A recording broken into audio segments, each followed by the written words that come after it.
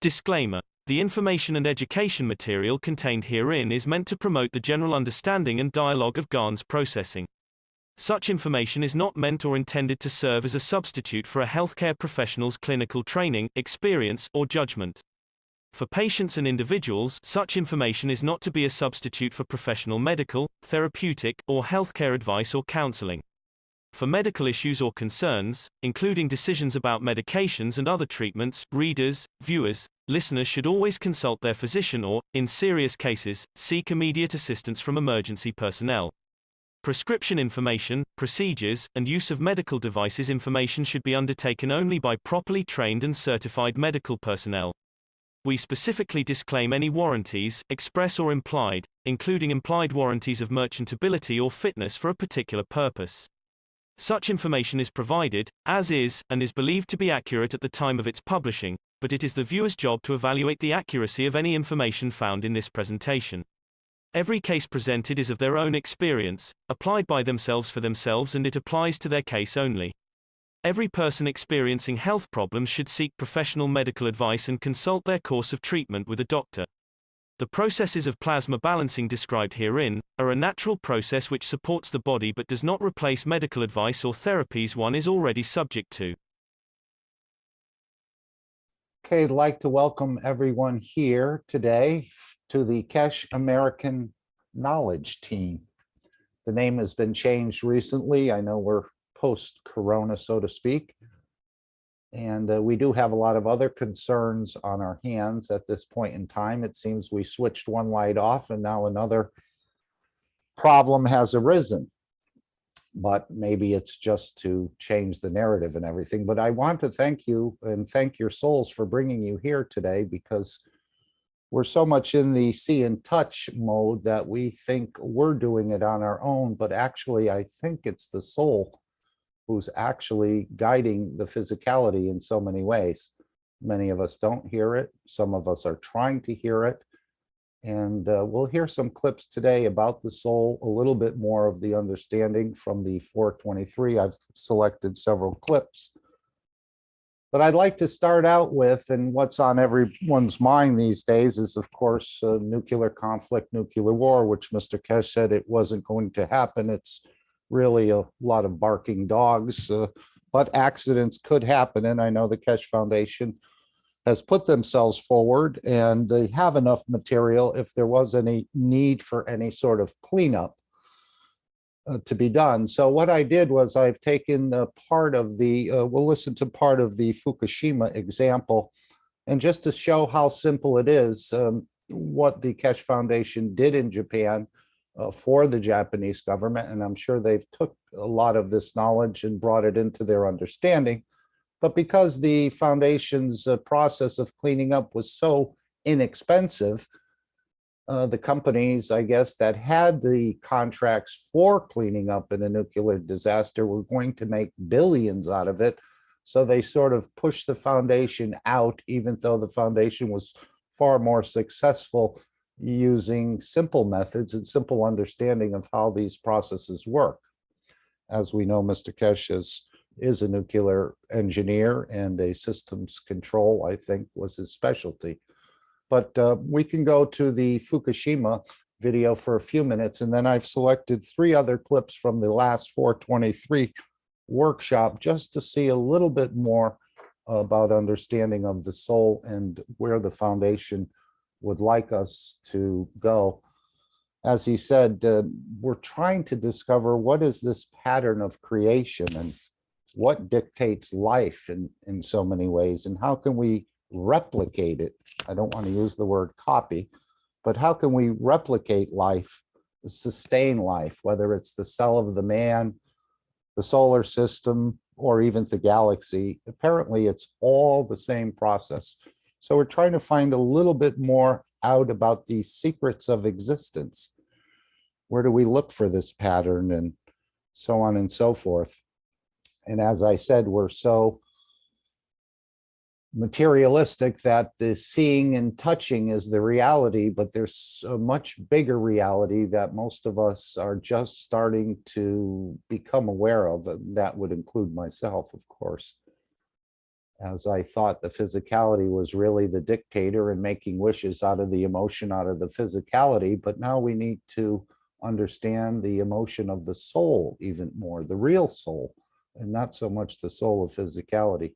And we've learned in so many places and so many times that the soul can operate independently without any physicality, but the physicality cannot operate without the soul. So we're just going to share a little bit more about this today, but I'd like to start with the Fukushima video, maybe about 5 or 10 minutes, and just see how simple Mr. Keshe has put it and how understandable it is. And hopefully the IEA, which they've been briefed apparently and have been given many materials, probably some of the things that the foundation has done in Japan and so on in the earlier years. I don't exactly know when that disaster happened, but it's being couched in a way that either intentionally or by accident, certain energies could be released in the Ukraine area because of what's going on now. But there is a process of cleanup. And Mr. Keshe said that the farmers could actually clean it up themselves if they understood the process. So let's spend a few minutes on that video and a couple selected clips out of the 423, and then we will go into Alex's teaching, which should start in about an hour or so. I think he's just putting the final touches or what have you on it. Does anyone have any thoughts or anything they'd like to bring up at this point? I know it's quite exciting in a way, but also very unstable, it appears. But as Mr. Keshe said, that this whole matter in the Ukraine should be cleaned up by the end of June or the end of July, in that sort of time period. And again, this was needed apparently with labs and everything else on the borders, handling certain very dangerous things, and that needed to be cleaned up before it led to a much bigger disaster.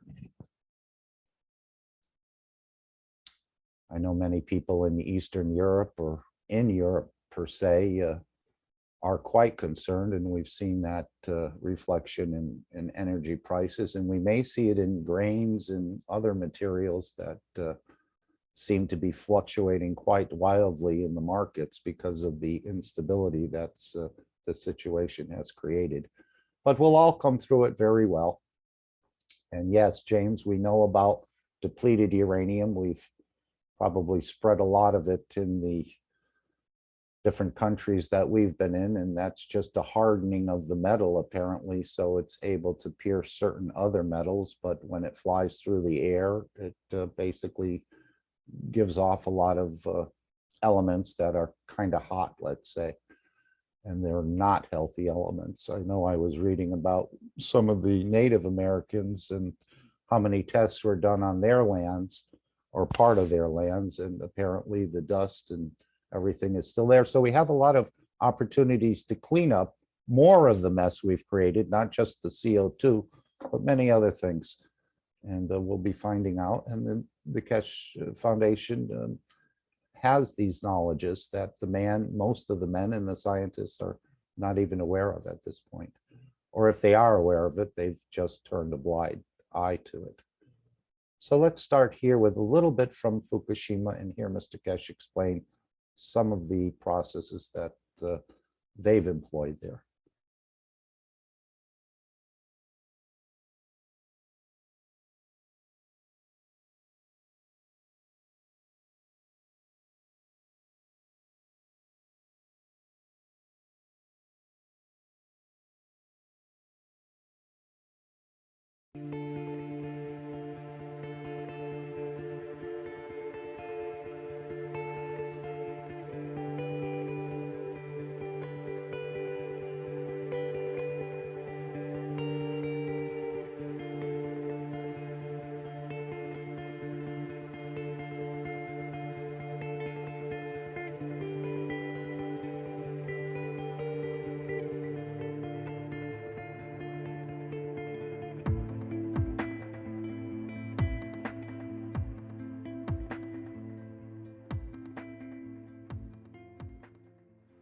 Today is the 25th of January 2014. The situation with Fukushima and the accident which has happened in the Daiichi nuclear power plant has gone beyond the control. We have tried to negotiate with international atomic energy authorities and TEPCO, the owners and the operators of the nuclear reactor, in trying to find a way that we can allow a new method of approach to start, that it can help the Fukushima people, not only the farmers, but the environment, and at the same time the contamination in the sea. The reality is there is a simpler way to extract nuclear materials from the land and from the sea and from the water contamination.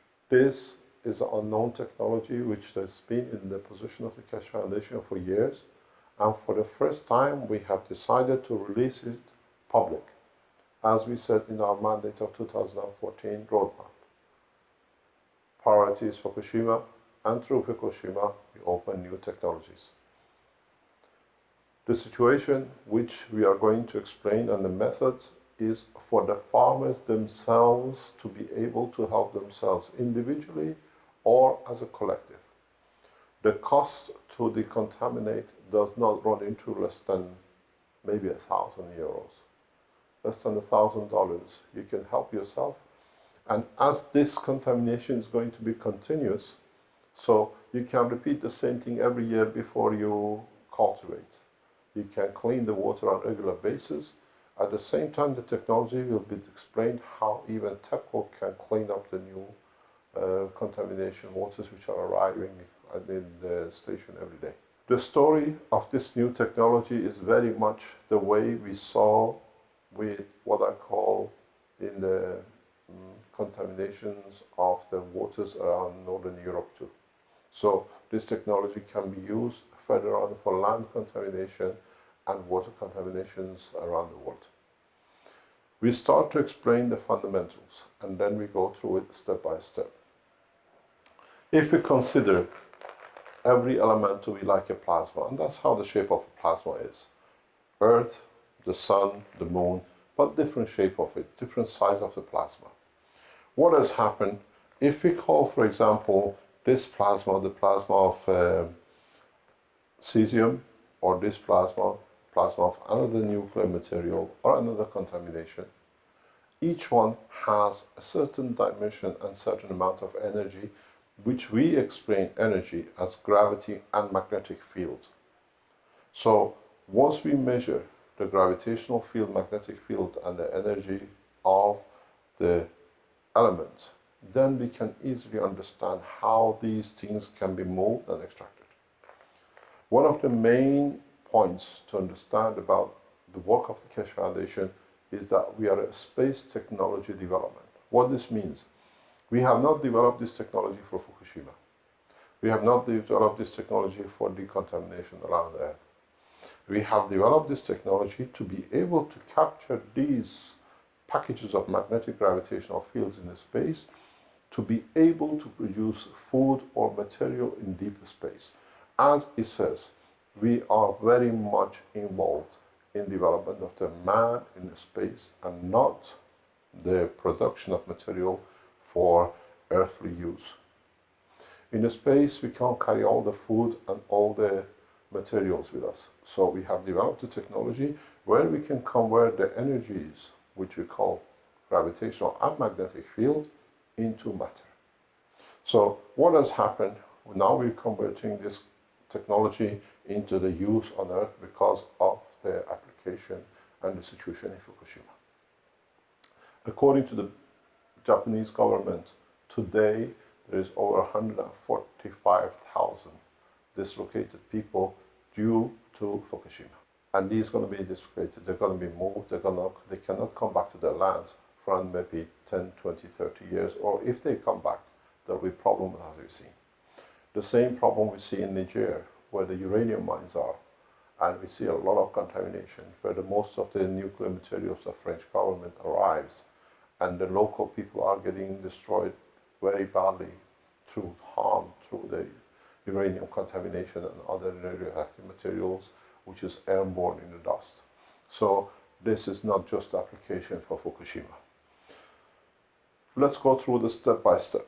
What has happened in Fukushima is that tons, we estimate about 160 tons of highly radioactive material, uranium, plutonium, and others, have literally blown into the air. And what they've done, they have contaminated and mixed within the soil. It has come in a very simple way, and further on, they have mixed themselves into the water. They are part of the structure, and they sit there as energy packs. They sit there as material, what we call radioactive material. What has happened now is that this water, contaminated water, has mixed itself with more radioactive material, new compositions with the water. So what we received is a mixture of two: more radiation, more materials. And this story will carry on for years to come. But the whole contamination, the whole process, all these materials can be extracted very easily.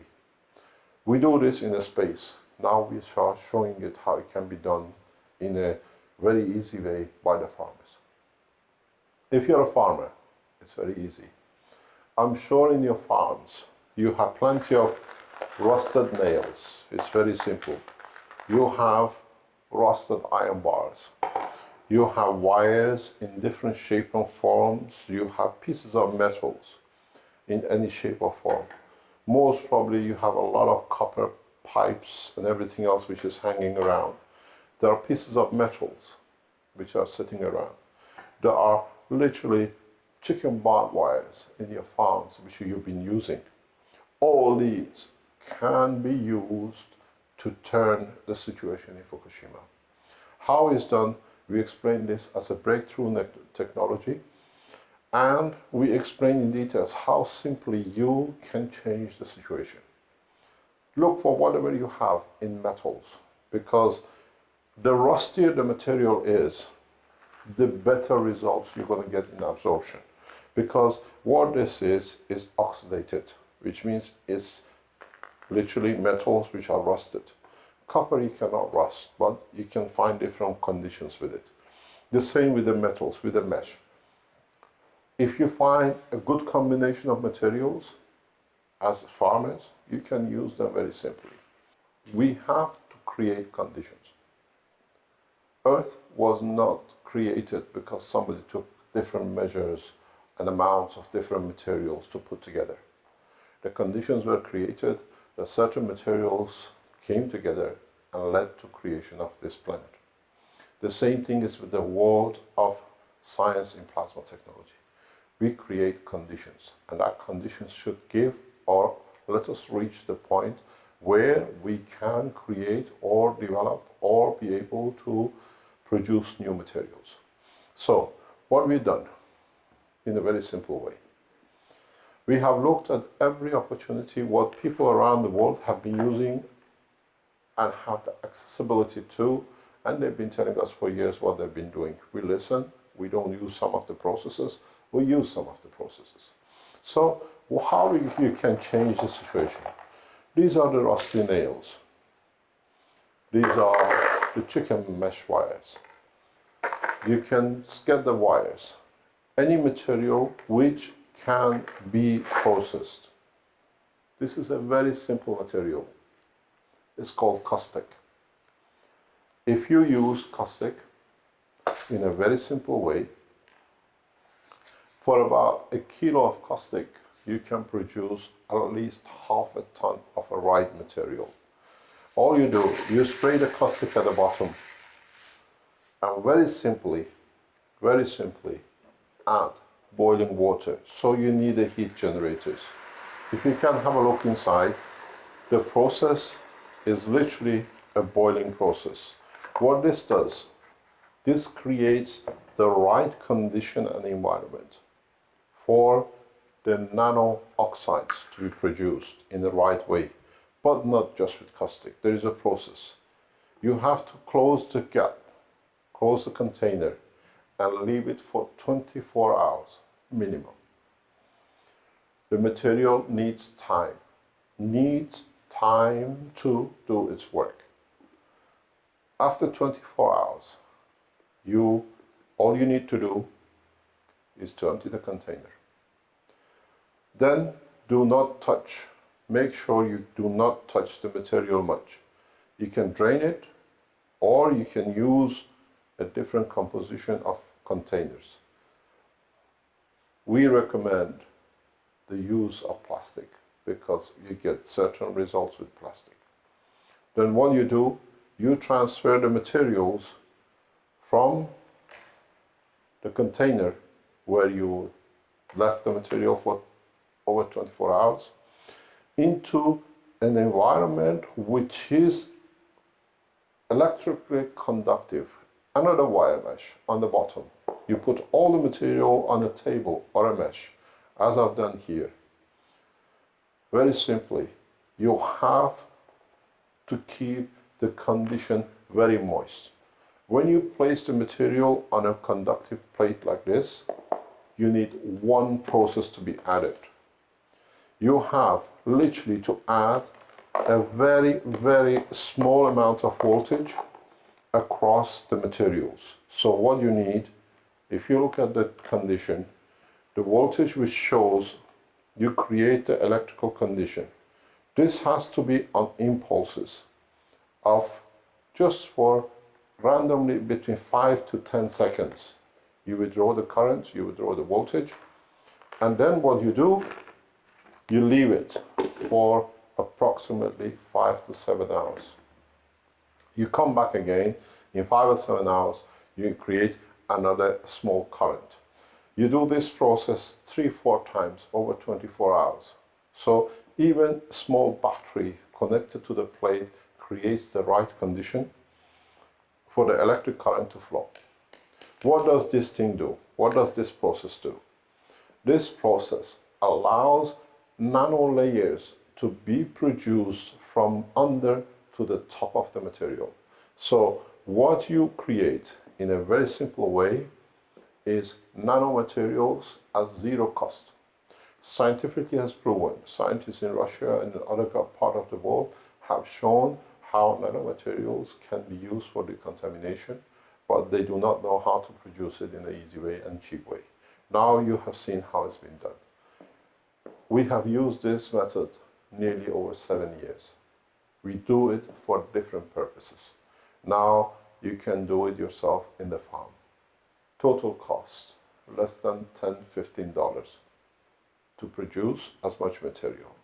Then we show the next process, what you have to do. What we're going to show is what we have produced and how you produce materials with one of the most expensive considered nanotechnologies in the world, which costs only a few cents. As we said, the Keshe Foundation opens the doors of this simple technology in 2014, and we start opening it from now. And with it, we'll come to the next step. We show you the materials, how these materials are produced and kept. The production of new material is not something new to Keshe Foundation. If you look at the logo of the Keshe Foundation, we always spoke with and about new materials.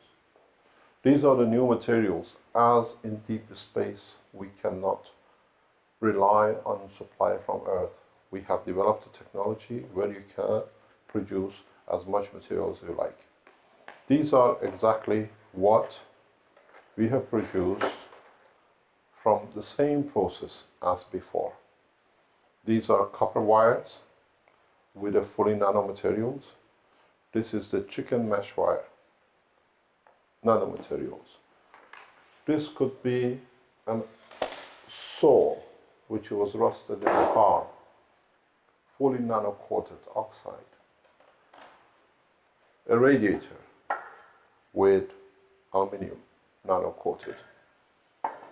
On the other hand, this is the nails which we showed you before. Again, nano-coated. Other pieces, which you can see, all nano-coated. Anything which is with a steel or copper, iron, any metal can be nano-coated, even with nano-coated gold. This is the wires which we saw, we put in the system. These are literally every single layer is nano-coated. These materials, like these wires, have been tested by the universities in Europe and have been confirmed to have the characteristics of it. This is another nano layer. These are copper sheets, which is used in batteries. This is copper oxide nano, in reality worth a lot of money because it can be used as a superconductor and an insulator. So, but there is one secret. You cannot expose these materials to air till the point of use. So you have to keep them away from oxidization any further once you bring them out of the major box, the main box. So let's see what happens to this. As we said before, that's a nanotechnology which we've been involved in. What is it? Okay, I think we'll stop it here, but this is a 45-minute video that any of us can learn from, review, go over and over again. And as he said, the farmers can help themselves and we can help ourselves too in the case of any sort of emergency situation. We don't have to panic. And we can also capture or encapsulate some of these materials. They're still there, as I understand it, but they are not allowed to interact with the environment around them. So they are totally isolated in a way, even though the energy is still present, but not allowed to interact with the environment. Okay, so I think any discussion here? Yes, I'll try to put the video into the chat if I can do it correctly in a minute or two when we go into the next section. Now I'm going to play the Universal Body Enhancement Spaceship Unit, which we've all been waiting for, which we've seen this video. If you've seen it once, if you've been around the foundation, you've probably seen it 50 times or more. What Mr. Keshe is suggesting in the latest video is, do we actually need the unit? Or can we go into an area where we think the unit would be or the fields would be and do the exact same process interacting with the soul or with your soul and the environments, or create fields? As we know, the sun interacted with the fields of itself to create the earth and so on and so forth. So this is what I'd like to do now, is just to play that universal unit, which we've all thought is some sort of, and it is the most advanced system, I think, ever developed, Mr. Keshe had said. Even those in the UFO are going to look at this as alien technology in a way. But he's saying to go deeper, to go past the matter state and to go into using your soul. So we'll play this and then we'll go to 3 small 10-minute clips about in the 423 to see more of our understanding of what we can do with our own reactors within ourselves, if you understand the process. Again, I'm just learning it. I'm not saying to anyone that I know and you don't. I'm in the same boat as everyone else. We're all learning at different levels and different progressions into this knowledge. So no one has and of course your soul has the full knowledge. And this is where I think he's asking us to go to, and to go into the soul, depending if you're an introvert, extrovert, or whatever, and you'll hear more of it. So let's play the universal unit. It's almost like it hasn't appeared, but now it's going to disappear in a way. So let's just see if we can play this. And it's only a 3-minute clip. But this is what we've all been waiting for, thinking it's existing, or if we get into this, maybe we'll, and again, we have to be taught, so many of us will experience this process. But once we've learned it, do you need the training wheels? And I'm not demeaning it at all by saying this is a training wheel or anything, but this is what seems to be in reference, that we're carrying everything already with us. We just don't know. And so we're always looking for systems or gadgets or something else that's going to do something that we can already do. We're just have to learn how. Innovative, revolutionary, stellar development, purest universal knowledge. In a transformative, futuristic design.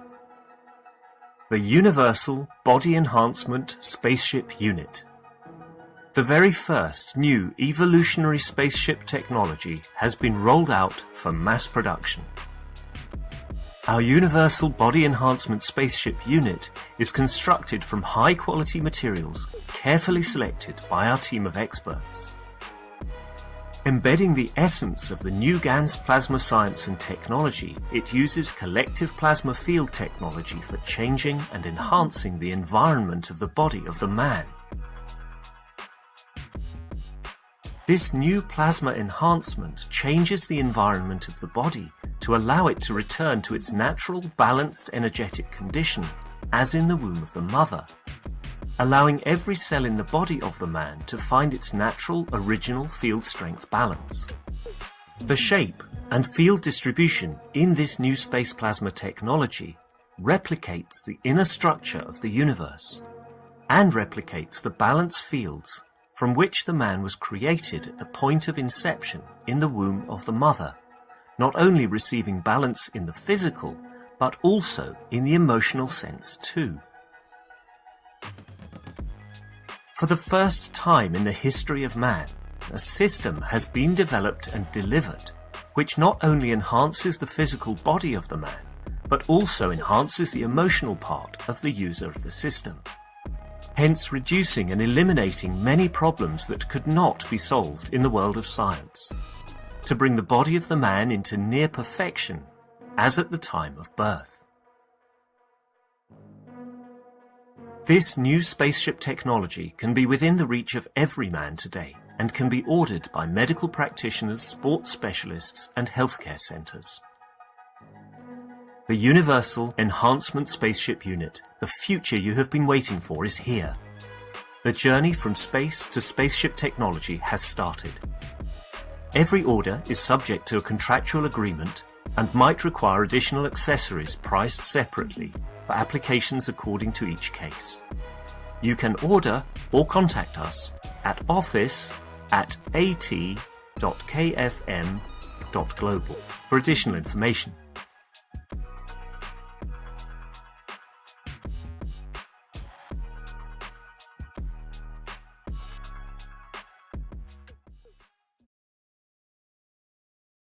And again, such a beautiful system. I'm waiting to experience it, and hopefully I will. I know they're going to start rolling out, if they haven't rolled out already, in the next coming period. I don't want to put any time on it, as it's already been delayed quite a long time. But yet at the same time, Mr. Keshe is teaching us and trying to show us that we have all the capabilities. We are the unit. We are apparently a compressed solar system or galaxy, whatever way you want to look at that. And we just don't realize what we're carrying around with us. So if we go to the 423, maybe we'll hear a little bit more. And again, this knowledge is for each one to explore, investigate, and understand for yourselves.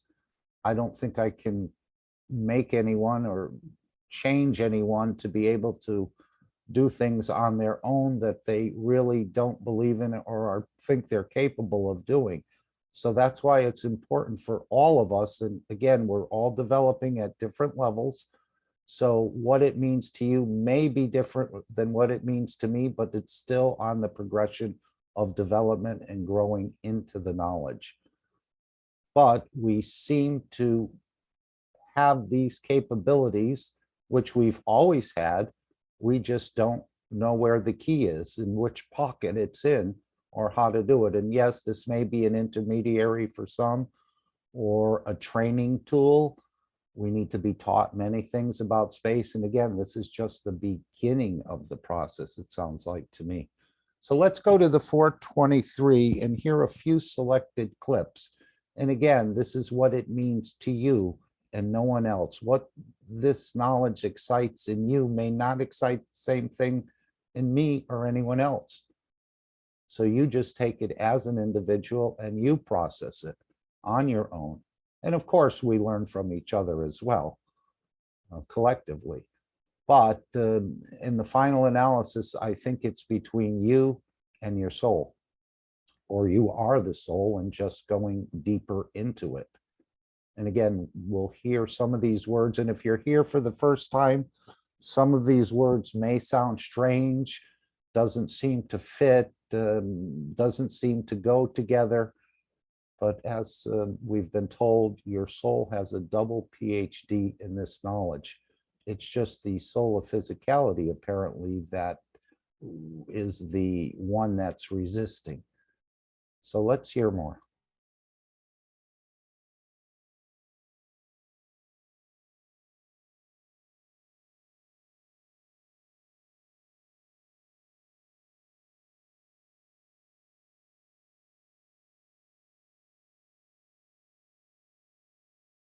Or an interface between the out and in. And then you have the inner part, which means I work with what the energies are within the structure. I don't let the blood to go out. I keep the veins in, I keep the muscles in. And then we see this pattern repeats again. We have the same thing. We have the same structure in the solar system. When the knowledge of the man becomes extended, that he can understand the operation of the solar system, as I have explained in the book number 4 about the creation of solar system, we see the same 3 layers. Us as planetary system, us as a sun, us as part of what we see is in the inner shell. It's within the inner part, inner skin. So when we want to travel beyond the dimensions of the solar system, we need to understand the intermediary phase, and then we have to understand the outer phase, the strength fields that stops the cosmic rays of the different orders to penetrate to the middle, to come inside, and the same side keeps everything in. Now, if you understand this, we come to the point to understand further, how do we create this? What is the condition? What is the need? How can we have a 3-layer in the intestine of the man, and we have a 3 layers on the skin of the man, or within the kidney of the man, or within the solar system? Who decides it? What condition brings that position of deciding what the strength to be? Can we put the 3-layer strength of the skin of the man on a kidney? Or can we create the strength of the fields of the 3 layers of the solar system within the skin of the man? It doesn't fit. Horses for courses. And then the environment decides what are the skin going to be and what is the purpose of it in respect to the others as they interact with each other. When the body of the man was created, it wasn't just, oh, we make a stomach and that's it. And then, oh, we need a liver. Oh, we need something to store what goes through it. So you had to eat continuously because you had nowhere to store. Then it came to innovation of the fat, or changing the fields that the inner system can absorb. We call it lymph system. Or was it all created according to the process of the creation, that everything needed and one part could bring the other part together? In the world of science today, in the world of medicine, we say the blood comes through the kidney and the kidney filters and cleans up and then it sends what is not needed. Isn't the fact upside down? Isn't the reality from what we've seen today, and we understand more about the creation and the process of life? Kidney gets most of the energy which it does not needed by the body through the lymph, through its body inside. Blood supplies part of it, not all of it. We have accepted some dogmas about the process of life that we have got stuck with it. Why is the position of the kidneys in such a place in the body of the man? Why the liver always positions itself near the intestines or nearby? Why doesn't the liver appears in the outer extremities of the body of the man, where your reproduction services are, or where your hip is?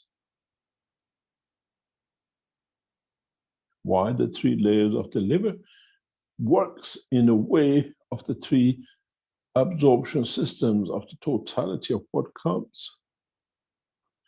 The present world of medicine tells us, or the present knowledge of biology tells us, that the surplus materials are stored by the blood in the liver of the man. Yes, 20% of what goes in the liver. The liver sits on top of the stomach, top of the intestine, and absorbs directly the energy transfers and converts them into the energy matter state of what is needed inside.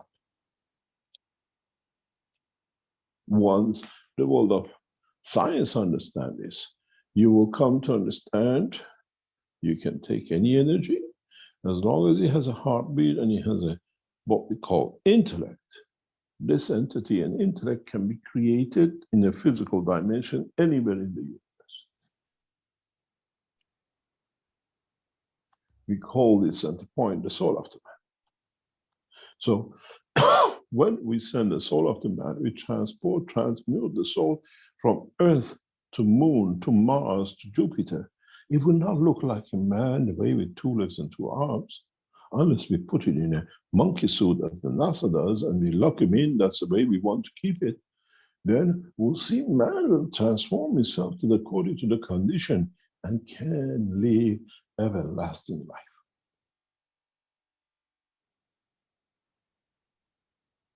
We say in the beautiful poetry of Farsi, means if you don't want to stand out, become part of it. Then you won't be noticed. With the body of the man, now you see Americans landed and we see a hopping man. Would we, when we go onto Moon and Mars, will hop like a man? The scientific data and traveling the span of the universe tells me no. Man will not look like a man as we see on the planet Earth. Man will look the way the man, the soul of the man can exist in the dimension of physicality, what the environment of the moon allows it to be. Otherwise, you're like on a life support machine. Grupo Fundação Keshe no Japão. To transit and transform and to transmute between one and the other, it becomes a trust of the man in his own existence.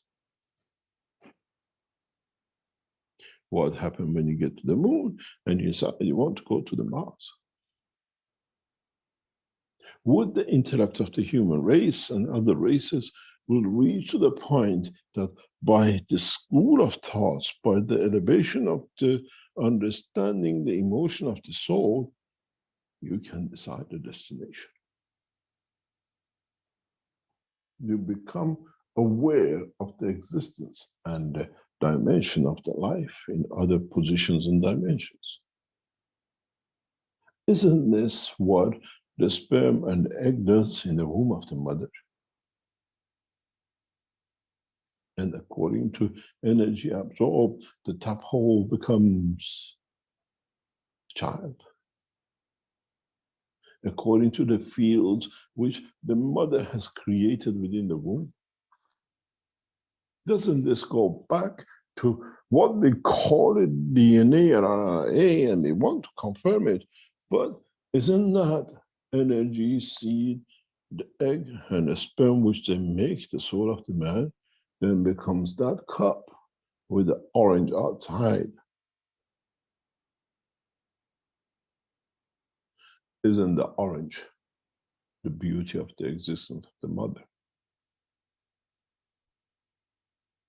And the cup is the sperm and the egg which have created the new dimension of existence within the womb of the mother.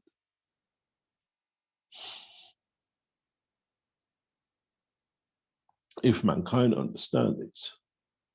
And this is the reason all this knowledge in a simpler way has been transformed and transferred to the knowledge of the man and the rest of the creation in the universe. Understand this. Then we come to understand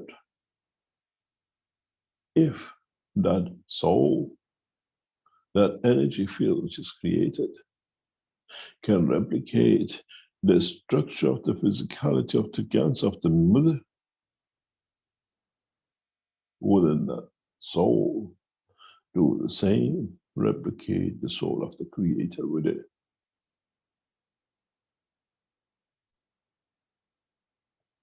Where the creator becomes that orange, and the rest of the creation become different cups across the universe that blows the wind, the soul of the creator within it. So the soul of the man is pure. That's the soul of the creator.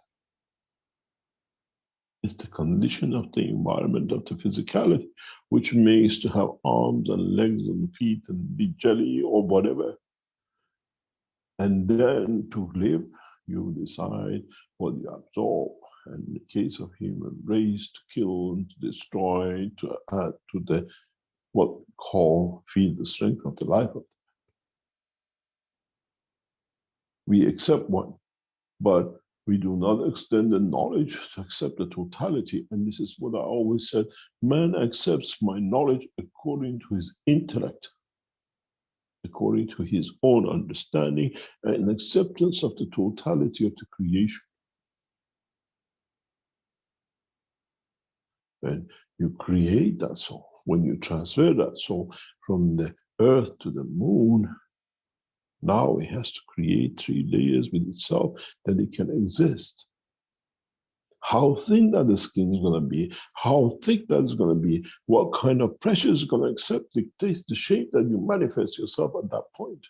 But in essence, you still have within you the field replication of the soul of the creator within the soul of the man. I made man in the image of myself. Now you have an orange. You still get the taste, the flavor, the beauty of the whole earth.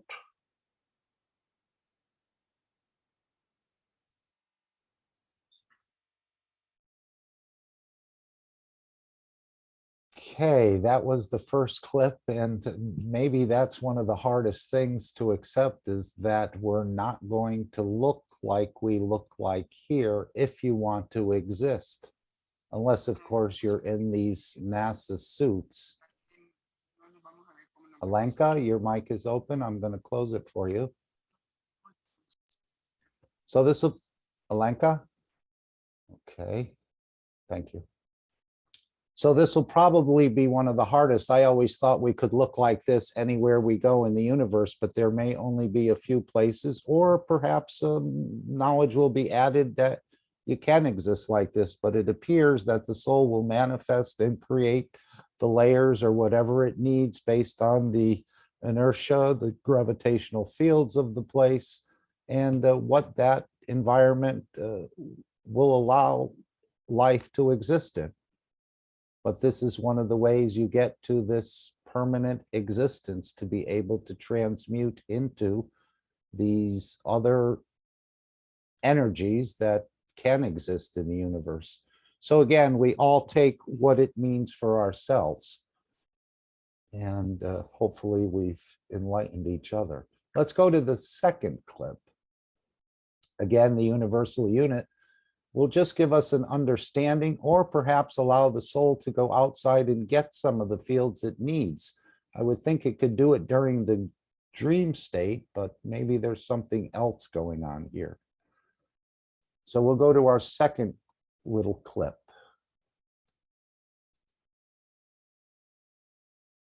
And again, I don't think you're going to find a better teacher than Mr. Keshe. At least I haven't. Technology, we have to understand is that we can allow the life to appear at the time, position, space where it needs to be, where it has to be that it can confirm the existence of the soul of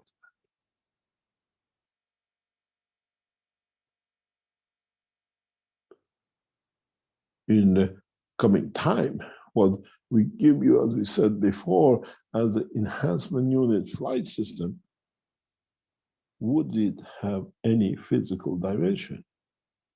Would it have any physical manifestation?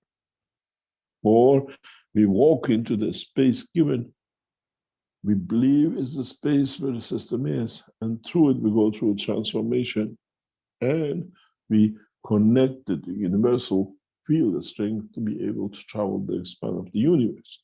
As we said in the last teachings, where we changed the carbon connection fields of the carbon 12 to carbon 14, where we become from matter state in the universal field of strength, transmutation, and transportation.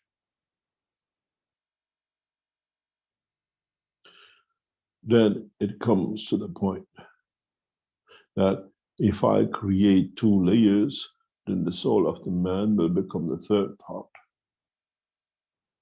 Then the soul of the man will become a dimension of the existence of the totality of the energies which is needed for transportation to the point and the destination of the field strength of the soul of the man through the emotion of the soul, and not through the emotion of the soul of physicality, in the dimension of understanding the totality of the existence in the universe.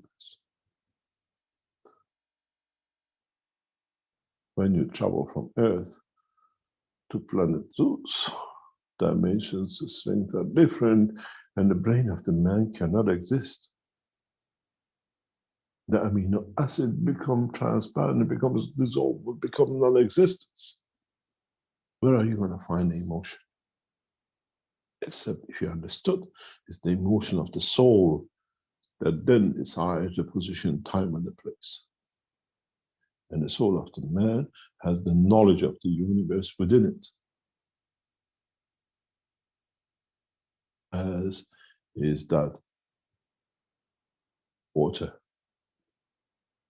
which receives its beauty from the orange. That orange is the knowledge of the Creator, which knows all, as he has created all. As then man understands there is no for intermediary, I go to the Pope and ask, how do I use my soul, which strength do I need to go to planet Zeus? As the Pope himself has no idea of the existence of the planet Zeus. How can you ask a blind man to tell you the beauty of the light?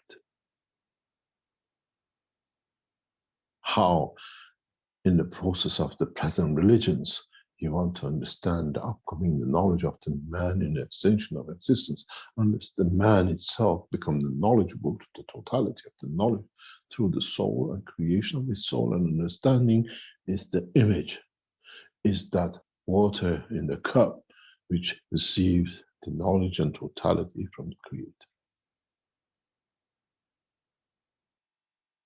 In a way, in the new enhancement units which we use for travel, we create that two layers to allow the soul of the man to expand beyond the boundaries. Now the boundary is the field of the containment and not the skin of the man. In a way, we put you through a condition that you go through the sleep. You go through the condition that you allow by reducing, changing the strength of the field of the soul of physicality, and the blood flow allows your soul to expand beyond its physicality and go see the uncle, the cousin, and the next door neighbor, and go to the planetary system it's never been according to your understanding of the images you remember when you wake up. As I said in other teachings, we allow by creation of the double layers, we make that transition and transformation for you.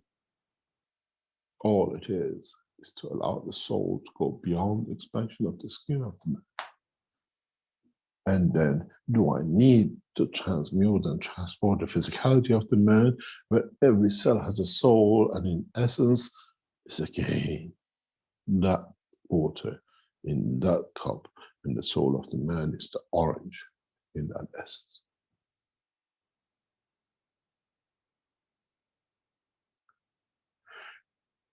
Now you understand the process of the development of the new enhancement units. We done nothing more except replicating, understanding, and digesting and processing the knowledge of the creation that we understand up to now.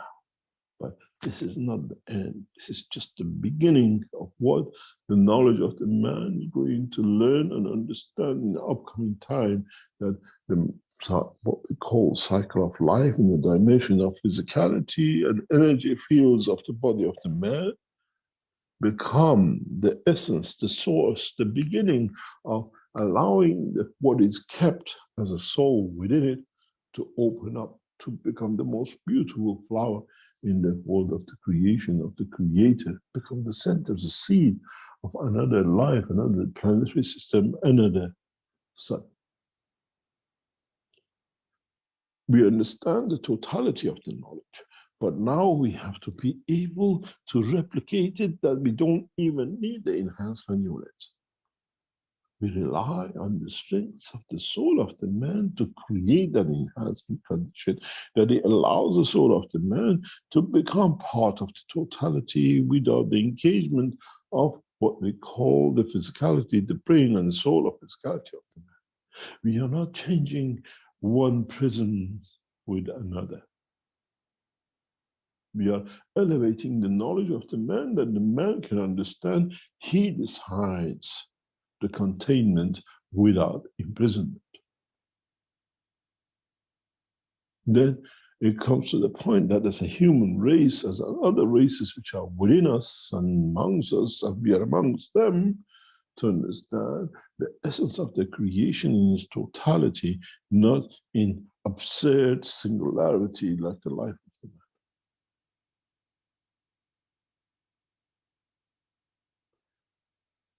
man. Then it comes to ask one question. How does, where does, and in essence, who controls the cycle of the life of the souls and the soul of the universe and unicos and the rest?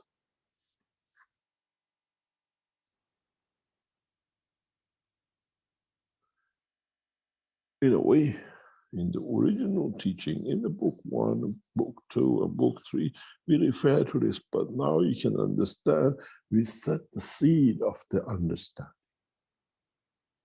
Where we say, when a neutron splits, become a proton and electron.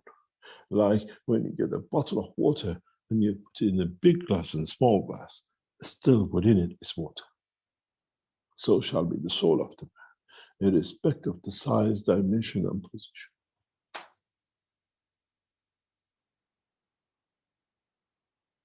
The soul of the creator to be the proton, and the soul of the man to be the electron.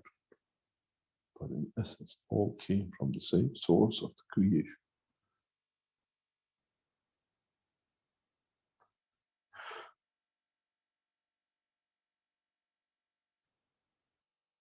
The process of creation and created needs understanding without condition, unconditional knowledge of the creation. Then man opens new doors. Then man opens a new dimension in the knowledge of the creation.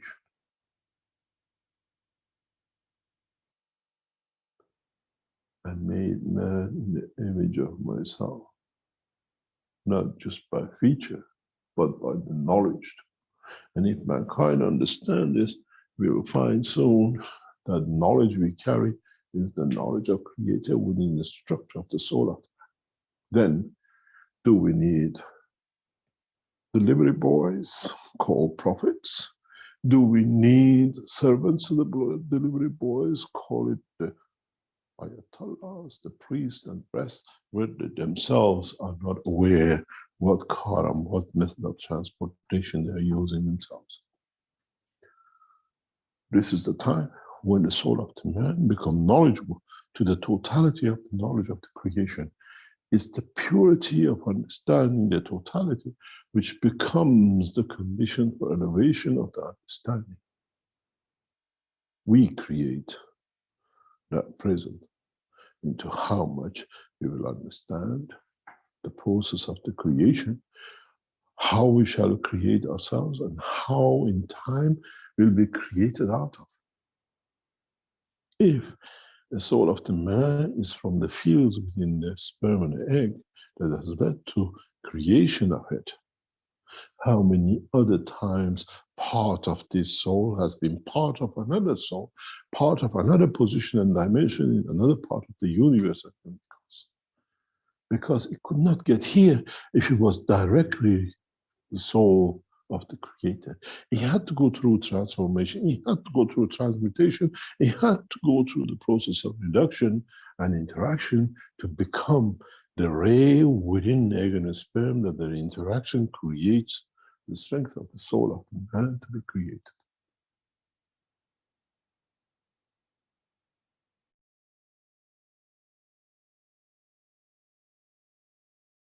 Okay, so that was the second clip, but apparently we've already done this, but we've forgotten how we did it, why we did it, and that we're capable of doing it again. So these are some of the secrets of the existence, or secrets of everlasting life, I think, if you understand them.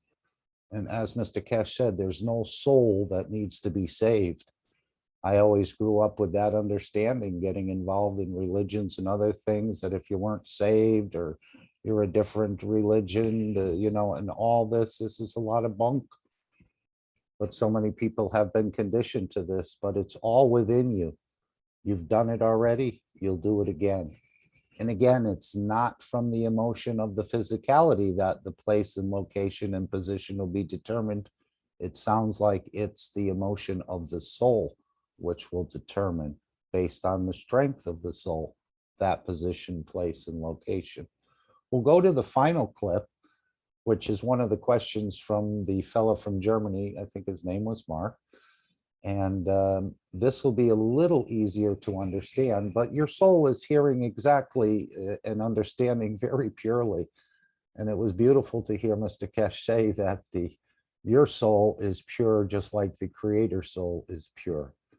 So that's another anomaly that the churches and the Ayatollahs and the others will have to at least admit that they were totally in error in their understanding of it. But these are some of the secrets of existence. And if you're going to exist, I guess, and want to be that chameleon or different places, you'll have to understand more of this. And again, there's a little anomaly. If we got here, we already understood it.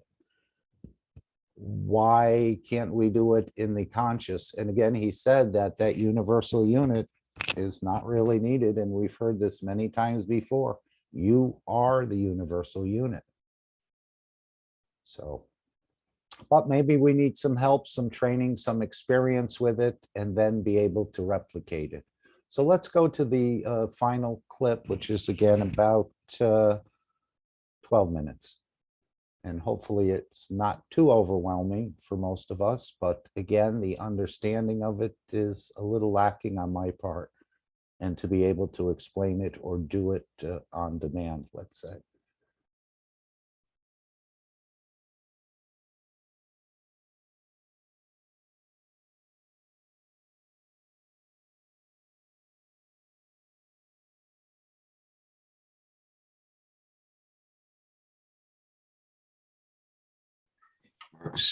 Good morning, Mr. Keshe. Good morning, everybody. Good morning, Rick. This is Mark from Germany again. Mr. Keshe, I have a question regarding subconscious. Does the subconscious include the soul of the physicality and the soul of man, or parts of it? We, as a human race, decided to call it subconscious. Yes, but in fact, is a connection between both dimensions, the soul of the man, soul of physicality. And what they see to be, we have subconsciousness in the level of the soul of physicality, and we have subconsciousness about the soul of the man. The subconscious of soul of the man, we denied it because we never knew where the soul is and the rest of it. Now we know we have the same words can be used, but in a way we don't have a subconscious of the soul because the soul is aware of everything. It's us who doesn't understand it, so we call it submissive condition or subconscious of it in the physical dimension. So it is in a way the communication of the soul of the man with the soul of physicality in the dimension of the emotion and transfer of knowledge of the existence. Yes. When it comes to the soul of physicality, we say, oh, I'm not going there because subconsciously I was aware of what it is or I was aware of it. But that subconsciousness is, the way we say the soul of the man isn't connected with the soul of the others or the whatever. Our soul of physicality is connected to the soul of the cells of the body of man, what created the man. Yes. And this is what we have to understand.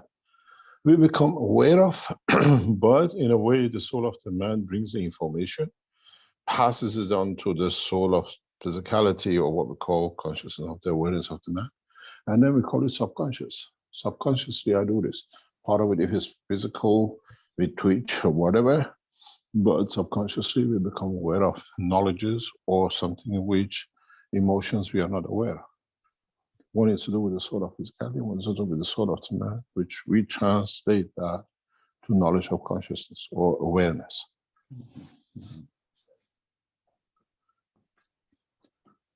Thank you. That's what I've thought of how that works. To reach your higher self, the soul of the man, and be aware of it. Is that something we can do with the vessel we have now, or do we need to wait till our vessel has changed? This is part of the teaching of the present time, for you to become aware of it and be control of it. Up to now, we were not aware of it. It's within us, and we're in control of it. We allowed the religions to come in, and then we allowed the views of those who use the religion to abuse our emotions, our lives. Yes. Mm-hmm. So now you're aware of it. You can actually, we had one of our friends last week saying, I'll put 2 rings around my finger, and if it goes, it's another step towards understanding that there is something inside me knows more than me outside in the dimension of the soul. Yes. That's all it is. So now we become aware of it. And we can do it, and the whole teaching is in that process. You do not have to die to free the bird. The bird is free when you choose it, Yes. but understand its limitation to what it can do and what it can bring. Why can't we bring the soul of us? I explain this to a child of mine sometimes. In a way, it's the easiest way to understand it. Mm-hmm. We decide to go and hunt, to kill a bird, an animal, to eat, because we're hungry. And we make that conscious decision to do that job. We go consciously to a supermarket to buy a chicken. So we are aware of our physical need, and chicken will give us certain energies which we need. Why don't we do the same with our soul? That why don't we train ourselves to allow our souls to expand beyond dimension of physicality, that it can tap into the energies of the universe, that I don't need to kill that bird. And this is what we're becoming more and more aware. On the other hand, if you become inner conscious of, and you can bring it, you don't need to extend the soul of the man beyond the boundary of the physicality to get the fields. You go in and replicate the fields you want with the strength of your soul that you absorb, that you not need to kill a chicken to get the energy you need from the chicken. As I said in a very recent past, and you will see that's one of the products of the Keshe Foundation in the upcoming time. Keshe Foundation will sell little, very much like marble. Mm-hmm. That when you put this marble in your mouth, you can absorb all the energies, all what you need as a food that you will not kill. That's very interesting. In the next few hours, this is one of the reasons we traveled where we are. In the next few hours, Keshe Foundation will sign an agreement, and Keshe Foundation become one of the largest scientific organizations in the parallel system of the new knowledge and old knowledge. In a way, nanotechnology, plasma technology will come and emerge out of Iran in a way that is not imaginable. One of the biggest scientific organizations is born today that will bring the new science of the plasma technology, which becomes food, construction, life, energy, together up, and we establish the biggest scientific organization from the nation of Iran. But the condition is, part of the agreement is, the knowledge is open to all other nations on this planet. We just crossed the T's and put the I's and dots on the I's this morning, and this afternoon will be signed. And we create a structure which should be unique, and it'll be collective, collaborative structure with the scientists from some 40, 50 nations which already work in this way. In a way, we establish the Keshe Foundation as an international space organization headquartered in Tehran. The foundation has spent a lot of time and effort and everything else to make sure this process completes. And today, we will celebrate that day, that the signatures will go on the paper, and you will see the birth of the first international space, plasma space technology to be born. And the whole purpose of it is this, that we start and you will see new, innovative products from the Keshe Foundation in the coming days, things which will change our process. This is an interim development that the next step will come in. We will explain to you very shortly. By next week, you might see some of the products. This is the structure, the knowledge, that what we call we let the knowledge to go free, and the freedom of that knowledge has come back to Keshe Foundation. And people of the same mind have come back, and we have established it will be rapidly growing to one of the biggest space organizations under the banner of the Keshe Foundation. That we don't need to kill anymore. We understand the process of the creation of it. We respect each other because of our soul, not because of the power or the money. Because we all have everything what we want, we can create. Mm-hmm. If I am aware of my soul, aware of my true self,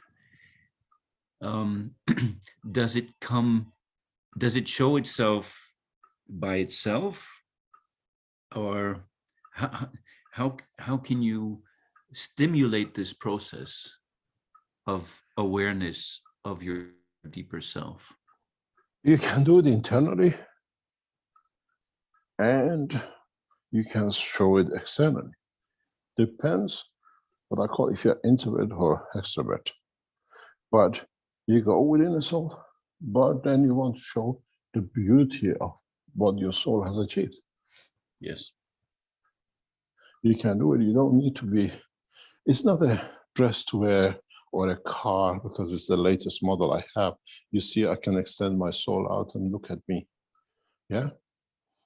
But it's the freedom of it, that the one who wants to see your soul has the freedom to see, to recognize the beauty of it. This goes back to, if you've been a knowledge seeker for a long time enough, I said the members of the Universal Council never need to introduce themselves, and they'll be recognized by what I call the shining soul they carry, there to serve.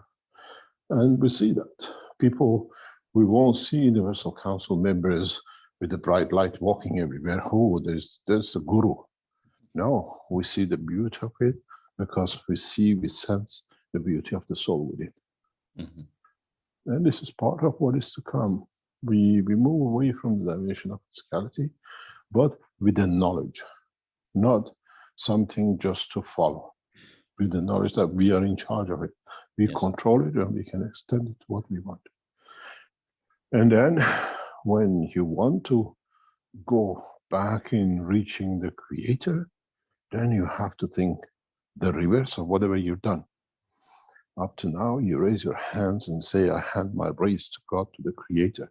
Now we know the soul of the man is within the man, and this house of the creator is within the soul of the man. We go within. And this is the beauty of understanding the new technology, the new essence of creation. We don't need to raise hands, God to help us. We go within to find the truth and the way we have to live. Yes, absolutely. Well, thank you very much, Mr. Keshe, for that wisdom. Yeah. Thank you very much.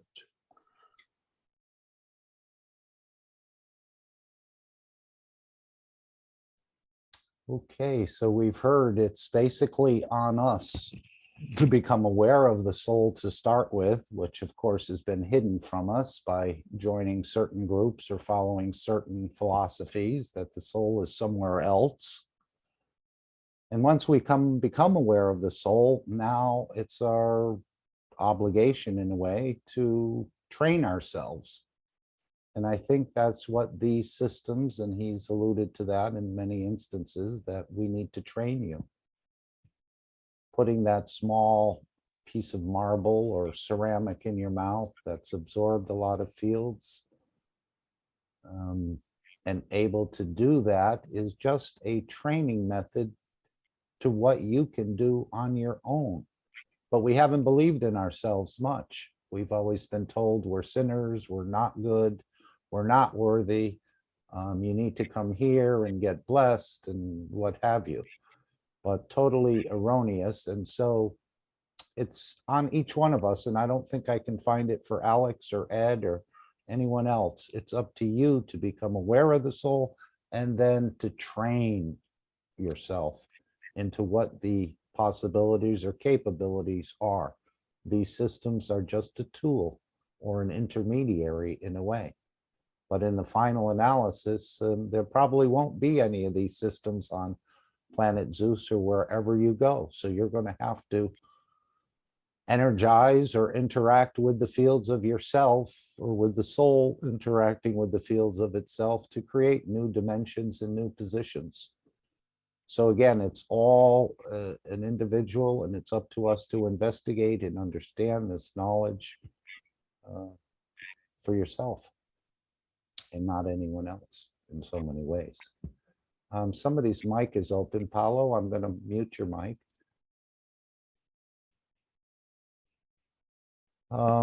Let's see, we have a question from Pat. Have you been here before, Pat? Have you been a knowledge seeker for a while? I don't remember seeing your name. And of course, there's millions and millions of knowledge seekers that don't always go to different meetings. Would you like to tell us who you are and where you're from, if you have a mic? I can read your question. Seems to me, oh, sorry, let me read the first one. Has the Keshe Foundation been in contact with the science of, I don't want to say it wrong, Jin Eng, Qigong, and Dr. Peng? His next mention here is, seems to me are actually talking about the same process of creation, only using different language. Plasma they don't use, they use Qi. They don't use ganses, but go directly through conscious intention. And didn't Mr. Keshe say that some of the newer knowledge seekers won't explore a lot of these ganses and everything? They'll go right to the soul of the man. Oh, Mike, you don't, Pat, you don't have a mic. Do you want to go out and come back in? And then when it says Wi-Fi, if you press the Wi-Fi, you'll have a mic, I believe. But yes, many of the religions, oh, Okay, I'm here. oh, Yes. I was Yeah. thinking of Pat as a man. Oh, sorry No, about I'm that. a woman. I was thinking of Patrick. It's Patricia. Yeah, right. Hello. Yes. Hello, I'm very happy to be, I'm a new knowledge seeker. Great. And I studied some Buddhism a long time ago. Uh-huh. And now I'm practicing Shina Qigong with I see. Dr. Tang in China. Uh-huh. They have this science of Qin and Qigong, Sure. and they talk and actually practice many things to really get in the fields and feel that you're part of the plasma thing. And then, I don't know, there's so many similarities that I just wanted to ask Mr. Keshe. Hello, Mr. Keshe there. If you've been in contact with them, I recently knew that there was a Congress on the science of consciousness. And I'm curious. Thank you. Yes, I know he's met with some of the very top religion people in the Vatican and in China with the Buddhist religions, as well as with the Ayatollahs. And apparently they have confirmed that he is the promised one, but yet they haven't announced it yet, that they realize that the promised one is here, or what we call, Mr. Keshe has called the Mekti. And of course, he said, you are the Mekti for yourself and no one else. So in a way, you're your own last man standing, or your own savior, if you want to put it that way. You don't need any outside intervention from any of these. And apparently at the highest levels of Buddha and the Christianity, as well as the Islam, they're aware that the Mekti is here among us. And this is the one who's going to unite the nations and the languages together into the one planet, one nation, one race for world peace. And that's a program, that's a public program we put on Tuesdays. So you're also welcome to join that in the public Zoom, which starts with 939. I'll actually put it in the chat, or someone could put it in the chat for Pat. Yeah, thank you. Well, I was not talking actually of religions, Okay. but of spirituality and the relation with the emotions, Mhm. and then emotions with the physicality, and how you can transcend or contact this soul of the man that Mr. Keshe talks about, and without going through the connection with the plasma, which I understand is like a means to connect through, but to connect directly, and not so much talking about this Mitra thing and the Mhm. elected one and all this, but about the science actually that's behind. Sure. Well, there's only two forces apparently in the universe. There's push and there's pull. And we call that magnetical or gravitational fields. And that is the whole understanding of the creation. And if you know how to play, apparently using these fields, you can do anything or create anything. I know we're even have a material enhancement unit that's developed and is about to be shown, so that we don't have to take any of the materials from the earth anymore. We can create what we want strictly from the fields. And this is why, as I understand it, there's no war in space, because there's no need to fight for anything, because they create everything they want from their wishes. Yeah, well, here in Qin and Qigong, they talk about expansion and contraction. And then there's trainings that through expansion and Sure. contraction, you get into that I Yeah. don't know, connection. Mhm. with But even those- though these advanced beings that are flying in the UFOs, are very advanced, let's say, they know how to do many things, but yet they're still not understanding how to fly or move as the creator moves through the fields of the soul in a way, or the soul connecting through different C14 pathways in the universe to move into that dimension. So they're very advanced, billion years old perhaps, but yet they're still contained within a suit or within an environment. If they knew about their soul or understood how to fly with their soul, they would not be in the craft. And I think that's one of Mr. Keshe's explanations. Anyone else want to come in here and perhaps explain more to Pat? Go ahead, Pat, please. We're glad you're with us. Thank you very much. Yeah, really, I think they're too much attached still to the physicality thing. Yes, that's why Mr. Keshe taught about the spaceship. At first, he couldn't go to the soul, he said, because we're so physical, we needed something to get into to think we could move across the universe. But and something now, that makes click is that Mr. Keshe said that the connection through the emotions, and that's exactly what the Buddhists say, that when you die, the emotion that you're connected with is the one that is going to make you, for them it's reincarnate, but it's not actually reincarnation in the physicality, not necessarily. No, but it's the emotion and the heart that links the mind and the physicality. He was talking about in this last one of the clips we heard that it wasn't the emotion of the physicality or the soul of physicality. It was the emotion of the soul of the man. So there's two different souls interacting here, as I understand it, the soul of physicality and the soul of the man.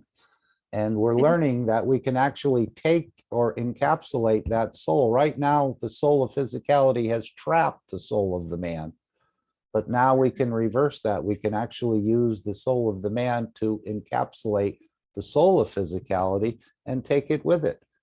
And then manifest depending on the conditions and positions in the universe. You'll have the same soul of physicality and the same soul of the man, but you may not look like Pat looks now because of the environmental conditions. You may have to manifest whatever is that condition allows you to manifest in.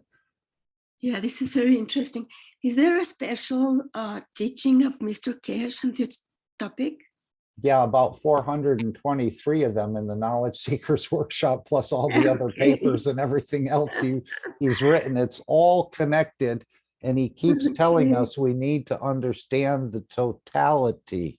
We haven't reached that point of understanding the big, big picture. See, so there's a lot of homework. Oh, sure, all the time. And every week he comes in, as I said, with a very big dump truck, and he unleashes a lot more knowledge. So before we've gotten through the last workshop, he's already here delivering another boatload of knowledge for us to decipher, understand, and work through. But your soul has that double PhD in this knowledge. That's the beauty. Everyone here, everyone even on this planet, and apparently even the stone has this ability to elevate. Yeah, right. Well, Mark, thank you very much. Thank you very much for joining us, and I hope you'll continue to explore the foundation. And there are knowledge seekers in Mexico. I don't know if you're aware of that, Pat. Yes, I've been in touch with oh, great. Liliana, which is really helping me a lot. Yes. So I'll be here. Thank you. We're connecting all the different knowledge seekers groups together in the final analysis. I think they'll all be connected together. And the common connection is this knowledge. All the souls are already connected. Yeah, it's fascinating. But it's the knowledge that's going to connect the different places on this planet together as we work through it. And as he said, how exciting that the Keshe Foundation will be the largest, maybe not scientific organization, but the largest in the plasma technology. Right. Wow. understanding this, and everything is a plasma. This is what we're learning. Even the cup you're holding in your hand, or the table you're in front of, or the computer, it's just fields that have slowed down and lost their energy to appear in the matter state. Yeah. But there's so many things Mr. Keshe has told us. He's saying the matter state is the illusion and the dream state is the actual reality. Yeah, that's so Which, similar. I mean, if you met the man on the street, he would totally disagree with that. Yeah, not so much in Mexico with the shamans, Mhm. you know, there's that Oh, yeah, idea. sure. Yes, they're doing many things. I know there's many different shamans and different ways of approaching this knowledge, but we're learning actually the totality of it all, that you may become a seed of another soul, or your real children come out of your soul in the next cycle of creation, perhaps. Yeah, You're that's creating good. so many different things, we're not even aware of it, but we're all trying to become more aware of our capabilities and what we're actually doing. Yeah, it's incredible. And then all these fields of information. I mean, everything is information. Yes, Finally, huh? yes. And there's only been a few people that has actually achieved it, Mr. Keshe says. Many of the knowledge seekers are approaching it, but they haven't really broken through and tapped into it. Even though we're trying hard, there's something most of us have been missing. So it's a journey, that's for sure. See, our reference point is blocking us from really understanding. Yes, and then all the souls we're carrying from all of our ancestors within us that always thought about only the matter state, what I need today to eat, what I need today for shelter, what I need today for coins or food or what have you. So we have all these other souls that's a part of us that probably never really thought out of the matter state in a way. Yeah, we carry all that. And I It's true. can't give all the answers. My answers are quite simple and not really profound or anything. But again, it's up to you in realizing that you've got it all. You're carrying it and walking around with it all. As Mr. Keshe said with the MagRav systems, I'm not sure if you're familiar with those, but he said, I've given you a diamond and you've handed it back to me and said it was cut glass. So we've missed much of the teaching for some reasons that I can't totally explain, but see, but we have to keep learning. We're continuing, yes. I made a Keshe pen and it works great. I didn't really believe it was going to work to get the pain away. And it's amazing. Did you pray for it before you made it? Well, I had all the intention and yeah, I use it. It works. Excellent, excellent. You see, so yeah, it's understanding the knowledge that allows things to happen, I suppose. Yes, that's why I really enjoyed these workshops. Yes, and he wants us to be independent as the last man standing, where you can feed yourself, you can generate energy for yourself, you can travel by yourself, and you don't need anything from anyone, actually. And even in the depths of the universe, if you become lonely, you can actually create something as a partner in a way. It might not, appear as a Madonna, but it will be a Madonna to you, especially if you've been alone in the universe and been traveling for some time. You can actually create it. Yes, Alex is coming up. Just to cover the thank you, Pat. Is there anything else you want to add? Beautiful. No, just thank you. And I'll be here. Okay. Hello. Yes, Mernez. Hello, everybody. I heard the lady. I couldn't answer then. If you want, I can give some explanation. Sure. It, in fact, is very close to Qigong and these Buddhist things the lady said. it is, the chi is plasma. The other thing is head. So yeah, it's the same thing as that. And also there are other things in the past, very old past, which are the same as plasma. It's not the first time it's on the earth. It has been before 2-3 times. And that's exactly the same as what she said. And also Buddha, just Gautama, before he dies, he says that somebody comes after me to finish my teachings, and he's called the universal teacher to finish what I haven't said, because I think like any other prophet, the time was not right. People could not understand what they had to say, otherwise they knew the knowledge of universe. And his name is Maitreya, or Maitreya, and some other predictions which are fitting our time, like after 2 big wars, etc., etc. And his name means the one whose name is kindness. And Mr. Keshe's name is Mehr. Mehr means love, sun and Mehr. And I don't remember the questions you said, but it is the same thing. Thank Thank you. you very much. Teachings. Margaret. Yes. Thank you for answering me. Would anyone Yeah. else, anyone else want to add anything to this before?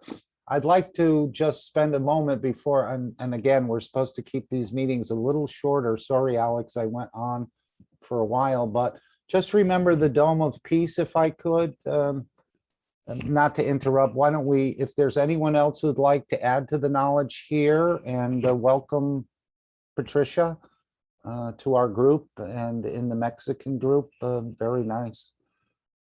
Please open your mic. Ed, you had your mic open for a moment. I didn't know, sorry, I missed it.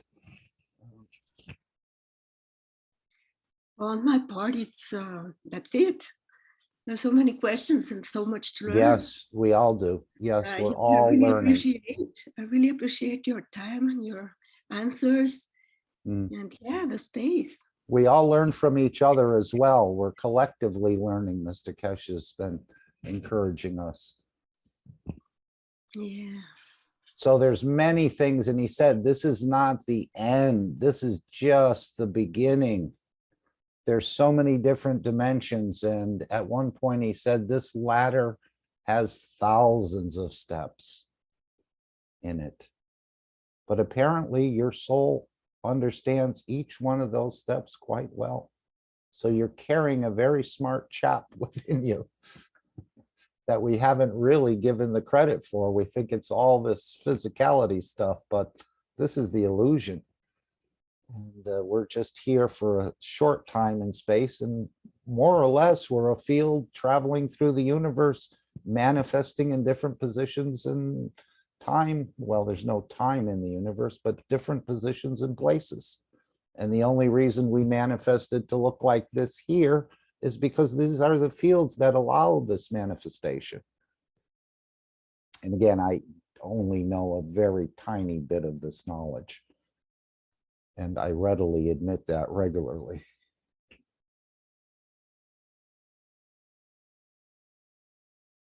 Anyone else want to add anything else?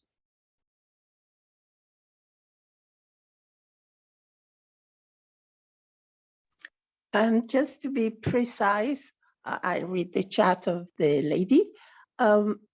It's not just this person she named who knows this practice. This practice has been there for a long, long time.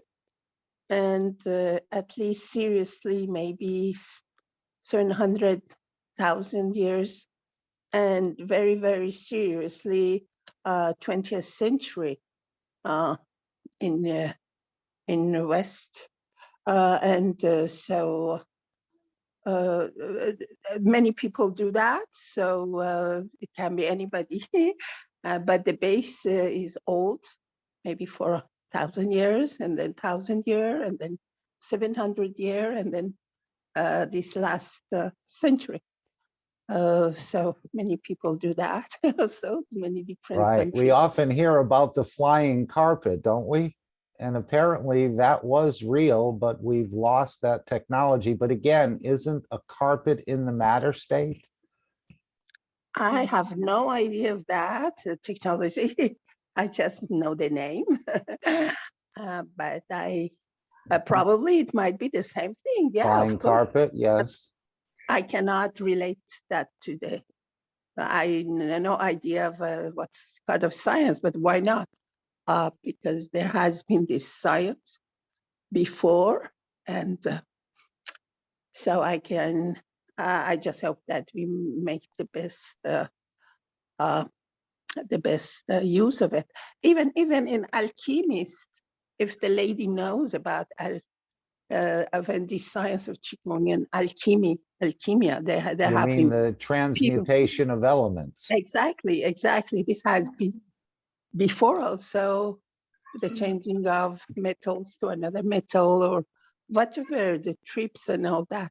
So, but we're now learning, we can yeah. organize them and give free access to people. And your body is doing that all day long. It's splitting the neutron. It's converting zinc into copper, copper into zinc, and many other things as it needs. That's why Much certain people, yeah, much more than that, but certain people can eat one type of food consistently and they get everything. They can train their body to provide everything they need just out of that one piece of meat or that one fish or seal. They don't need such a varied diet because the body can provide. Their legs don't fall off, their arms don't fall off, and so on. No. It's a wonderful thing. I personally have found the reactors in the body, but I have to do some research, maybe in Vienna with the Keshe Foundation, that the body has the reactors, which I don't know how, but we can fly. I don't know how, but we have the reactors. I know where they are. I've seen it. I've seen it in my body. But to prove it in the research way, I have to do some research. When I'm less lazy. And didn't So he it's ask you, wonderful. Mernez? He said you were asking him, how do you fly with the soul? And he said, well, did you have a dream lately? And then he said, you're doing it. You're already doing it. No. What I say about the body, that's again different. It's based on old knowledges. But the way I could lift was actually, I have told you already, I just lifted. I didn't want to. I just made a star formation. I'm able to explain it to people. But with the intention, you have to really have that intention and love and respect. And then I could, I wanted, I was raised because I was seeing my legs down and from distance, but stay still in the same space, but with no roof. So yeah, I asked Mr. Keshe, what was this gray, a small sky over me? He said, depends on you. I don't know. I'm not in your mind. Mm-hmm. But that didn't affect anything in my life. You know, it's not such a big deal, in fact, because I think the best thing is teaching is what you're doing. And I wish one day I teach. I really wish You you already pray are. for me. You already are. You're doing it right now. Well, thank you. Just sharing. A lot of things to Yes, do. just sharing the knowledge. I think I would consider it teaching in a way. You never know thank you what very much. soul is going to hear it or down the road, how it's going to impact me. I may remember in a week what you said or a certain part of what you said. And so the soul is already teaching in a way or sharing. I think if we say something, we have to be able to teach it to others. You understand? That's where it has the value. We're not here to hide it for ourselves.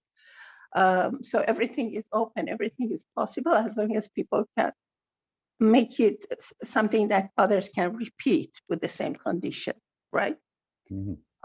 So the If whole it's thing right, is, if it's right for you, it's right.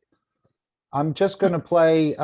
Is there anyone else who wants to come in? I want to just play the little clip about Mr. Keshe here asking us to participate in the Dome of Peace as you choose to gather at these certain times, and then we'll go right to Alex.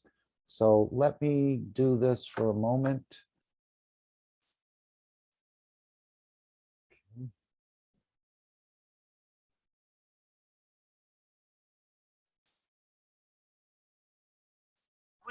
I will look for it. I don't know if anyone.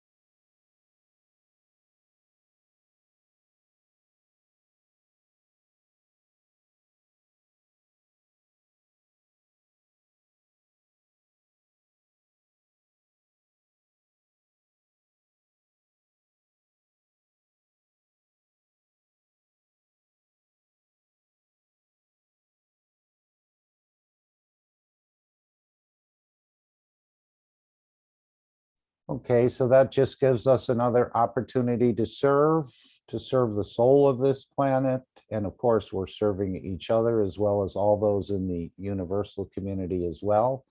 But apparently the soul of this planet is in quite a distress. And that's one of the reasons we're in the condition we're in, because even the planet itself has to steal from its own creation, as I understand it, because it's short on energy. So over time, and you can take whatever, he said the GANs waters, he didn't specify exactly what GANs you need to take. So you can do this every Sunday together jointly, the same way the Portuguese team is daily elevating the souls of the 5+1 in these peace negotiations, which is a beautiful endeavor on their part. And we can also ask all of our souls. No video sound. Oh, I just saw that in the chat. You did not hear Mr. Keshe? Maybe it was just on your system. Okay, anyway, please remember this Sunday and every Sunday from now on, until we raise the soul of this planet to a peaceful planet, Keshe Foundation Knowledge Seekers worldwide will spread the GANs waters around the world at 12 p.m. CET and or 18 p.m. CET every Sunday at the same time as they choose which time to suit them. Thank you for participating in this greatest movement by the soul of the man to bring about the peace on this planet as a permanent feature of the life of this planet. Okay, and without further ado, I don't know if anyone wants to make any comments, but I'd like to ask Alex to come in if he can, unless he's fallen asleep because I've taken so long to call on him. Alex, are you with us? I disclaim that. Okay. You were fully aware and present, and your soul never sleeps, and neither does your soul of physicality. So thank you for coming in, and thank you for being here consistently week by week to deliver us a beautiful teaching. Yes, I do try and come in weekly. Yes, I appreciate that, Alex. And we know that all the Canadians have gone through, and other people in other parts of the world. This doesn't seem to want to end, but I think with this technology and the peace negotiations, and as Mr. Keshe said, we may see this feeding device being revealed to the world in the next couple of weeks or so. And wasn't that one of his first missions, in a way, where he went to the world governments and he said, I can show the people on this planet how to feed themselves and generate their own power. So we may have the feeding underway here and coming out, that we can all experience absorbing of more fields. Kay, I'm going to mute you unless you wanted to say something. Okay.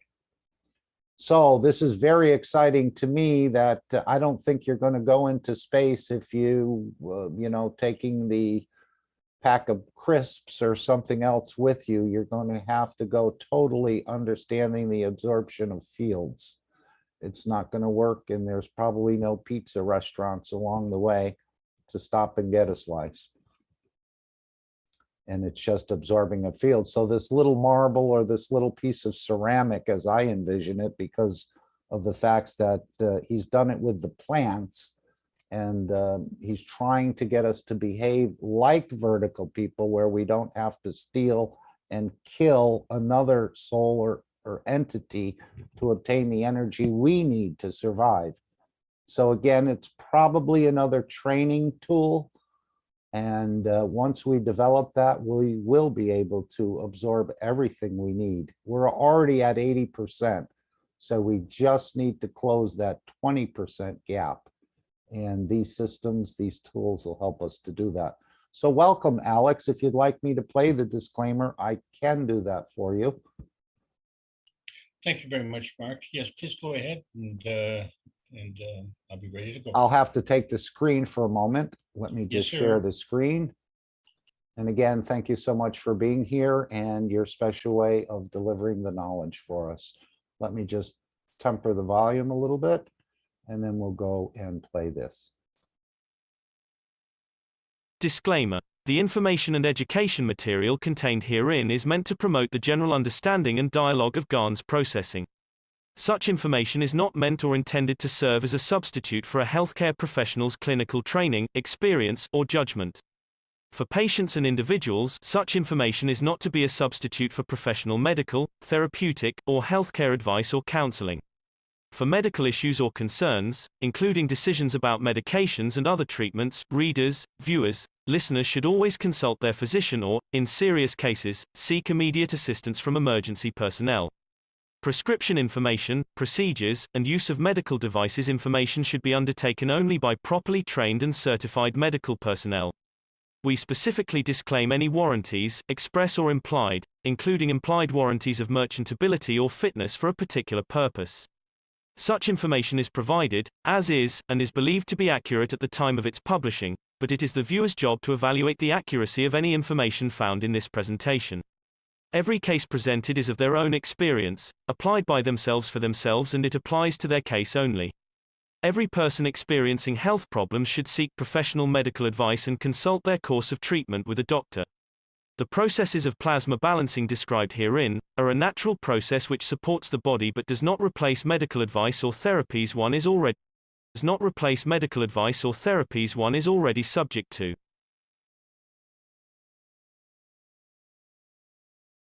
Okay, so we're playing the disclaimer in the beginning, the middle, and the end. So that should cover us, Alex. Please continue, and thank you so much for sharing the knowledge of the universe as you understand it. And thank you. Please confirm audio and visual. Yeah, we see your screen and your voice is perfect. I like perfect. And thank you all for attending. This is the North American Knowledge Team meeting on Sunday afternoon. It is a beautiful Sunday afternoon.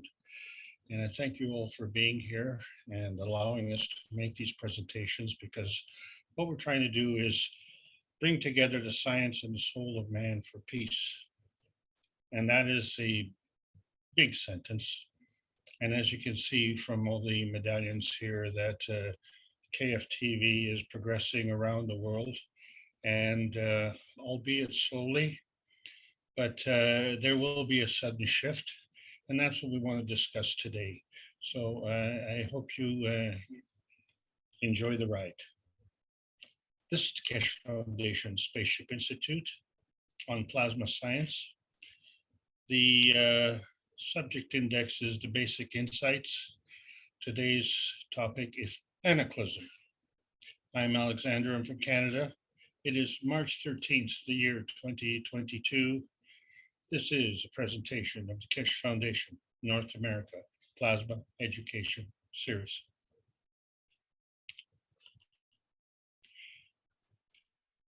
We have new people here, we have mature people here, and what we have is a culmination, or shall we say a filtering of well over 3,000 hours of teaching.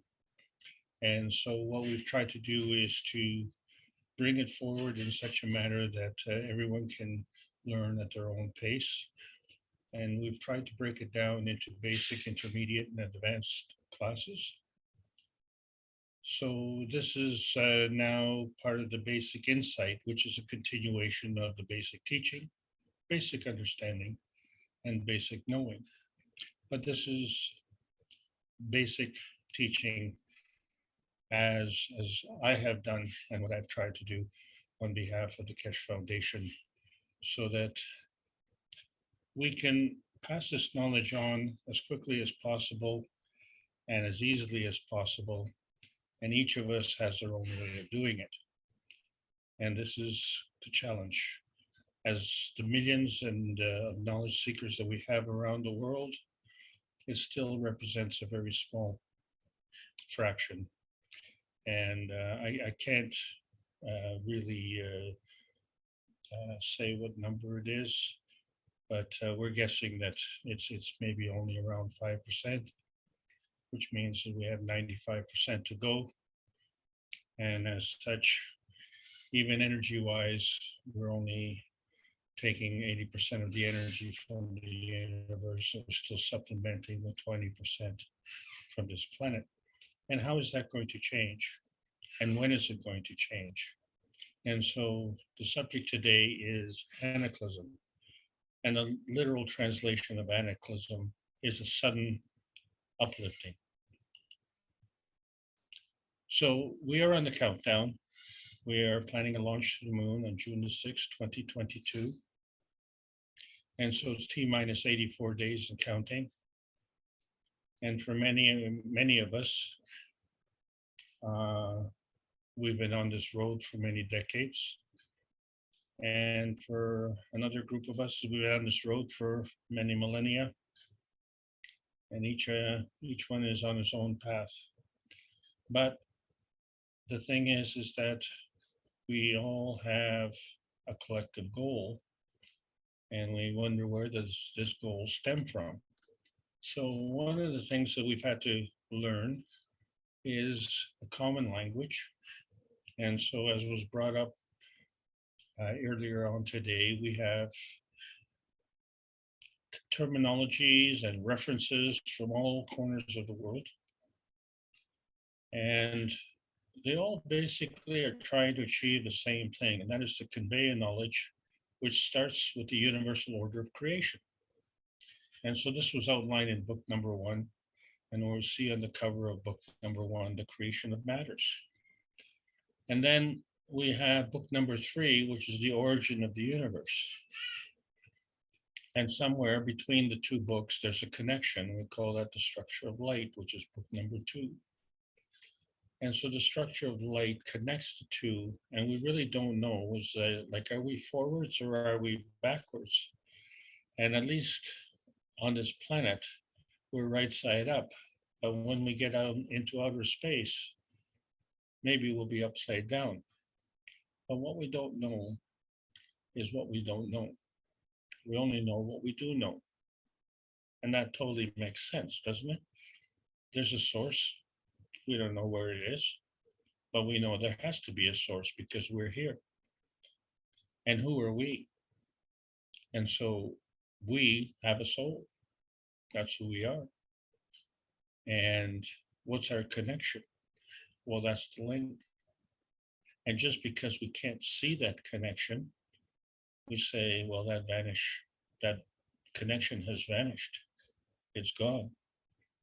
And when we look at our perfect little tiny universe, that little red dot in the bottom right-hand corner, and when we look at the vastness of the rest of the universe, and we say, that relationship is not 80, 20%.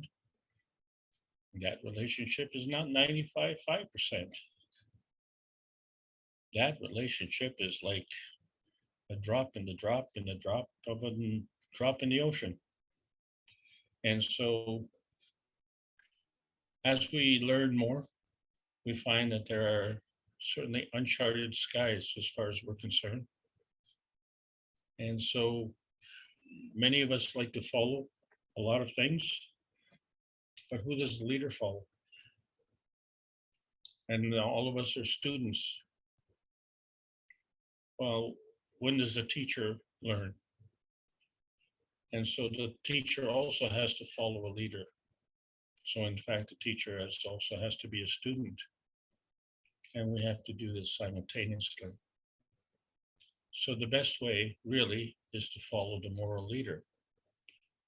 Because if you can't hear me, or you only believe what you see, then you have a great danger that you could fall off the edge of the flat earth. So we have a lot of things to sort out, and it's going to take a lot of time. And how much time, and at what rate? And so we found that we can get elevated. And what that elevation does is it allows us to move forward at a faster rate. But there are things that slow us down. And this is where we might hit some rough seas ahead.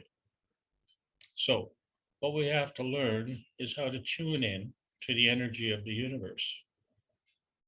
Because the energy of the universe created us, and the energy of the universe is within us. And so that is what we have to turn on to. But in order to turn on to that, we have to drop out of our limitations. And so we find that we do have different energy levels.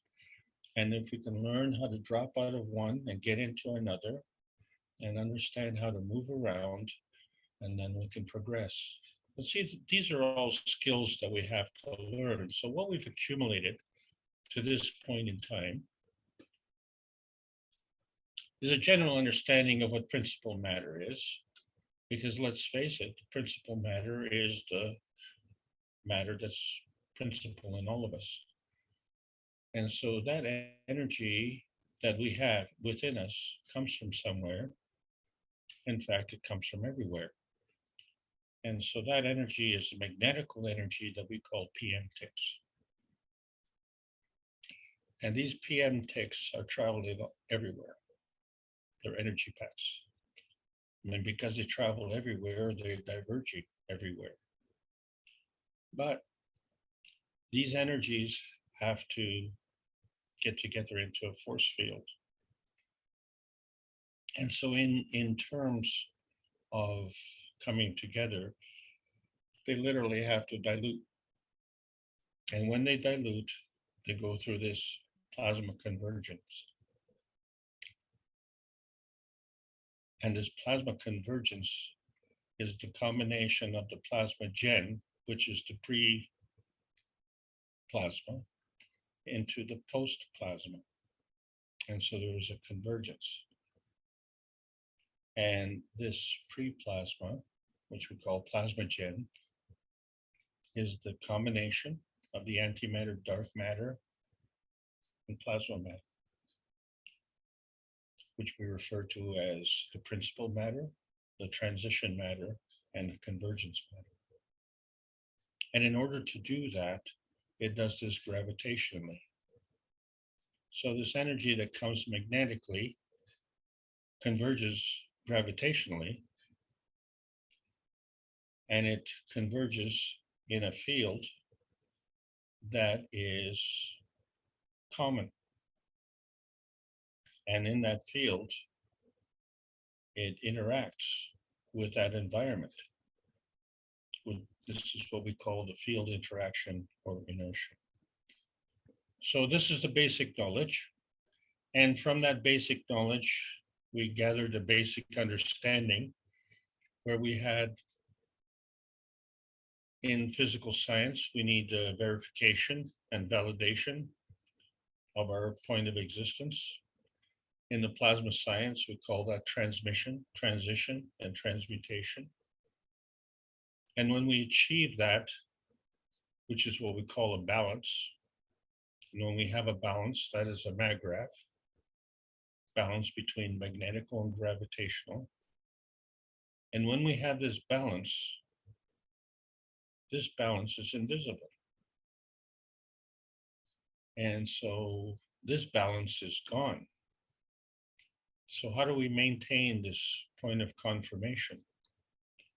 So this point of confirmation is only what we can see and touch and feel. And these put a lot of limitations on our souls. And these limitations are compounded by the fact that when we go from our basic 2 dimensions, which is the length and the width, and we go into the 3rd dimension, which starts to get into the curvature of the universe, things don't quite balance out. We keep missing a part of the pie. And so we call that pie. And I call it a pie in the sky because it's a fudge factor. It's what we kind of have to throw in the equation to kind of make the equation balance. And so mathematically, we understand about the x-axis and how we transmit energy through rotation. And we understand the y-axis, how we transmit energy through transition through the poles. And we do understand that we have emotions. And from those emotions, we can create things. And from those creations, we can co-create things. And we can go through various geometries. And these are what we call the soul dimensions. And how we go through these various dimensions requires skill. And we have to be very accurate with this skill, which is one of the reasons we've had to take so long to do this, because all of us have the inherent capability, but we don't have the practiced skill. And so that's what we have to do. We have to have some target practice.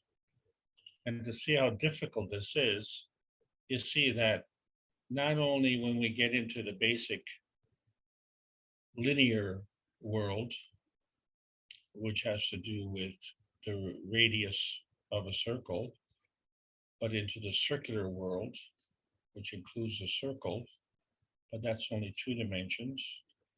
We have to get into the 3rd dimension, the sphere. And we find that there is a common link. Pi is an integral part of whether we go from 2 dimensions or to 3 dimensions. And in fact, it becomes a limiting factor in us going into, say, 4th dimensions. But it's only a limiting factor of understanding because, you see, we are none of those 3 dimensions. You can't be part of the show and also be in the audience. So the show is in the 3 dimensions, and in the 4th dimension, we would be in the audience. And so when we're looking at this show, scientifically speaking, there is a conservation of energy. Now, why did we discuss this conservation of energy? You see, because there's some energy that we just don't see. And we know that because when we bring 2 magnets together, and sometimes we can't bring them very close together because there's this invisible force in between, which we can't see.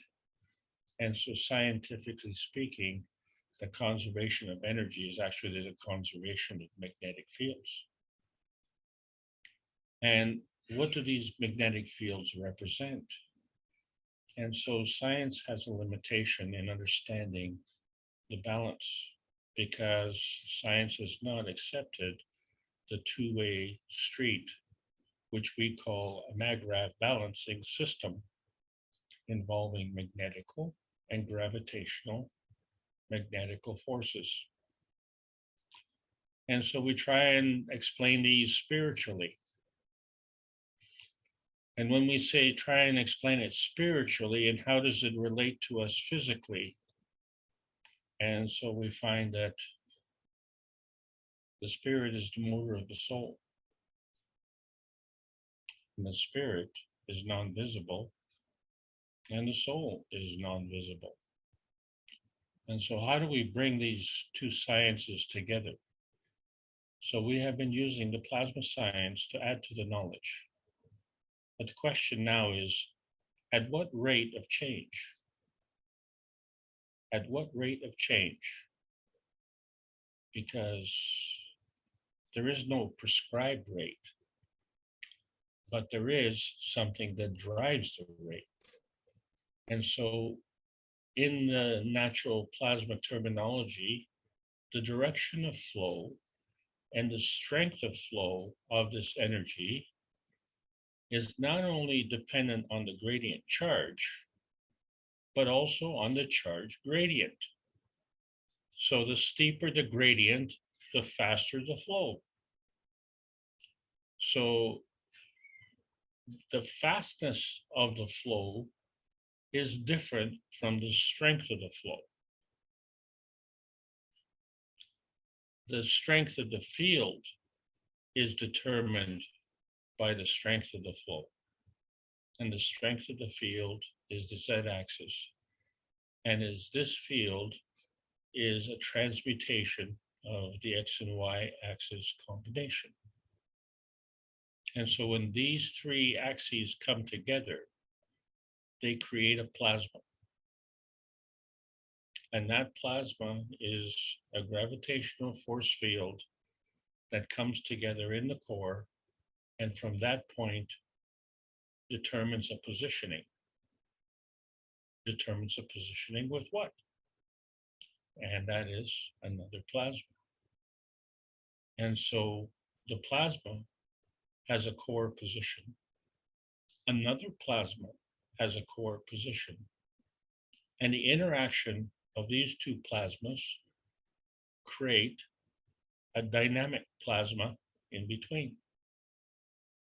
And so all of this is really a representation of energy in motion. So energy is always positive. And so when we talk about a charge, we're talking about the direction and strength of flow. And so the reflection of this strength of flow is the synergy and the susceptibility as per relationship references. And so we know that within our range, and say, for instance, the range on this planet, because for most of us, it's all we know that there are visible and invisible forces. And we know that we can interact with these forces. And we know that the invisible forces are stronger. And we know that we can transcend between these forces. So we can transcend these various ranges within a range. And within this range, there are various dimensions. We can go to other ranges. And how do we know that? Well, first of all, we have taken physicality and created a Gans. And then with that Gans, we've created a hole. And when you look inside and say, well, the Gans is gone. And where did it go?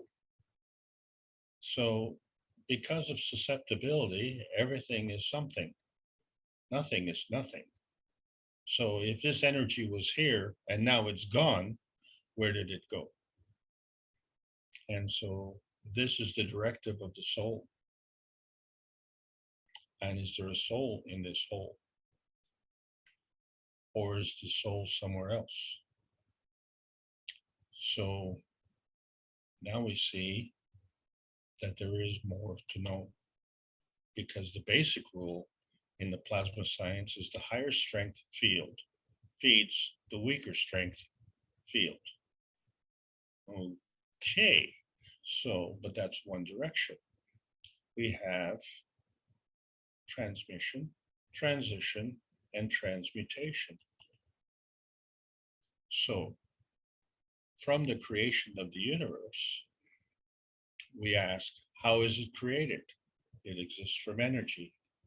And as we say, the combination of these fields come together into a MAGRAPH condition, as we see represented on the cover of book number 1. But what we have to understand that if the energy is following this basic rule, then the question is, how is the energy going from the stronger field to the weaker field?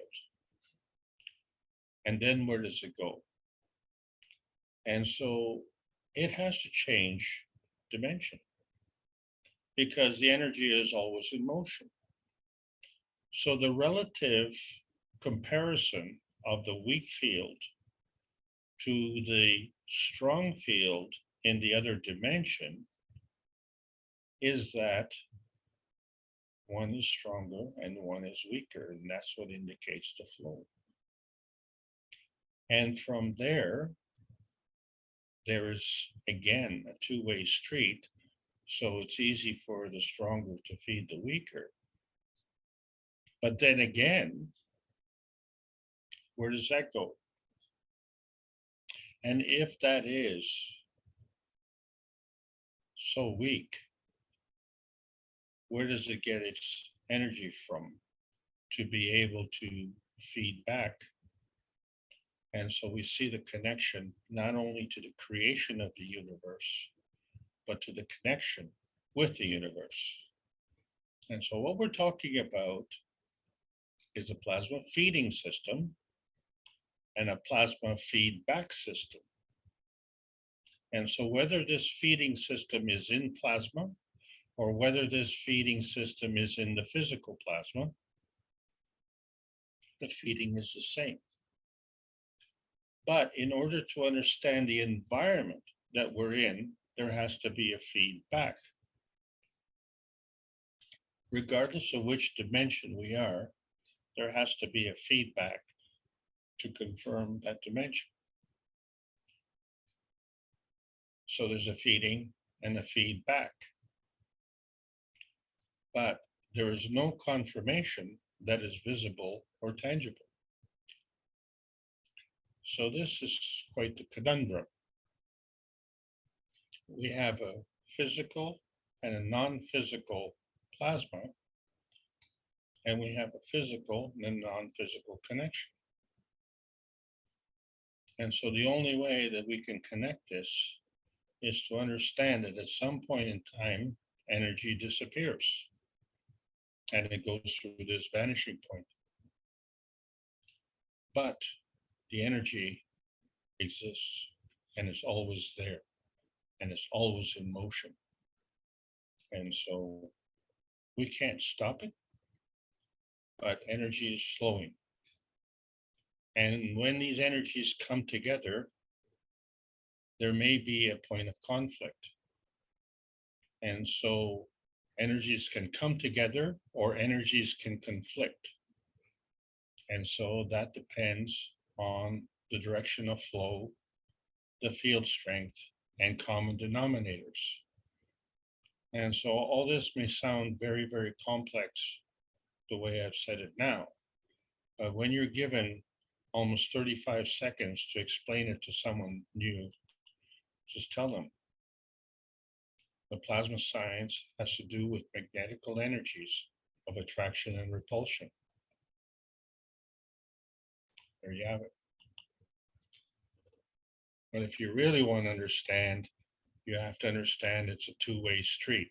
There's a giving and there's a taking.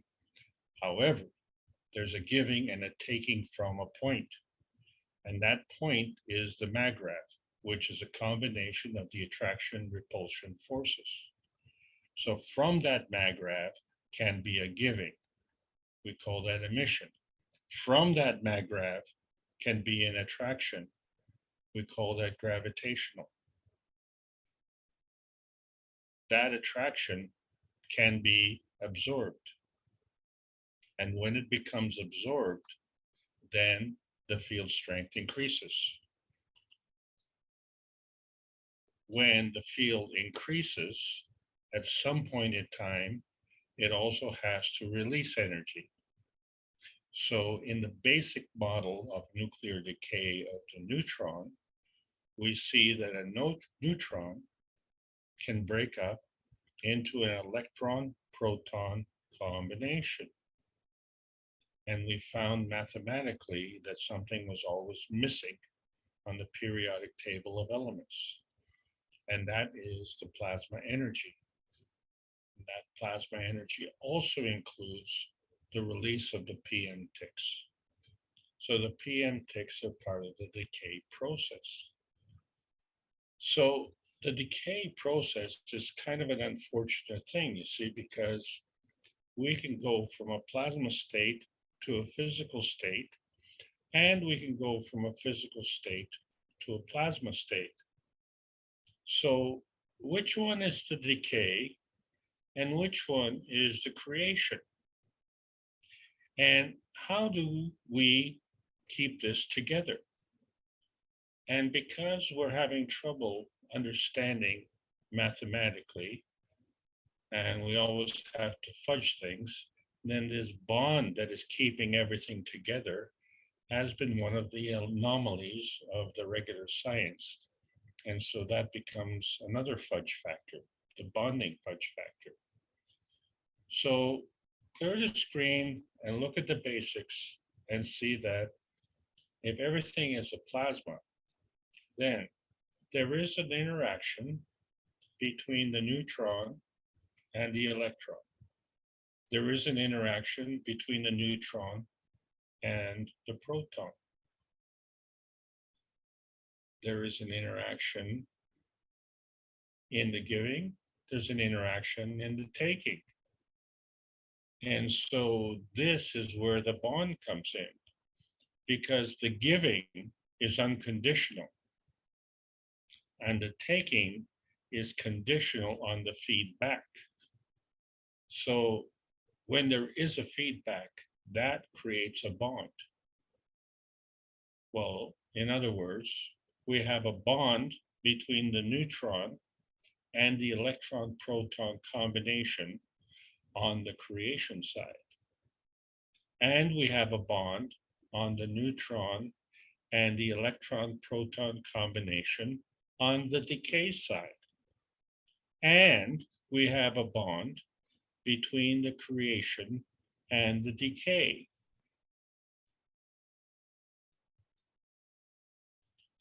And so this is how we see things working in the universe. And so we apply this, and we applied it in the cups of life. And it was urgent to release this 2 years ago because of the pandemic. But these are not called the cups of the pandemic. They're called the cups of life, because frankly, it's just as urgent today, if not more urgent today, to understand that cup number one, where we take a physical zinc and a physical copper and a physical nano-coated copper coil, and in that we create a magnetical and gravitational field relationship. And so when we take this one cup and we put it with the second cup, and we create an emotional, physical relationship. So one cup is emotional, one cup is physical. And if we need these two to be stronger in the one particular field, then when you're making these ganses, keep the batches at least 1 meter apart so that you can have an emotional gans and you can have a physical gans. And you know that each of these cups are producing within, they're producing a zinc gans, a copper gans, a carbon dioxide gans, a calcium gans, an amino acid gans, and a water gans.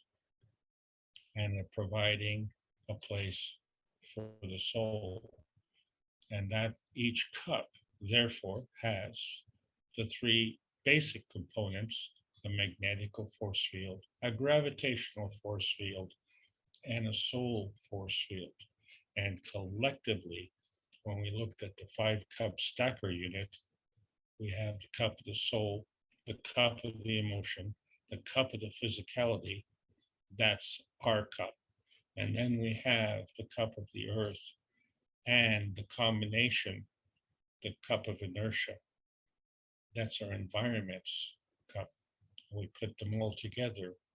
Collectively, we have the magnetical field, the gravitational field, and the soul field. And this is exactly how we have cellular division, multiplication through division. And so the energy is released in the process of creation, and the energy is released in the process of decay. And this is another fudge factor, the PM6 fudge factor. And we call it radar love because we can't hold it, we can't touch it, we can't see it, but we sure can feel it. Because when 2 forces come together, we find that there's a convergence, and that this is what we call a harvesting of energy that is done universally. And in that process, we achieve a self-enhancement. So that was the essence of creation. So why would we continue to occupy ourselves with self-consumption? And self-consumption is the process of loosh harvesting. Loosh harvesting is the stealing of energy from others. And when we say others, we now know that we have to include both the vertical people and the horizontal people. And so the vertical being the plant life, the horizontal being the animal life. And we as humans have both characteristics. We walk vertically and we sleep horizontally. So maybe that's why we're so confused. And when we look at our tiny little perfect world and compare it to the rest of the world, we see that the rest of the universe is quite large and quite different from the way our world is operating. And we see that there is a principal universal line, magnetic field zone, which is the gravitational component of the universal force fields. And from there, the energy travels. And when we find that if we were to take these force fields and kind of flatten them out, we discovered in a previous session that we can create a shimmering. This is the kind of shimmering that you see on a hot summer's day when you're looking down a road, an asphalt road as you're driving. And it's long and straight and hot. And you see the shimmering of the asphalt.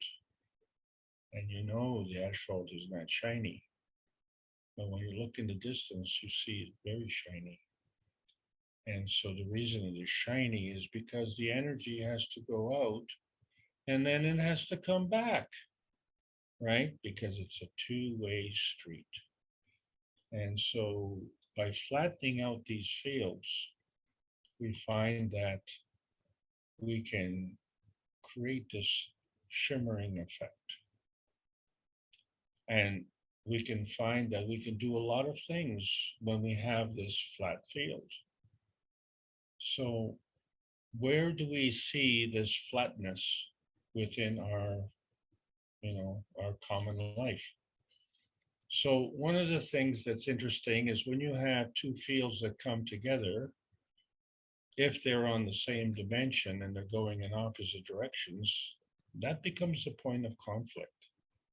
So that point of conflict can be some kind of physical conflict, or even just a conflict of interest, which is not physical, but it does have physical consequences.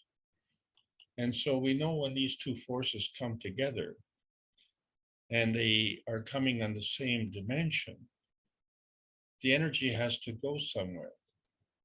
So there's a deflection onto another dimension. So here we have a rotating field that is experiencing conflict, and it is exhausting that energy through a second dimension. So we have a splashing. And so if we review one of the previous seminars, and we review the fundamental principle of the twinity as we see represented in the electron-proton combination, we find that the speed of rotation is a factor. The speed of rotation of the plasma of the electron is dictated by the amount of the magnetic fields which are transferred from the large twin plasma of the proton to the plasma of the smaller twin plasma of the electron. So the electron and the proton are in fact twins, but they are of different sizes. And it is the difference of the sizing that determines the direction of flow. So in the plasma, the higher strength feeds the weaker strength. And the electron rotates. And so we find that the speed of the rotation is dictated. And, if you take the combination of the speed of rotation and the flatness of the field, a very interesting thing happens. And so many of us have gone to the beach and we wonder, how can we get to the other side? And if the other side is too far for us to throw, maybe we can kind of skip along the surface of the water. And so what I'm referencing is stone skipping. And in order to have a better stone, the flatness of the stone is important. And the smoothness of the stone is important. And then the skill of the person throwing the stone is important, so that you can impart a spin on that stone.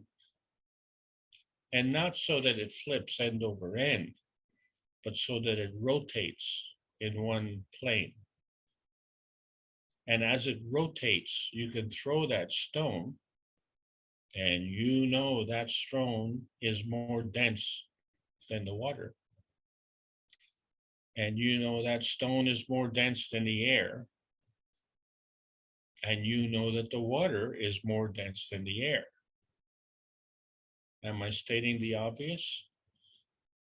Well, except that the stone, as you throw it in the air, is obviously going to come back down to the water. But because of the rotation and because of the flatness, it will skip. And when it skips, suddenly it has to go up again.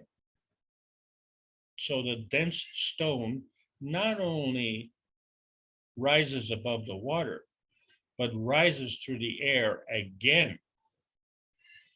And you say, well, wait a second, is that anti-gravity? And then it comes down again. Okay, so what goes up must come down. So it comes down and skips again. And this is pretty cool. And then it skips again. And if you're really, really good at this, which requires some practice, some target practice, you may be able to get to the other side. And that other side will be farther than what you could normally throw it at. And so the thing is that if you don't get to the other side at some point in time, the speed of the rotation diminishes and the density of the stone takes over, where not only can it no longer skip up into the air, but it sinks in the water and disappears. So the energy of the rotation is gone. The energy of the skipping is gone. And the stone disappears in the water. But what remains is the form artifact of the skipping stone, because you see the waves in the water. And I also want you to notice that in the center of the wave is where the stone hit.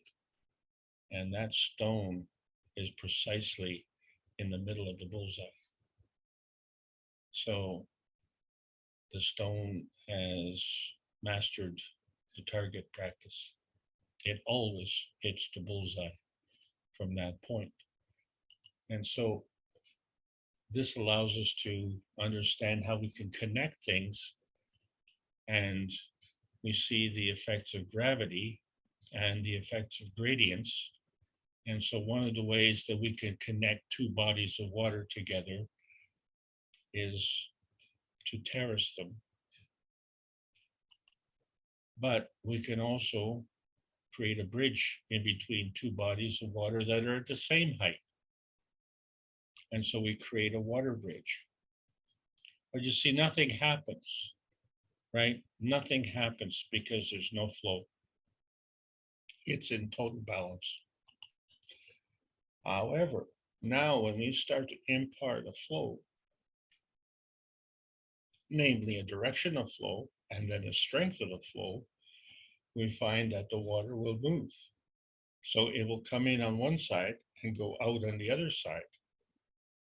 And everything in between is a connection. How many connections are in between?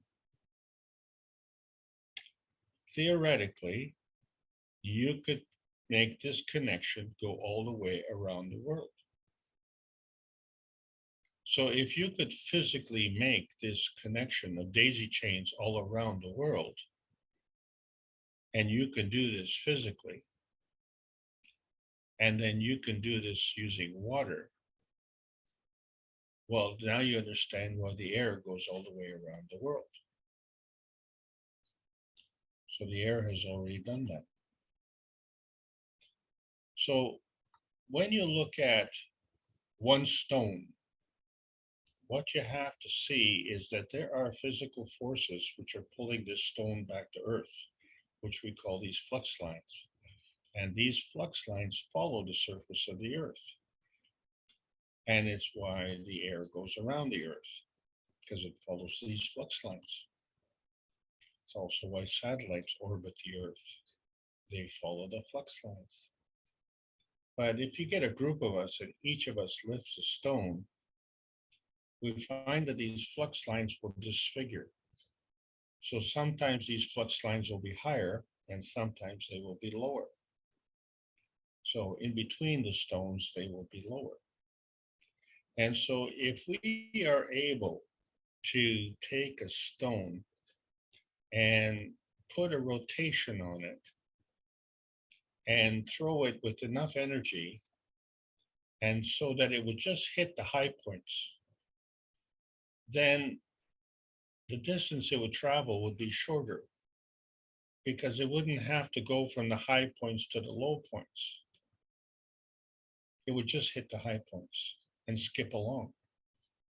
And so this is what happens when you're doing stone skipping. But see, these stones aren't skipping. These stones are just dead weight that we lifted.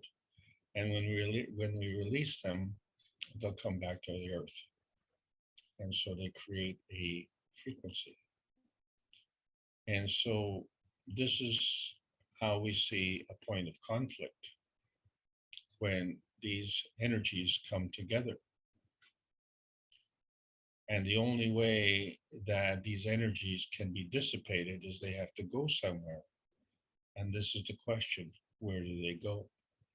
So they have to go into another dimension.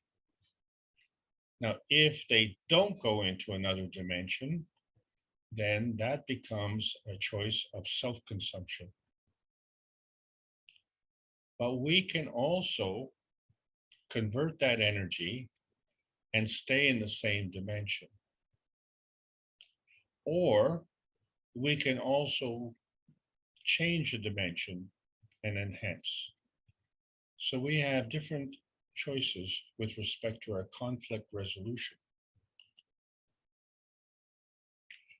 And so in order to understand how this conflict resolution is occurring, we have to understand that there is a transmutation of energy. So one of the transmutations of energy is to increase the mass. So that is the gravitational taking. Another way to transmute the conflict resolution is to increase creation, which is the giving of the magnetical force. And the third way is just to maintain a balance. So really, when we have this balance, we could say that nothing is happening. But the truth of the matter is the energy is always moving. So if we are skipping along,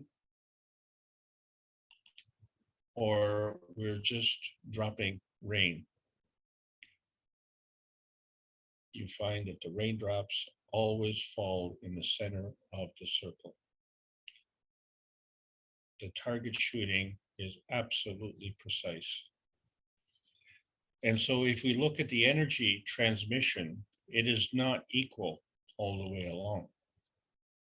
In fact, right at the point where the raindrop comes in, or where the stone hits the surface of the water, the strength of the energy is the highest.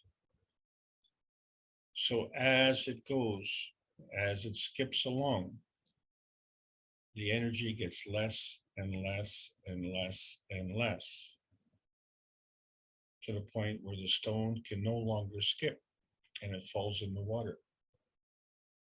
Where does that energy go?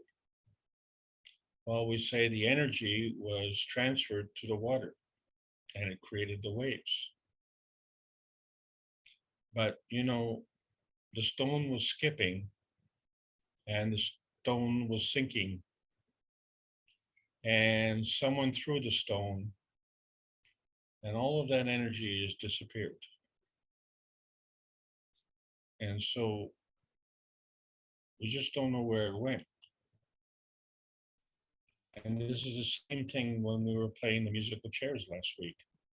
When we find that that energy keeps coming and it keeps gravitating, and we can't throw people away, we have to keep pushing them towards the center. And so each circle represents a field, and each circle gets smaller and smaller, and the energy keeps coming. So we find that there's a lot of pressure, and that pressure comes into the center, which is the exact opposite of what happens with the stone and the raindrop. And as more and more keeps coming, and we can't stop it because energy is always in motion, what happens at that center point? So you find where the energy is coming in, it starts to gather energy. And in fact, now as it gets towards the center, it becomes stronger and stronger and stronger. And somehow that energy has to go out. And where does it go?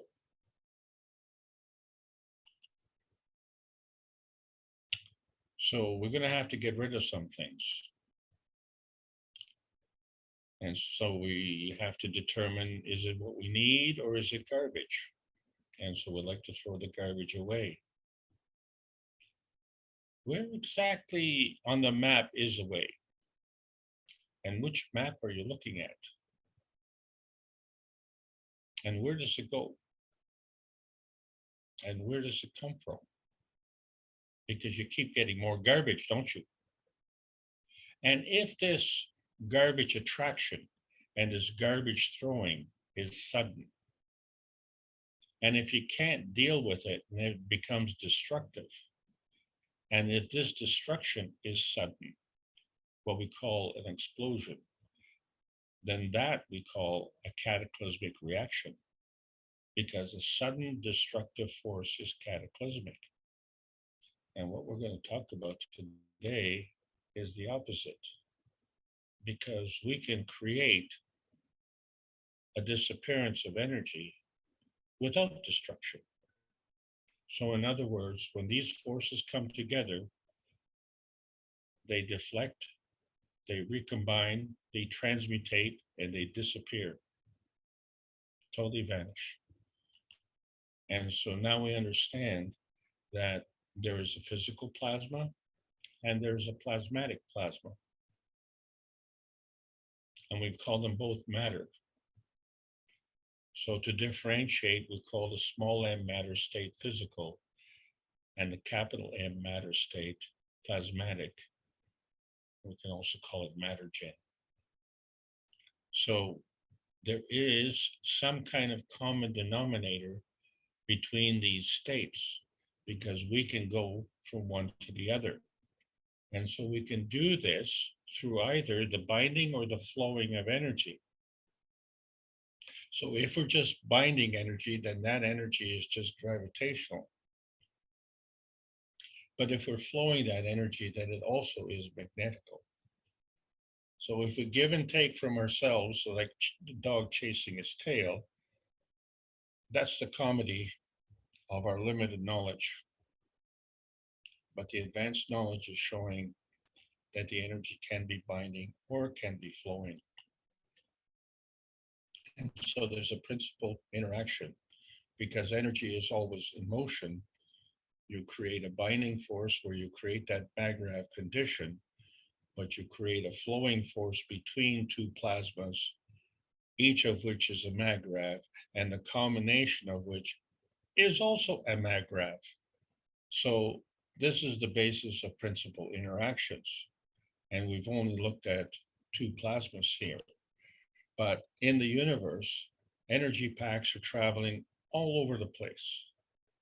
And each of them has a different composition, a different gradient.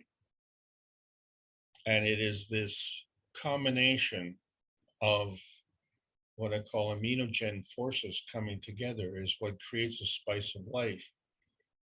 And we know that the life is very spicy because there's over 7 billion of us, and each of us is different. But each of us is a plasma, and each of us is made the same way.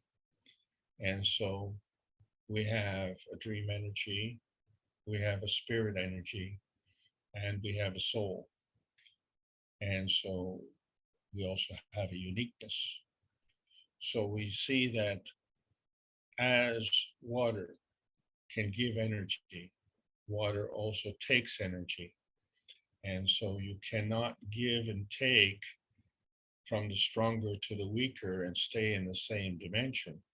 You have to change that dimension. And the crossover point between those two dimensions is the vanishing point. And if you go into the third dimension, well, you crossed over. You crossed over from the point of verification and validation, which you're coming to via transmission, but going from a point of transition. And when you confirm your point of existence, that would be your transmutation. But if your transmutation is gone into your soul, then you're starting to play with different realities.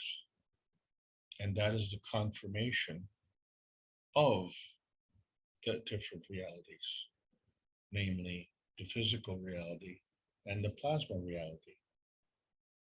And so we have to define these, because we can see that somehow we have to come from here to there and do it very accurately,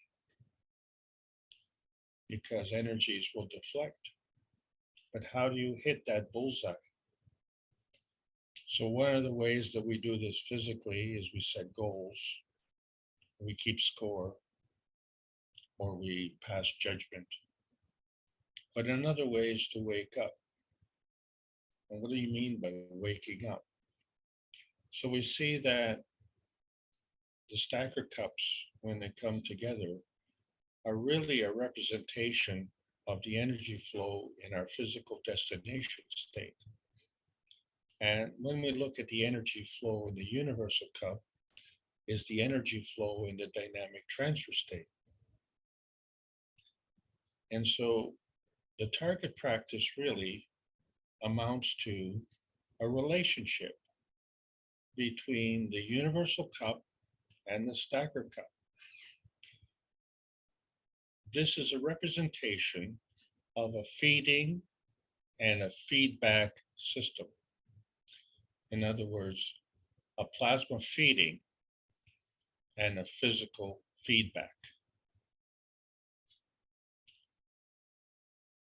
It could also be a plasma feeding and a plasma feedback. We have been using a physical feeding and a physical feedback system almost exclusively. So of the three possible systems that we've been using, we have been using the lowest system. So we need to practice to go from the dynamic transfer state to the physical destination state. And we need to do this in two ways. So now we understand that whichever way we use is a manifestation. So our perception of the stacker and our perception of the universal reality is the same insofar as two fields come together to form another. So the formation of any field is this manifestation. And fundamentally, the plasma feeding is what leads to this manifestation. So now we have the opportunity to see a non-tangible or a tangible manifestation. It could be non-visible or visible, and therefore it could be plasmatic or physical. And in fact, it can be dark matter or light matter. But if it isn't light matter, is it dark matter? And if it isn't dark matter, is it light matter? And so this is what we will discuss more in the future, because there is a plasmatic reality and a physical reality. So if we understand that the physical reality depends on the plasma reality, then either manifestation is a form artifact of that. And if it's a form artifact of that reality, then we can see that the emotion of presence is also a form artifact of what? And we're back to energy in motion. And so we came to the conclusion that when we looked at how we have a MAGRAV feeding conversion, so in other words, when we have energy coming in, it's being attracted gravitationally. And in that process, we absorb that energy. So the energy is coming in and more energy is coming in. And it keeps coming and coming and coming. And as we've seen with the musical chairs, at some point it comes to the middle and then it has to go somewhere.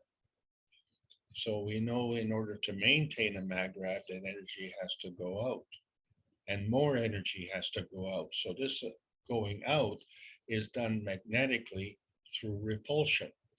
And in that process, this energy is emitted. And so the determination of whether we do this magnetically or gravitationally is what we call susceptibility. So this becomes part of what we call the plasma feeding system. So when we look at the core of the plasma, which contains the neutron, and to go from inside the core to outside the core, this is a magnetical feeding. And in order to maintain this feeding, there has to be a gravitational feedback. And so what we're seeing with this outside feeding is the decaying process of the neutron into an electron-proton combination. So the inside being the neutron and the outside being the electron-proton combination. And so that is on the outside of the containment. The containment is the maggrav condition, but the outside is outside of the containment. And many of us would refer to this as the aura. And we have more than one aura. And the reason for that is because we have more than one soul.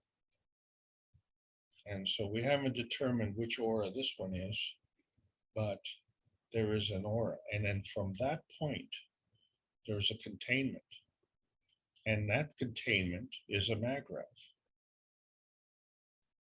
And that containment has an inside and an outside. And that outside goes all the way around. And so we find that the original containment of the neutron within the plasma creates a field around, which is a magnetical field. And this is the basis of the feeding and the feedback system to maintain the plasma. But once it goes outside, there is another feeding. And this feeding is unconditional. And that feeding goes unconditionally, likewise, in all different directions. And that feeding has an aura. And there are magnetical field forces on that aura. And so we see multiplication through division. And they are all the same. So we have a basic plasma with an aura. On that aura, we have a basic plasma. From that, we create another aura. Each one is feeding. On the path to continue, because it has to continue, it has to gather energy. Where does that energy come from? And how does it make it all the way around? There's no skipping. There's no stone skipping. There's nobody throwing it. There's no one giving that energy. It is just coming from the universe.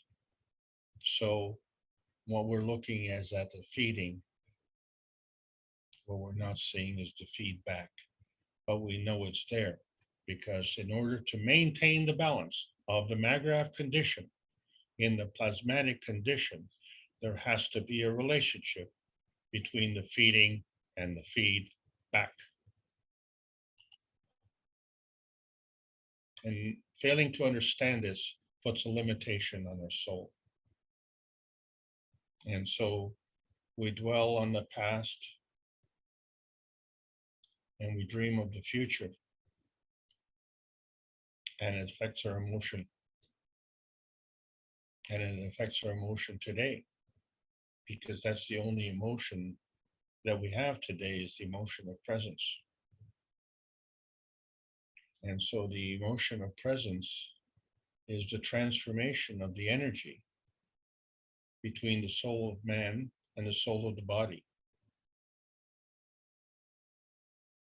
And this transformation interacts with the sun and the earth in what we call inertia.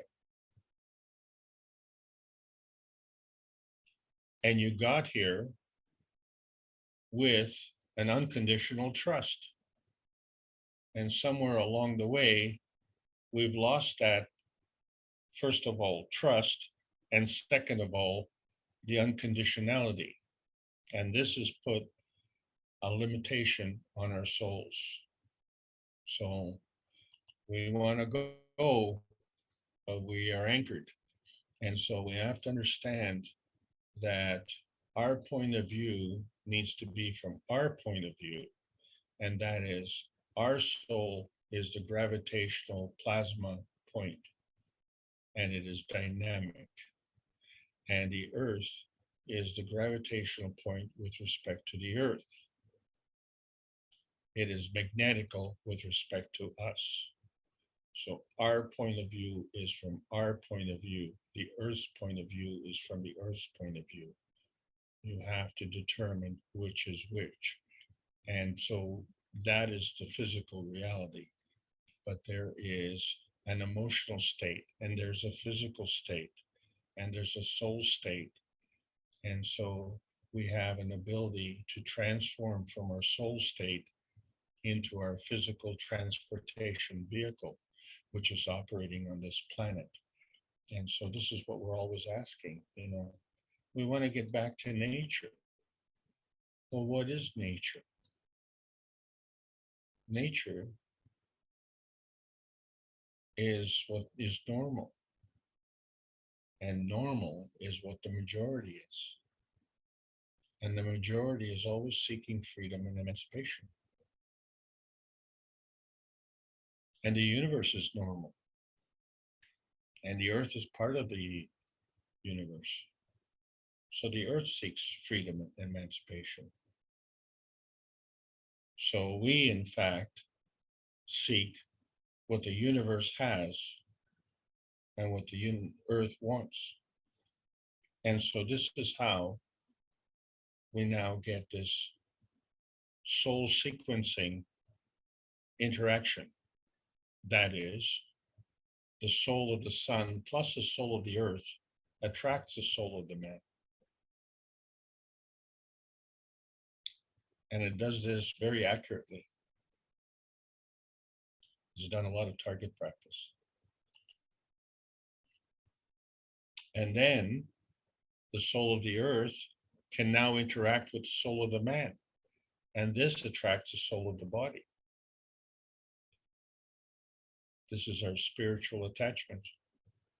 And now the soul of the earth and the soul of the body can manifest the physicality of the body. And that is one way to do things. But we have other ways to do things now. And so the primary thing that we have to do is the Vision Enhancement Unit is a gift to the US military to facilitate PTSD recovery, because we have to soothe the pain that is inflicted on us physically. But the pain is in our spirit and in our soul. And so this Vision Enhancement Unit facilitates the plasmagen interaction. And that is our gift. And so this gift is extending to everybody, because everybody needs to understand what the plasma science is. It's transcending the limitations of science. So basically, plasma is a kind of energy state, and it's very important. It's an existential situation for us. So to understand that it's not that it's man-made that's the problem, it's the role of man. You just have to figure out which angle you're looking at. And so we have a vertical angle in the vertical enhancement unit, and we have a horizontal angle in the horizontal enhancement unit. And so this is in addition to the universal body enhancement units. And so, yes, we need to do energy binding, but we need to do this in a self-consuming way and at the expense of others.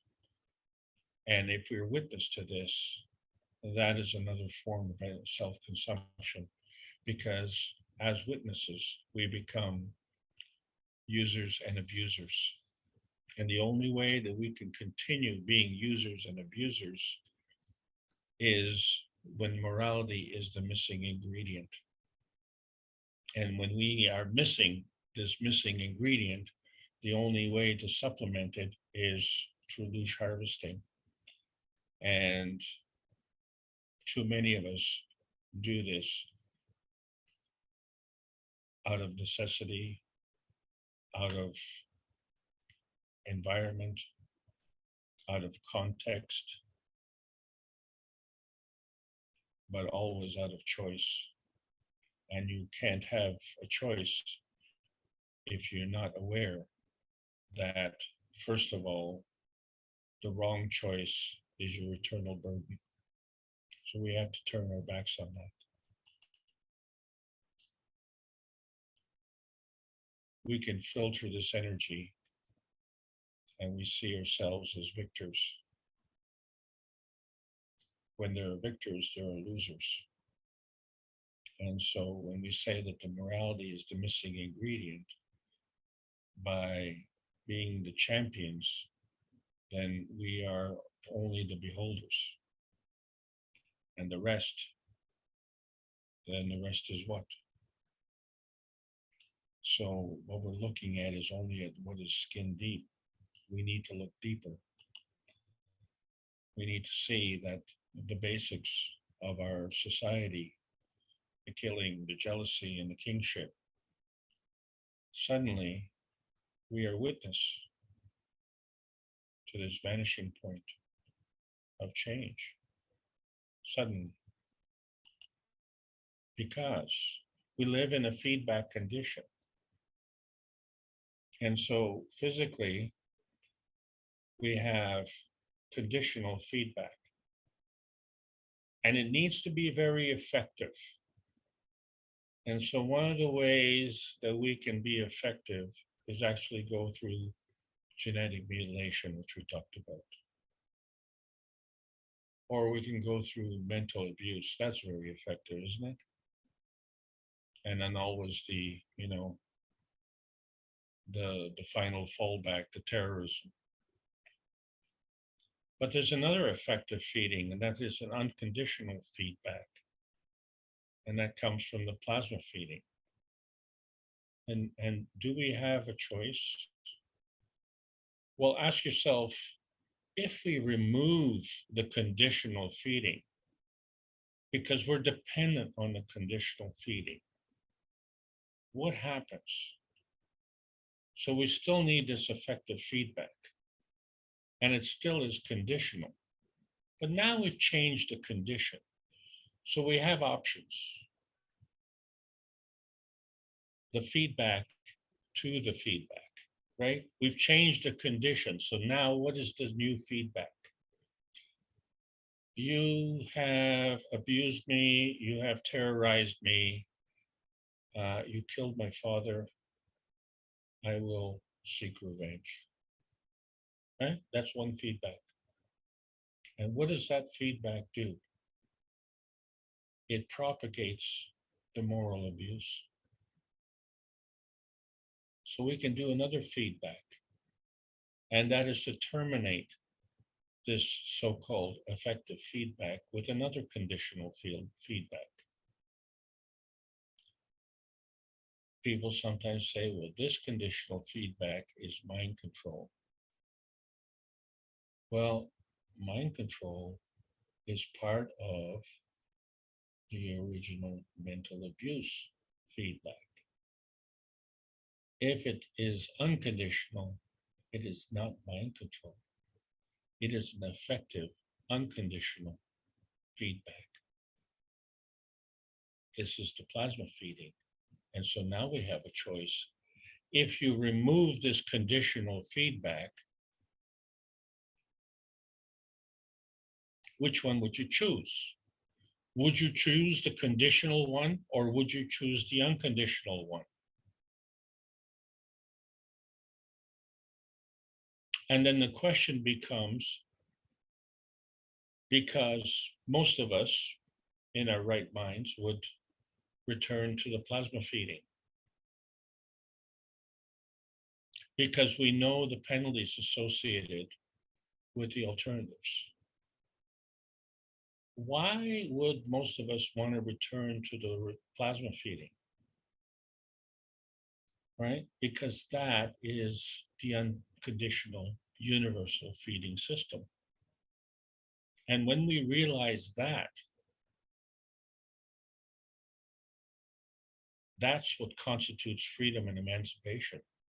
And at that point in time, there will be a change. And the rate of change will be sudden, very sudden. In fact, beyond the speed of light, that's how fast it'll happen, because the universe has ethics. These ethics follow a universal ethos, which ends up with creation. How can you have creation without morality, compassion, and courage? All of the above.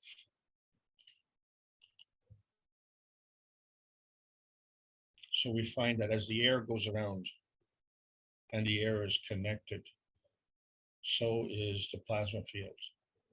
And this is why we do the plasma dome, because the peace dome is facilitating our emotional transformation, which is going from our dream state to our man-made state, from our aminogen state into our post-amino state, right? It's going from beyond our dream state into our awakened state. And what does that mean? How is that energy transferred? Whoa, look. Once you set up that bridge of knowing, where did this energy come from? That all these people crossed the bridge. Why are they doing that? Because they have discovered something. They have made the connection. They have seen how the energy crosses over that unseen connection, that vanishing point. And we know that it's there between our physicality and when we go to sleep in our dream state. And now we know that there's beyond our dream state that goes into our soul state. And if it's beyond that, then it goes into the connection to the Creator. And we know this by knowing, by connection. And so this invisible thing is what we call outer space, because we are living in an earth space. And when we are within that earth space and we want to go out of that earth space, the only thing that we've been able to do is to go into an inner space, the in-between. And then we see that there is a plasmagen state from where we came from. And we know that we have a physical state is where we've come to. It's this transition from one dimension to another dimension. And this transition between one range and another range. The range of outer space, the range of inner space, the range of earth space. And we have a deficiency. where we have this deficiency is going to be resolved. And so we see that we now have the capability to go beyond this vanishing point where we not only have the capability to materialize, but we also have the capability to dematerialize. And if we have both of these capabilities, and therefore, from the point of dematerialization, we can come into materialization or rematerialization. Yeah? And we need to do this accurately. And so that's why we need the target practice to understand the difference in our relationships, the new relationship between outer space and inner space, the things that have been missing in science. And now, as we realize that things have changed, the conditions have changed, the conditional controls have been exposed, the lies have been exposed. Are you still going to believe the lies?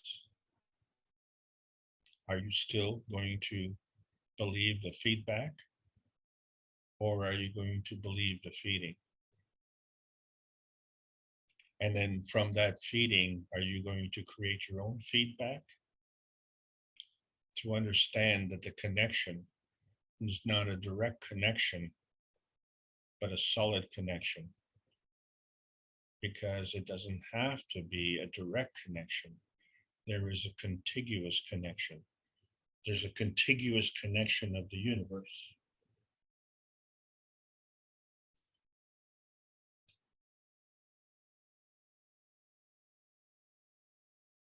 Between the inner space and the outer space, and you know it.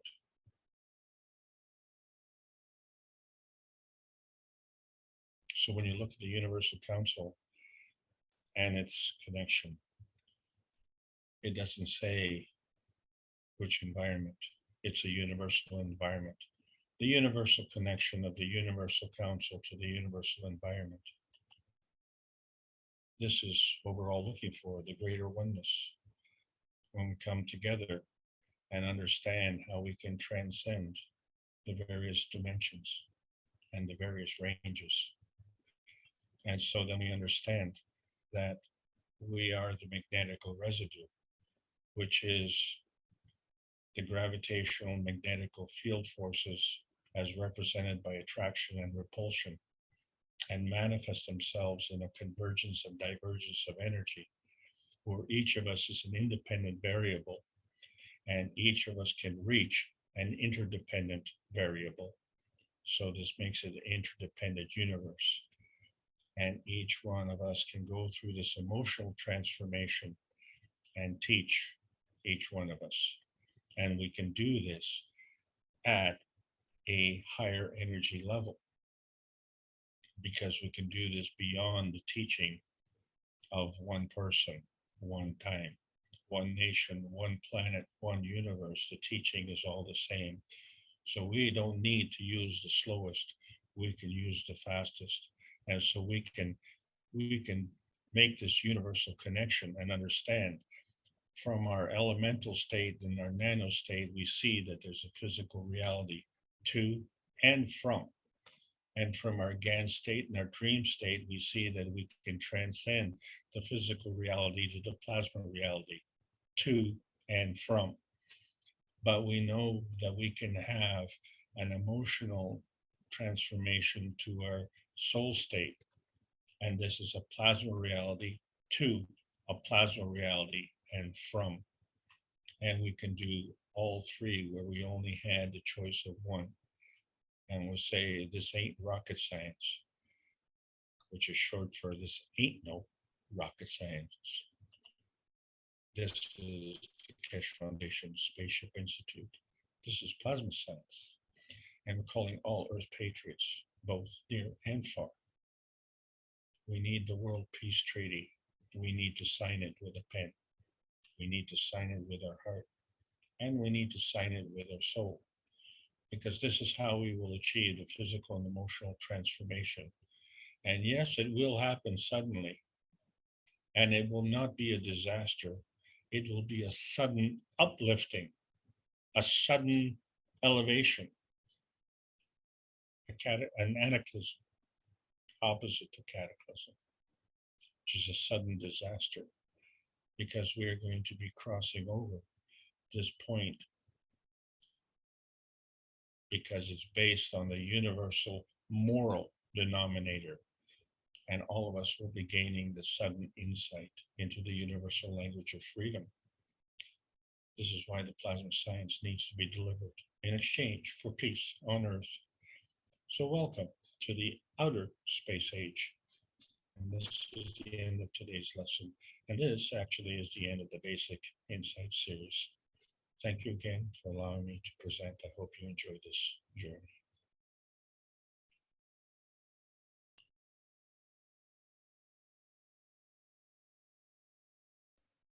Thank you, Alex.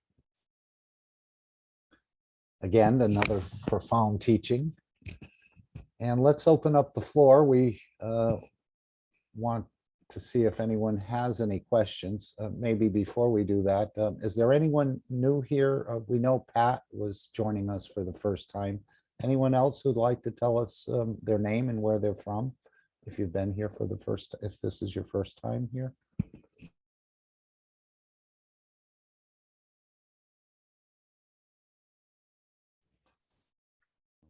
I think I know what happened on that Dome of Peace. Apparently, you were sharing the screen and I didn't realize that I was looking at a different screen. And so your share came up in back of my foil that I had up, and that's why no one heard anything. So that just explains that to those who are wondering what happened in the background. Are you ready to take?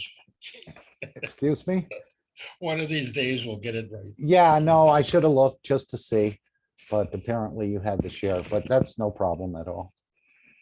Would anyone like to pose a question or bring up something they'd like to discuss with Alex?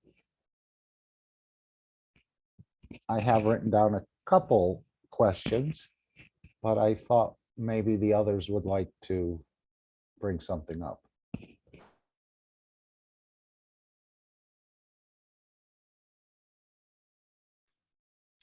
Well, I would like to say thank you very much.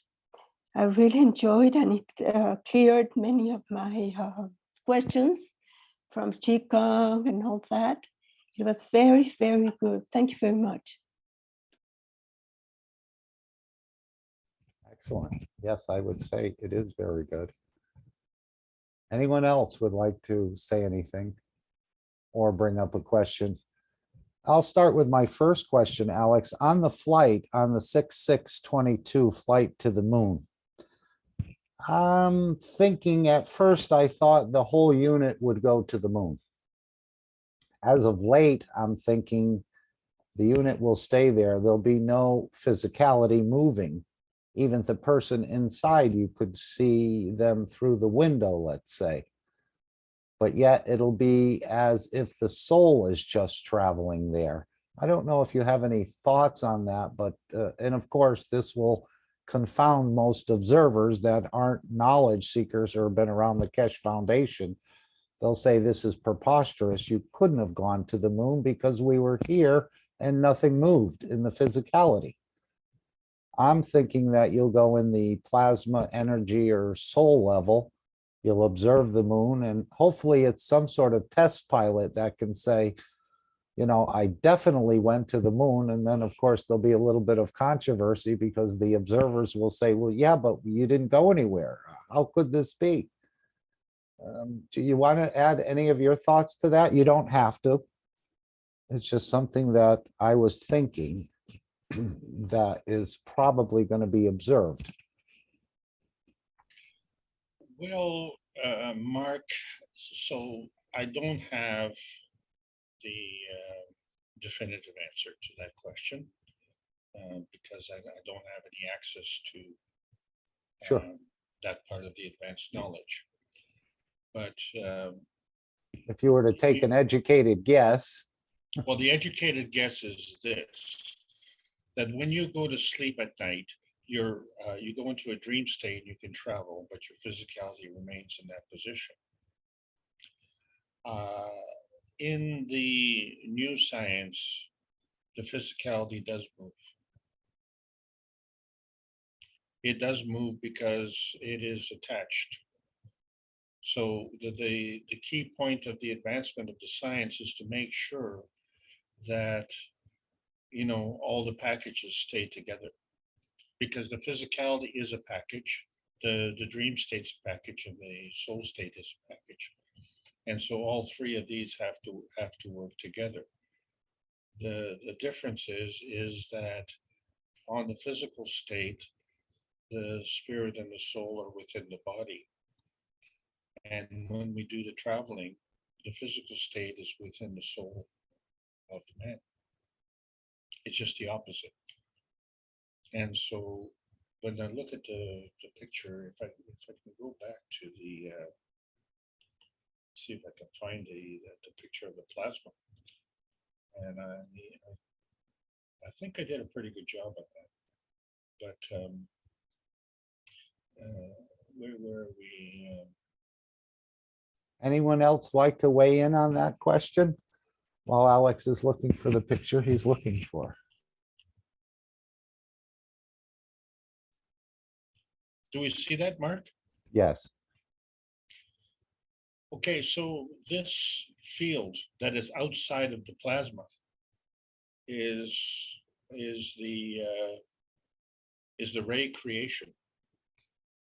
But that ray has a motion, and that the basic motion of that particular ray is to follow the feeding to the feedback position. But in order to continue, it has to maintain its Maggrath condition. And in order to maintain its Maggrath condition, it has to absorb and emit energy.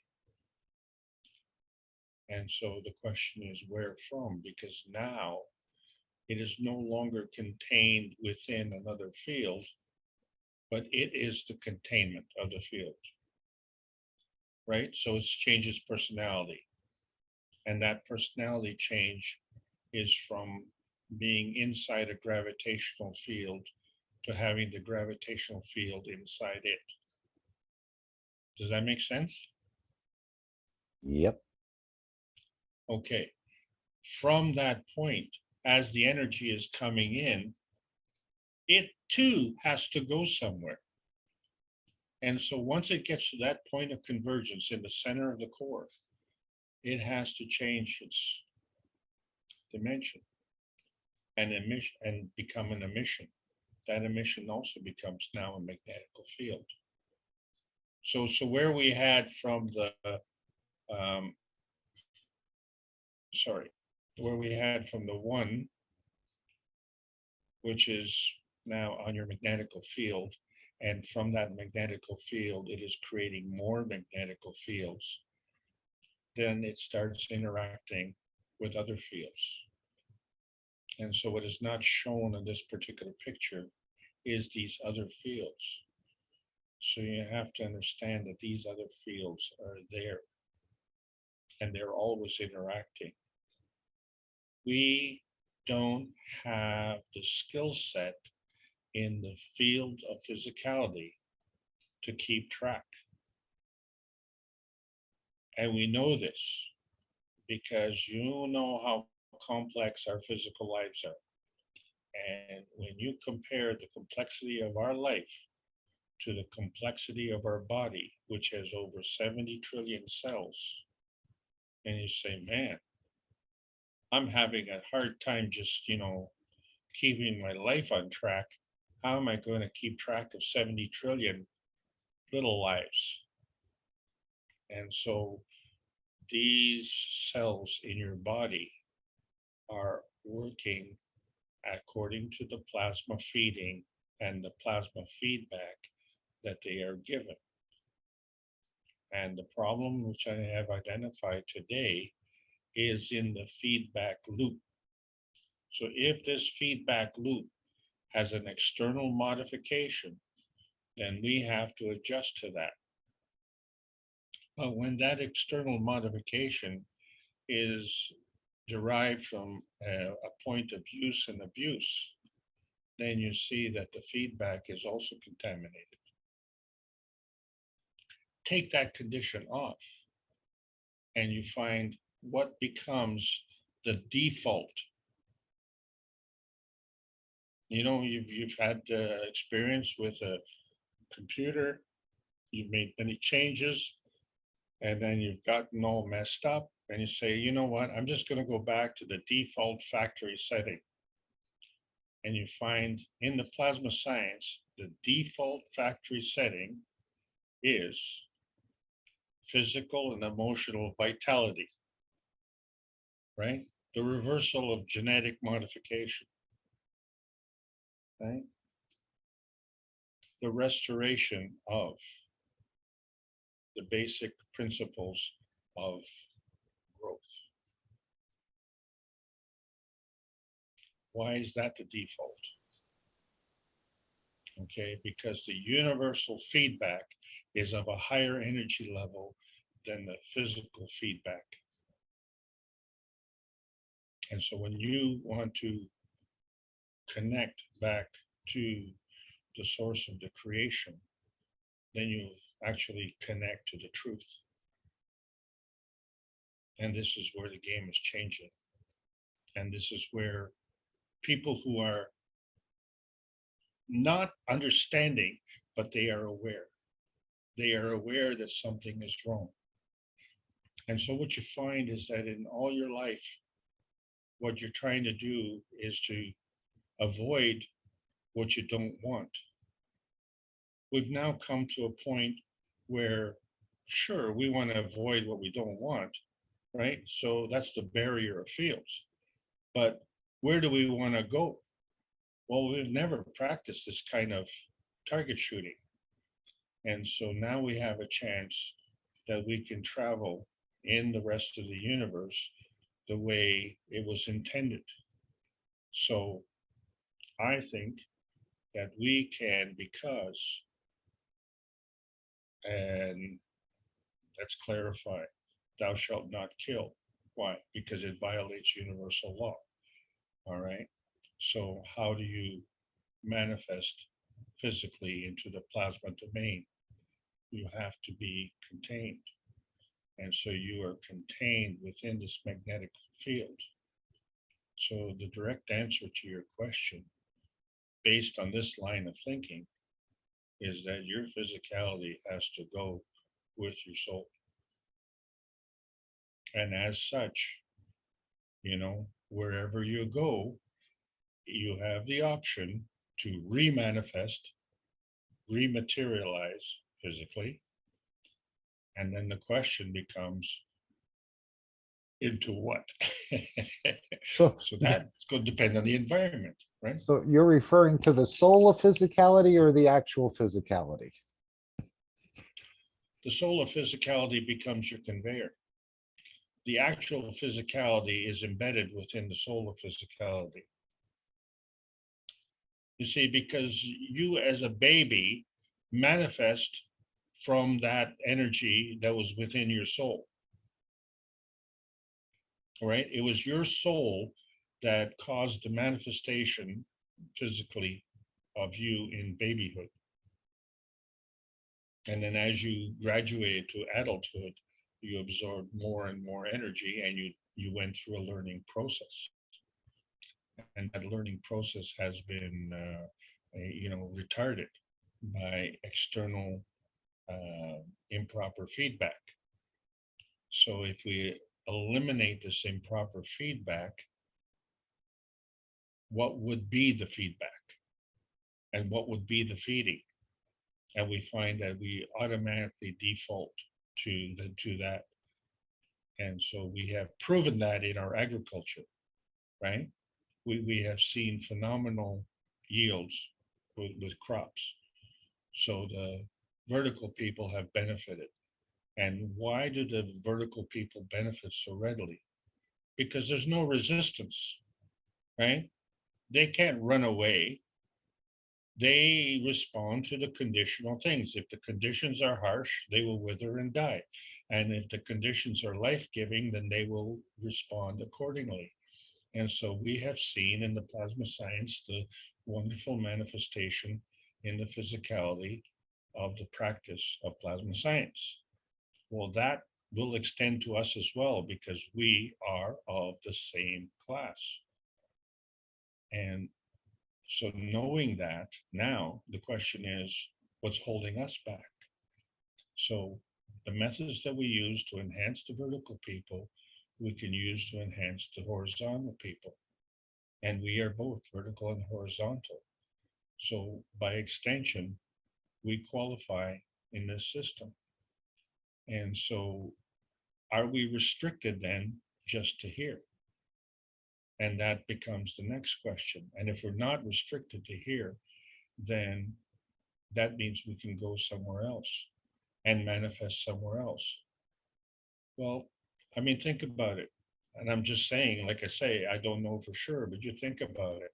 If you're going to manifest physically on Mars, would you be still sleeping on Earth? I'm just asking.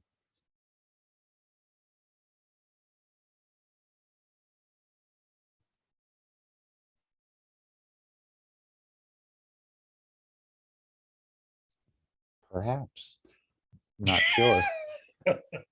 Took a while to get that out. Well, you've got your feet firmly planted in midair, I see. Here's another question. Thank you for that answer. Anyone else want to add anything? The second question I had was, can we or how can we differentiate between an emotion created by the soul of physicality and an emotion created by the soul of the man? Anyone or Alex want to add to that? Well, I always, yeah, go ahead.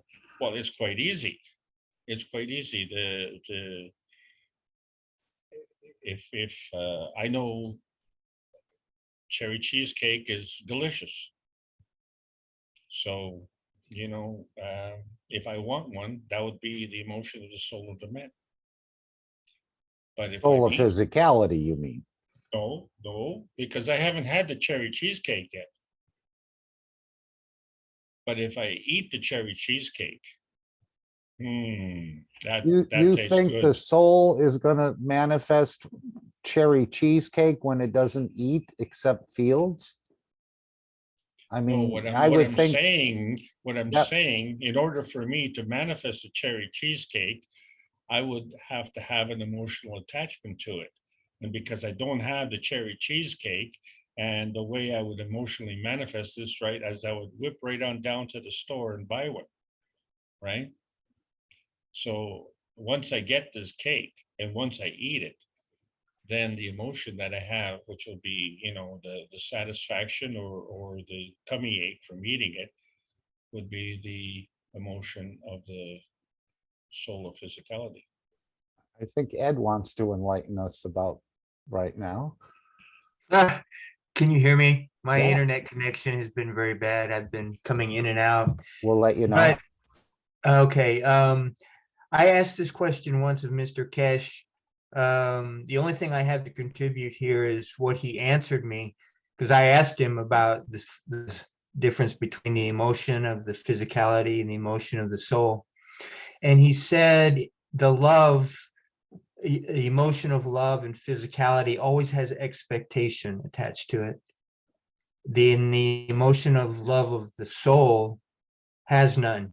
It just gives, and it just knows that if it gives, it will receive, and if not from the one being given to, from somewhere in the universe.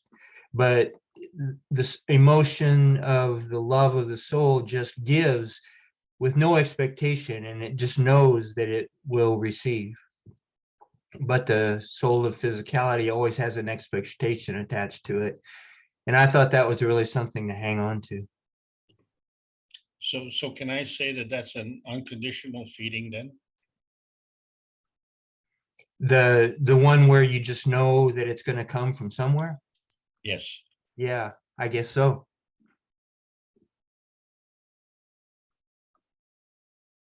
I think you just got a great answer there, Mark. Excellent. Yes.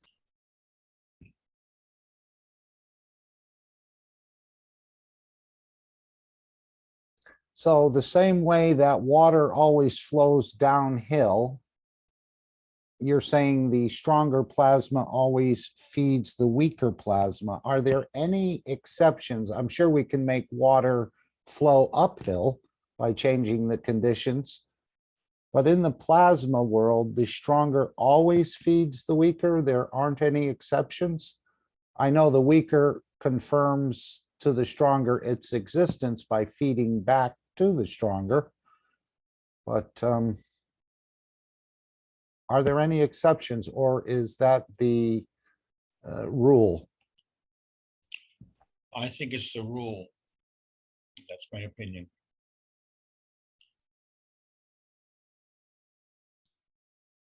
Can I chime in again, Mark? No, you only get one chime per meeting. No, go ahead. Thank Of you. course, everybody's welcome to come in.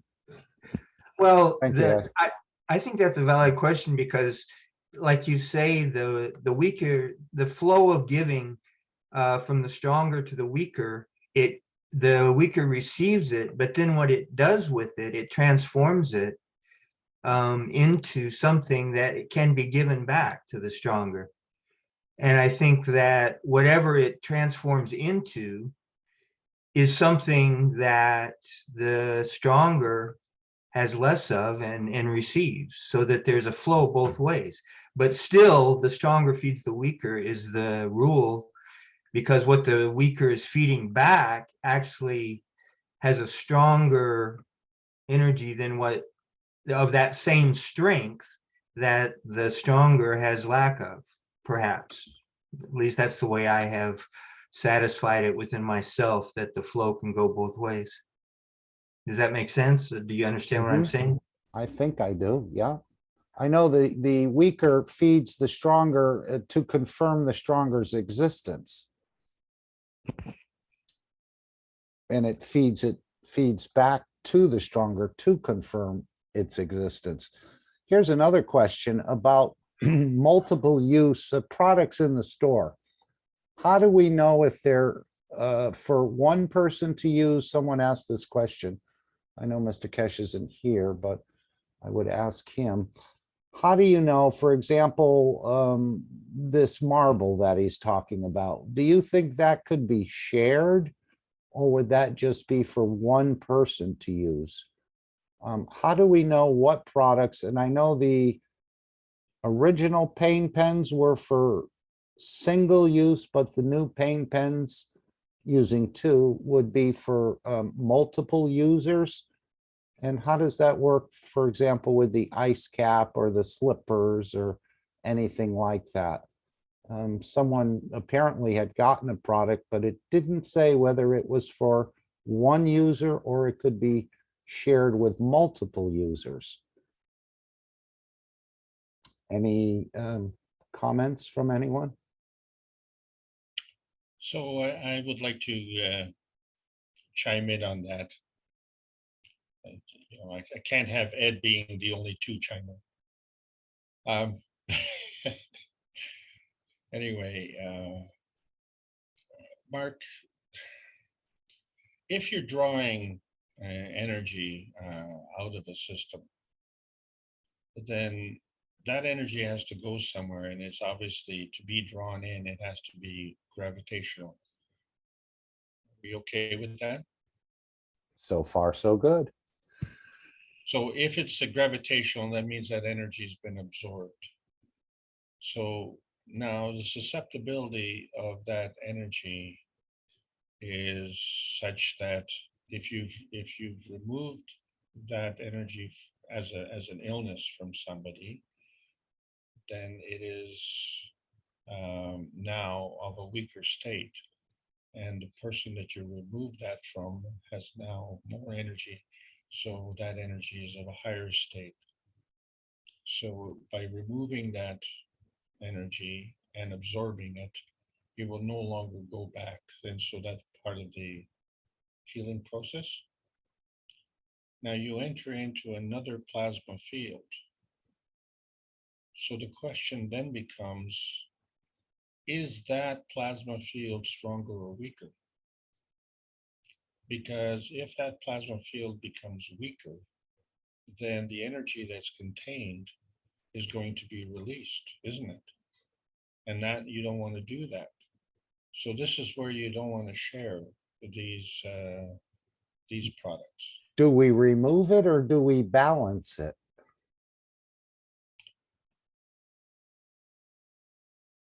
Well, in all cases, you're balancing, right? So you know, you created a condition where you've attracted this energy field, and so the energy motion is the motion towards the balance. So I just don't want you to say the absolute balance. So, you know, because there could still be a gradient, and there would still be a gradient because it's in a plasma state. But what I'm saying is the relationship between two fields, the higher feeds the weaker. So when we see with the cups of life, one feeds and one depletes, right? The emotional one feeds because it's of a higher energy state. And cup number 2, the physical one, depletes. And then in the process of depletion, it creates a conversion.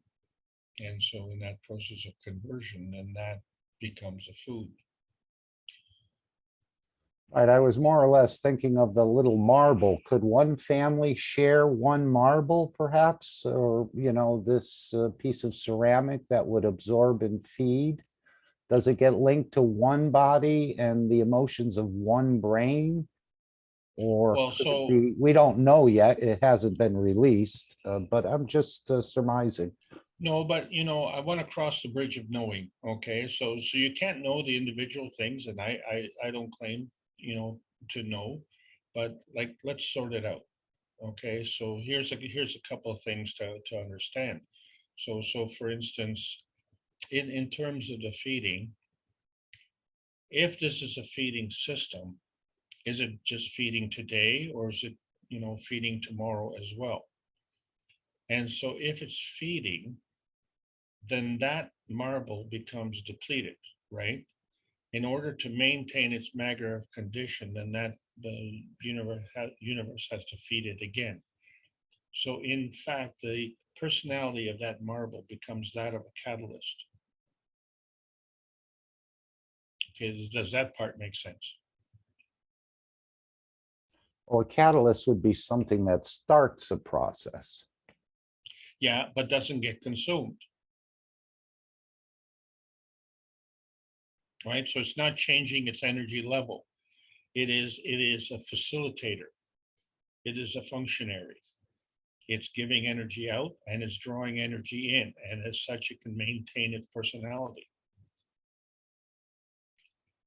But I want to ask you another question, and because I've asked myself this question before with respect to how a mother bird feeds the chicks. And one of the things that I found out, because I don't know much about keeping birds, but I was forced into that situation. And I have you ever seen a bird regurgitate? It actually, you know, it regurgitates a kind of pudding, for lack of a better word. Have you ever No, seen that? no, only out of the other end. Well, when I seen it, I was initially quite disgusted. And as someone who understood birds explained this to me. Oh, that bird likes you. That bird is feeding you. And I said, well, that's a hell of a way for a bird Oh, to okay. demonstrate how much it likes me. And so this is what birds do. They will a mother bird will actually eat, let's say, eat some seeds and convert it into this pudding, and then regurgitate it and deposit it back Right. into the mouth of the chicks. Yep. So we know that the moment the food enters into the mouth, it gets converted into a gans. And so isn't this what the mother is doing? She's taking, it's no longer a physical food, but it is a gans food, and she's regurgitating that back into the mouth of the chicks. Now, just first of all, I have numerous questions. So one of the questions is, you know, to me initially, that's kind of a really disgusting practice, and yet for a bird, that's very natural. And second, why do I feel disgusted by that? You know, like where does that feeling stem from? And if I don't know where that feeling stems from, then the question I ask is, how did the bird learn how to do this? And so, oh, well, you know, the bird would have learned to do that from its mother. Well, I guess, but I don't remember, you know, the first couple of years of my life. And I wonder if, you know, the bird remembers the first, you know, few days of its life.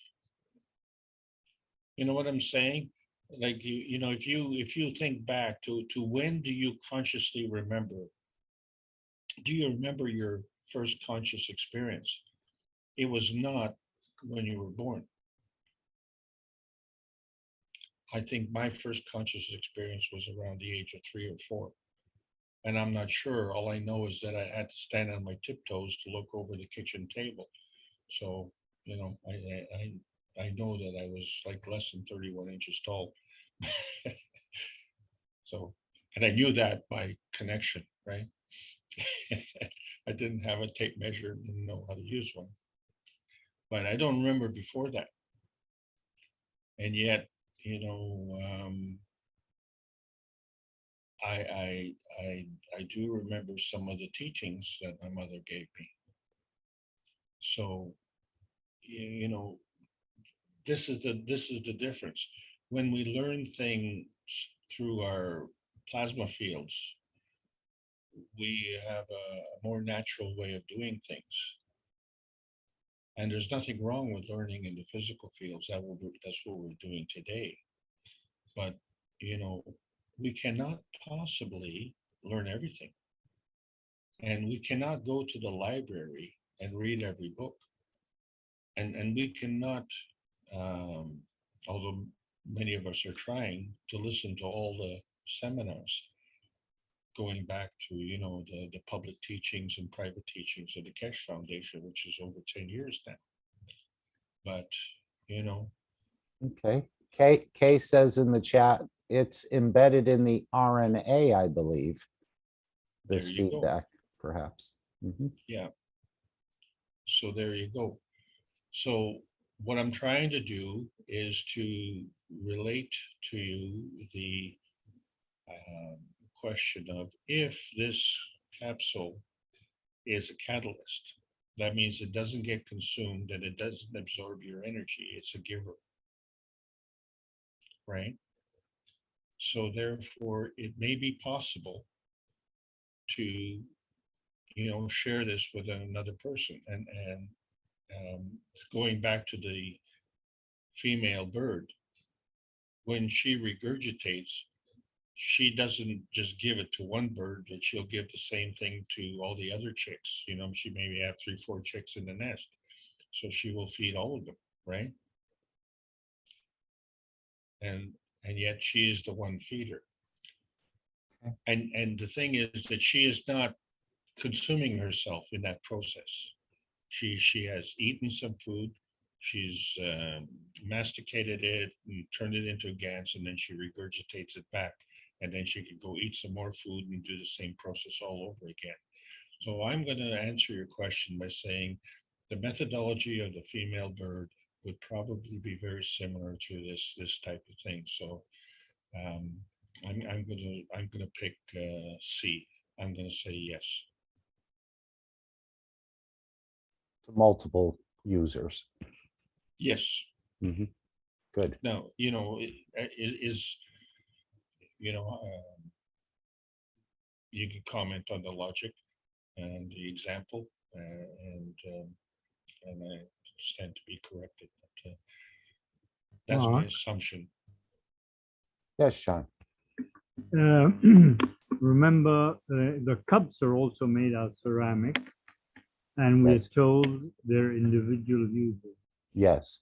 Yes, I know the sweet cup and the cup of pressure.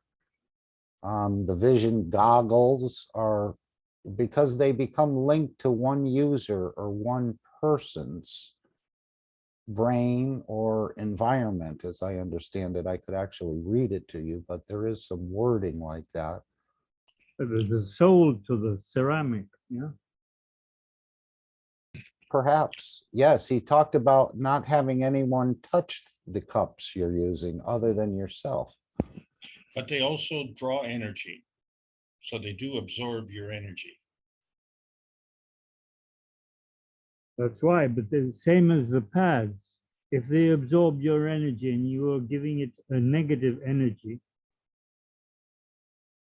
because you're healing yourself, you can contage somebody else.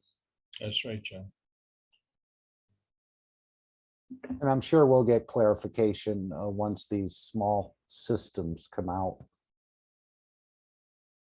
But gee, it would be great to have one in your pocket. And if there was a man on the street that's not eating regularly, you could hand him this little system and say, here, now you'll be fed.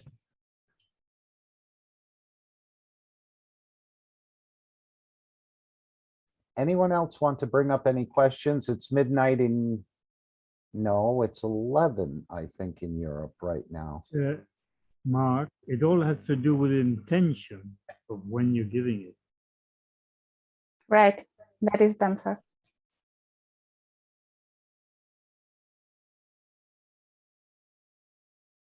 I'm gonna say you a little story about that.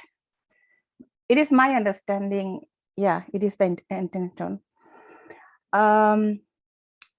If I want something, exactly, I don't want something. I realized that I found out few times, if I really love something, but I don't want that, but I see its beauty, and I feel very appreciated inside and feel good. And after that, anyway, that thing come to me anyhow. I don't have to work for that. I don't have to ask for that. It just come. So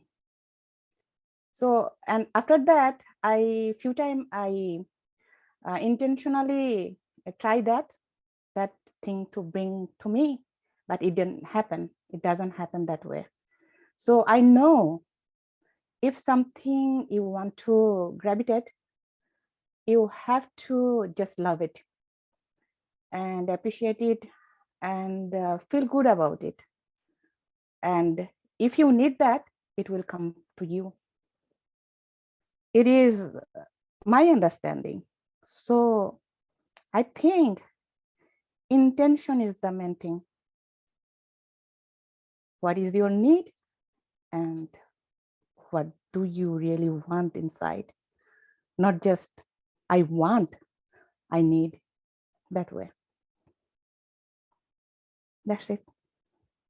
Thank you, Selena. Thank you for sharing.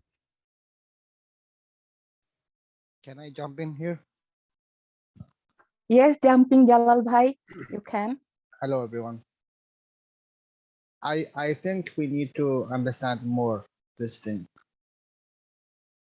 You know, if you bring a box and you bring a nano-coated plate and non-nano-coated plate, and you put a water and you put a salt, you will create the condition to attract what we call CO2. So Just think what you have in your body. It is a magnet. So when you create a condition, you will get it. You want it, you don't want it, you love it, you don't love it, you do not need it, you need it. When you create a condition, you will get it. It's not necessary will be tangible, but it is there. It's not necessarily strong, but it is there. You need, if we go to the CO2 box, our problem is we are still until this moment of time, we need to see the CO2. We want to see the CO2. That means we done something right. But don't forget, this is a child play tool.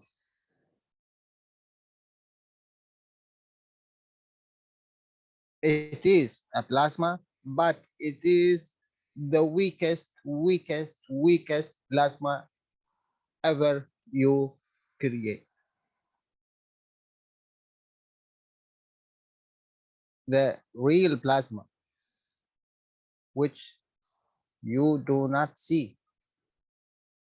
You know it's there. You do not need to see. When you see it, that means it is, what we see in the front of us, antimatter and the dark matter. These two you do not see.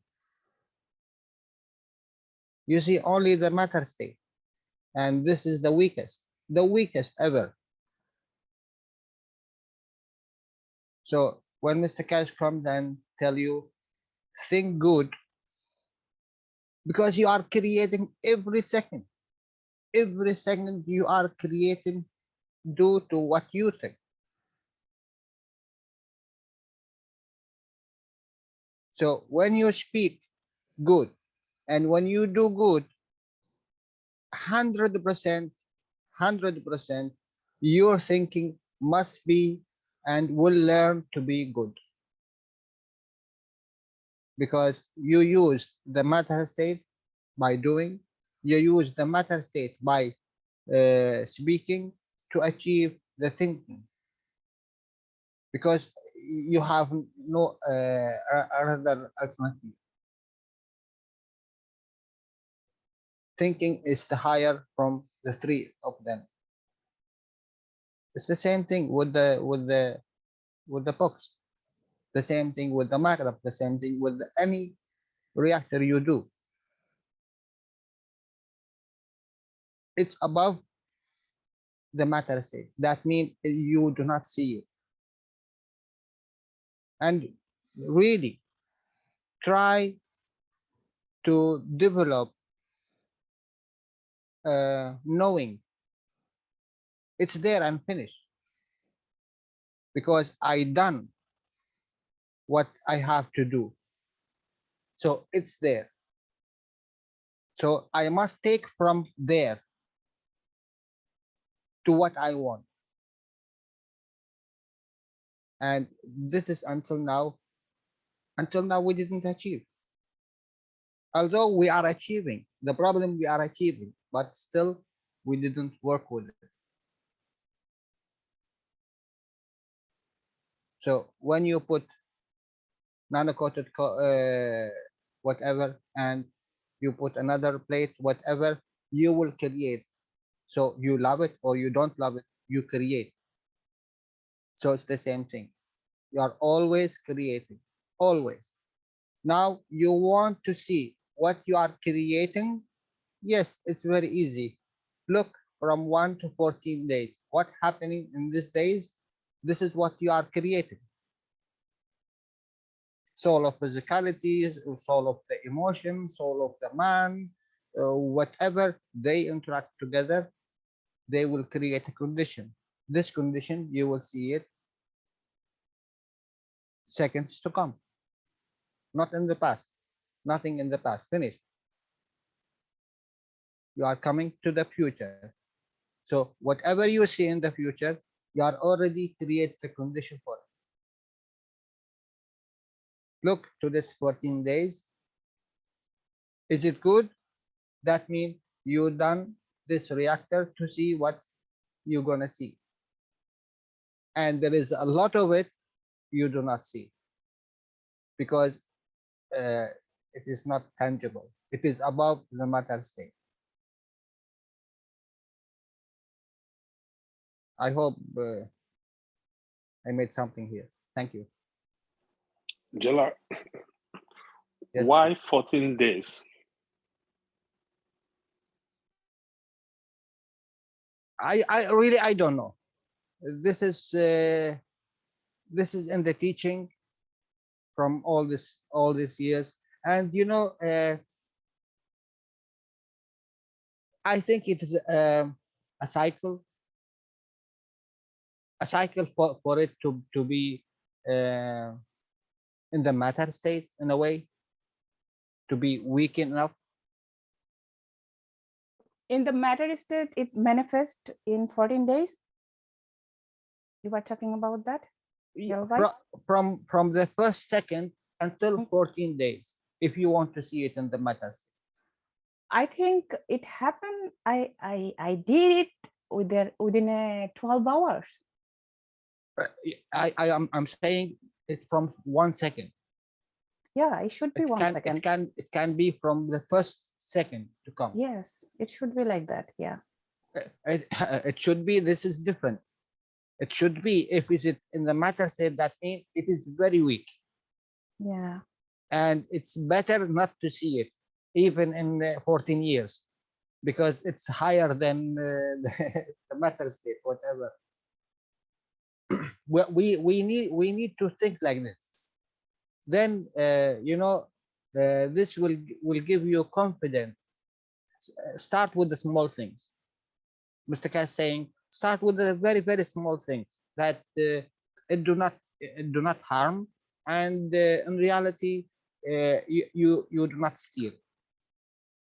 You are learning a process, very small things, and see if this small things happen.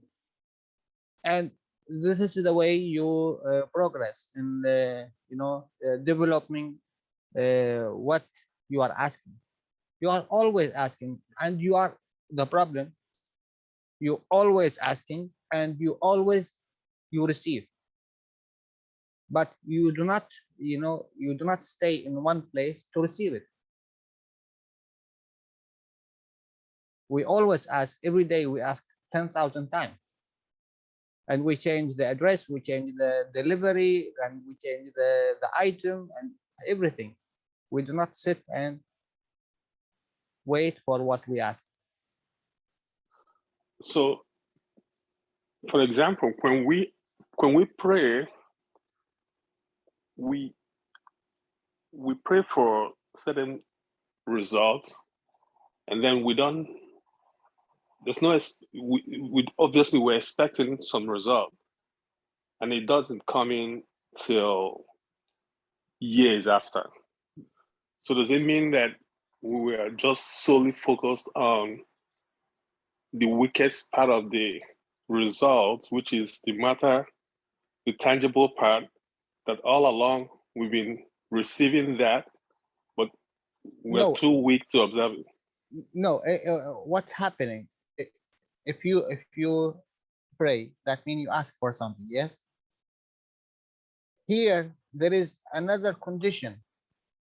The universe is accommodation. It is not forcing. So your soul, the soul of the man, work with this accommodation. If you ask for something that it can be delivered to you without changing what the soul of the man wants, you will get it in the first second.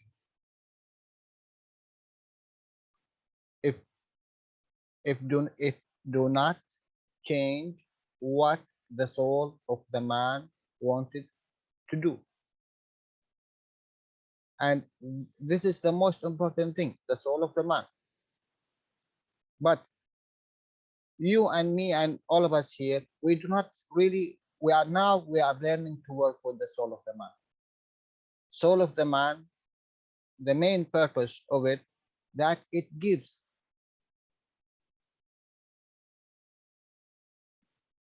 the physicality, the emotion, the soul of physicality, the purpose of existence is to take. So that's why we see a lot of, a lot of conflict between the two. Soul of the man connected to the universe, and the universe, we know the law of the universe. Give always, because whatever you give, you are more elevated, you are, more lighter. It is the opposite, exactly the opposite of the matter state. The matter state, how much you take, how much you make a matter state, how much you will be tangible, how much you will see what you do. But in the soul state, no, how much you do not see, which is going in the path of the soul of the man. A lot to speak about the soul of the man. What is the soul of the man? What is the orange? Is it in the water? We speak a lot about the orange and the books, but it's apparently a lot of us didn't understand it until now. When you create this feeding box and you get the essence of this orange in the water, you remember I said if you are a little bit more professional, you can manifest the orange in the water.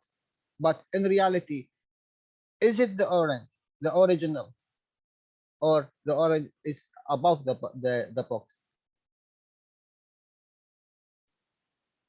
The orange always above the box.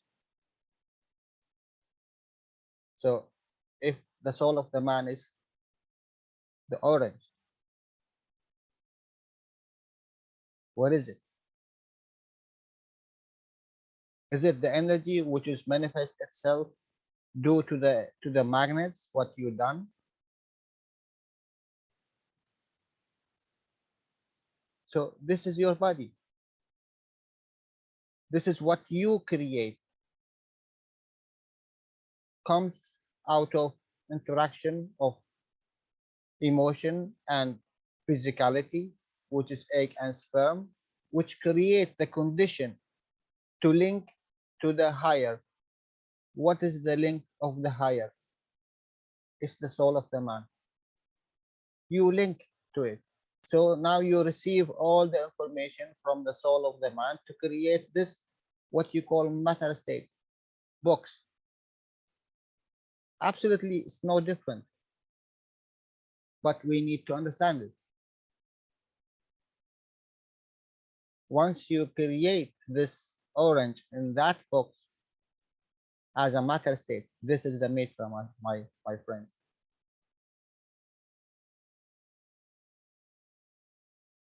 You will not see a mitra as a human. It is understanding. Once you create this orange out of the fields, now mitra is there. And I think Mr. Keshe, he was waiting for this moment of time when one of the knowledge seekers which create this tangible matter state we call orange. Because finish is the same process. as we came from the ray of the universe to the sun, to the earth, and in the interaction between them, we create as a human. It's the same thing, the same process.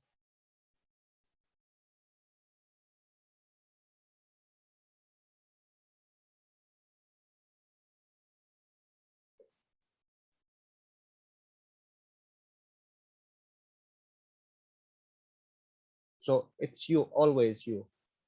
And now in this moment of time, there is a reactors inside you, which is working as a magnet. Just think good. Just think to give. You call it to pray. You call it elevation. You call it sending a peace thoughts, sending love, sending care. Do you want to see it? Now it will not be in the same way it goes from you. It goes from the higher, from your soul. Why you want to see it in the matter state? It is very weak. Why you want to receive it in the matter state? Really, like, you know, I give gold and I change it for a copper. Why? Why it's not the opposite? I give from what I have too much. I have too much copper. I want to receive gold. It's very rare. I want to receive diamond. It's very rare.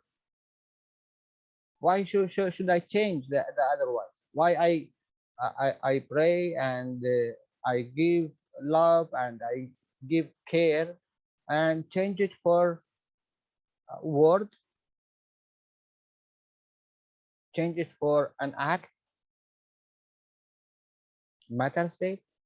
No, it's opposite. Let me talk too much and I receive by praying. Let me do too much and I receive by praying. It is higher. And you will receive 100%. You will receive.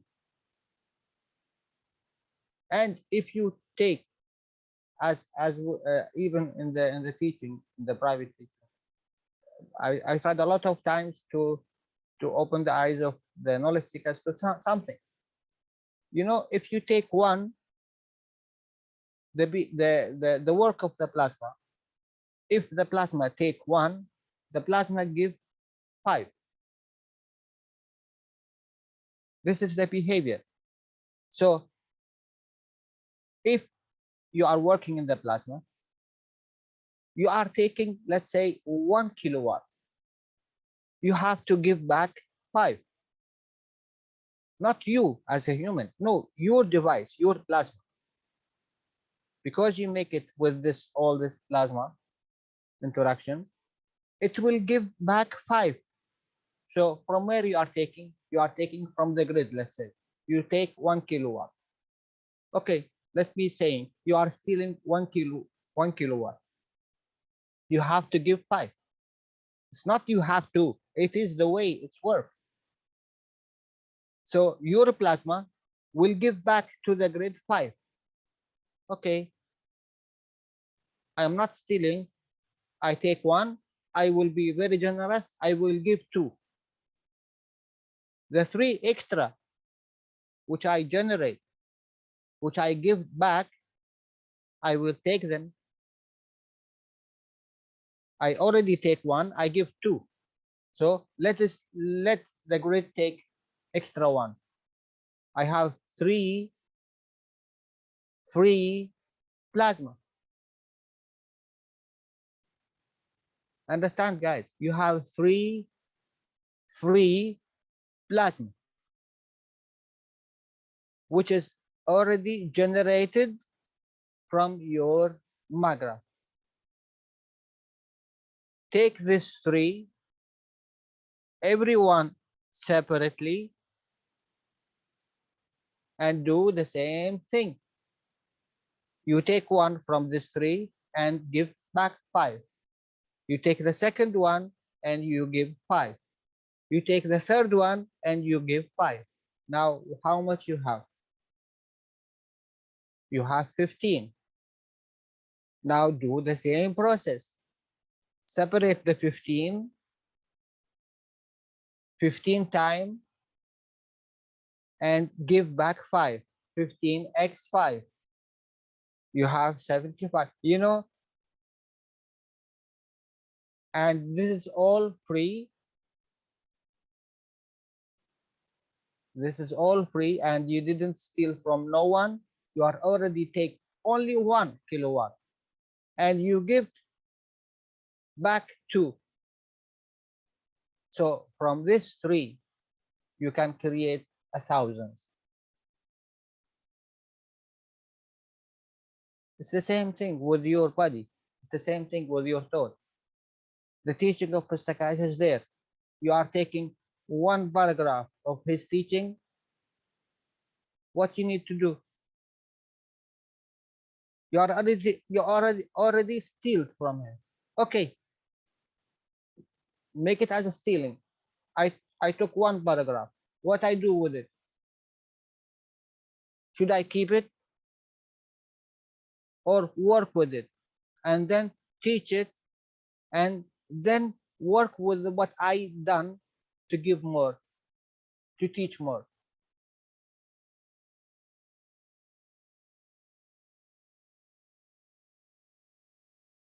And you know the problem, you do not ask.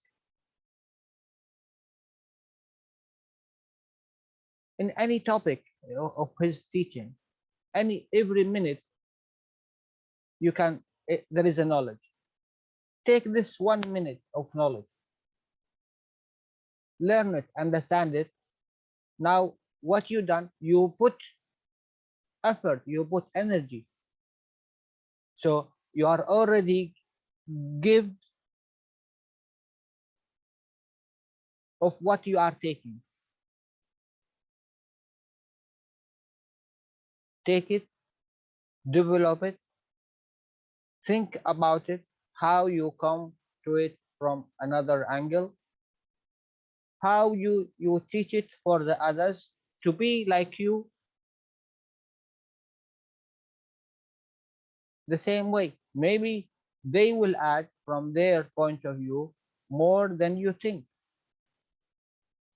by doing wrong, by doing right, by asking, by answering.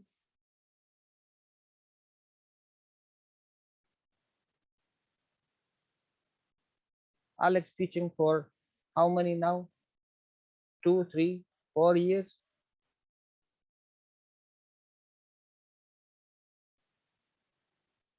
Take 1 paragraph from his teaching.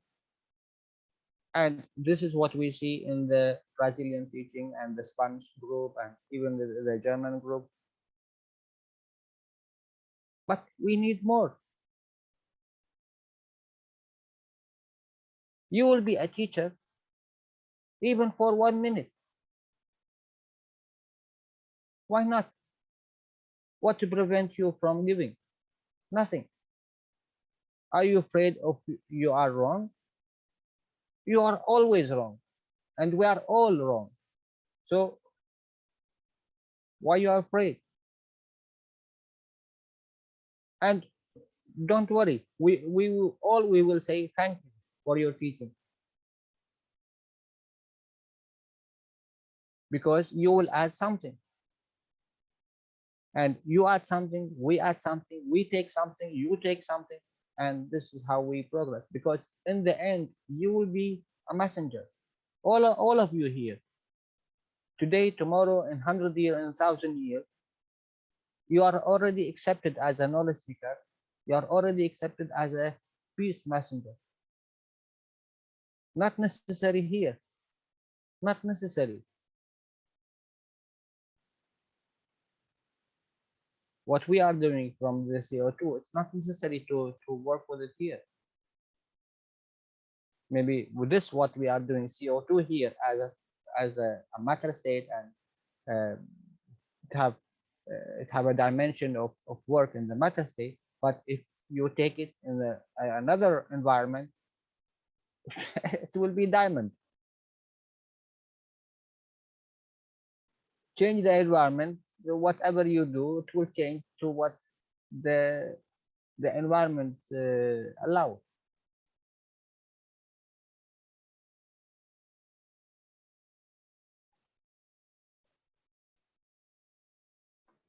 I saw myself different body. I know I am in different places too, but I don't know how I am doing those. But I saw myself in under the sea. So how many times you want to see it to believe? I know, I believe that. You I'm finished. everywhere. It's all finished. Yeah, I believe that I'm everywhere. So behave.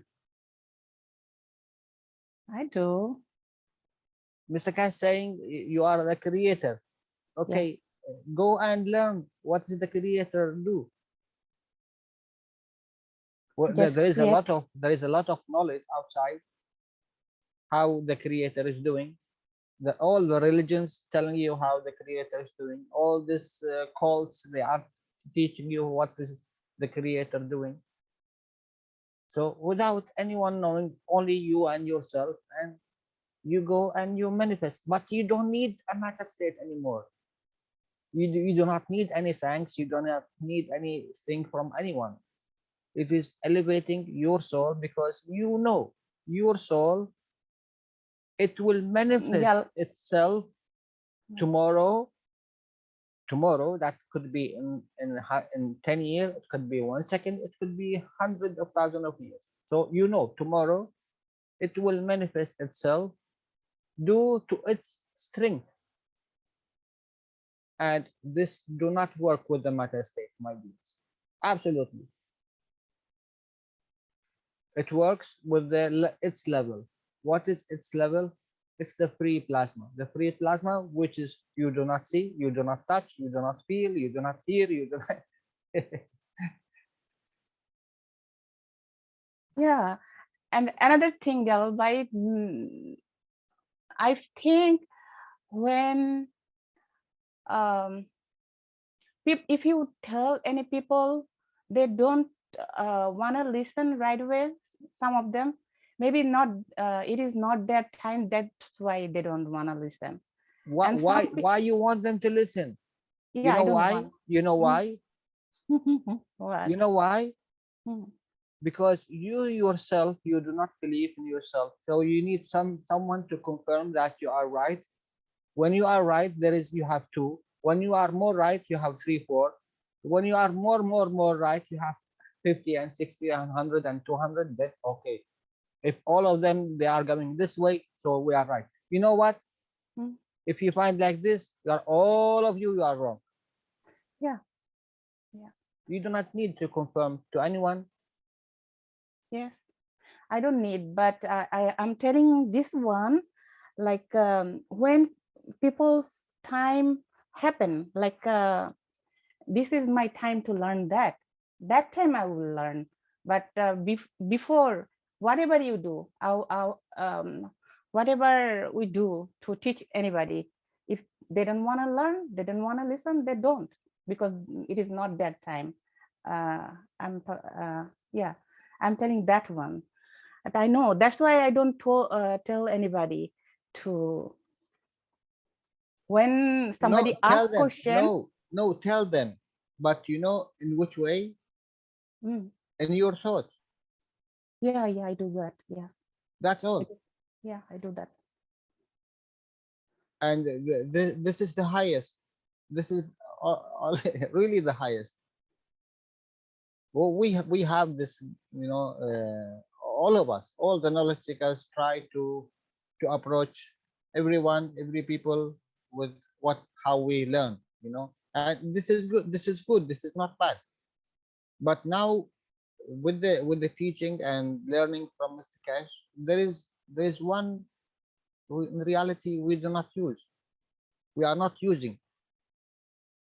We learn it, we know it, all of us, but still we are not using it. And this is our thought.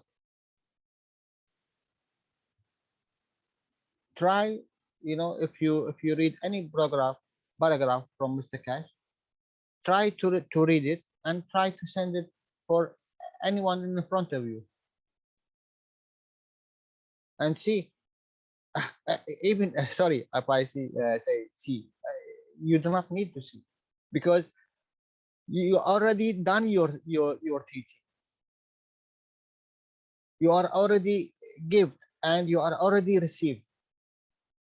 Elevating this way of communication, that means you already given and you are already taken.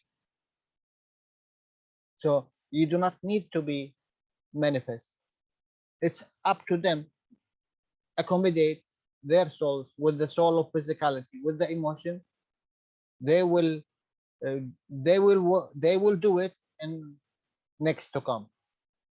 Like, you know, when I'm teaching here just now, a magraph, I will do all the magraph I'm teaching here and there and here. But you know, what I will say, okay, can I see it tomorrow?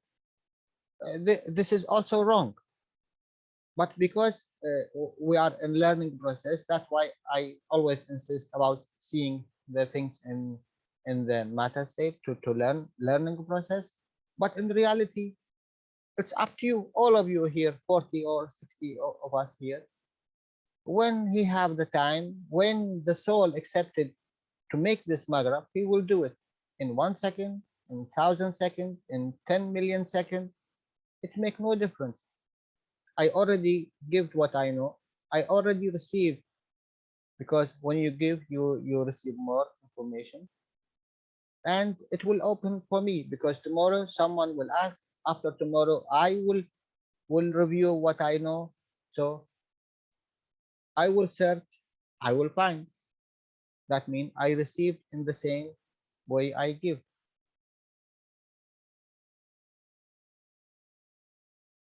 So use the thought and thinking. And this is the process which UC members work with. Elevating by wishing all the good things for everyone. Who prevent you from doing that? Every second you can do. And you do not need, you know, one, Mr. Kasey. I need only one person, one soul, which achieve connection to the higher soul. It will change everything, because one cell in your body, when it changes, it will, with the time, it will change all the cells, because it's working with the higher.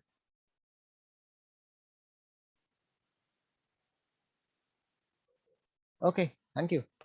Thank you. Thank you, Jalal. All the while you were talking,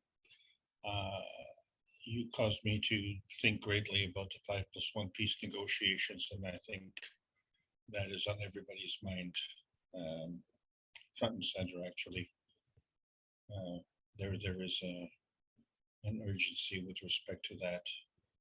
And so,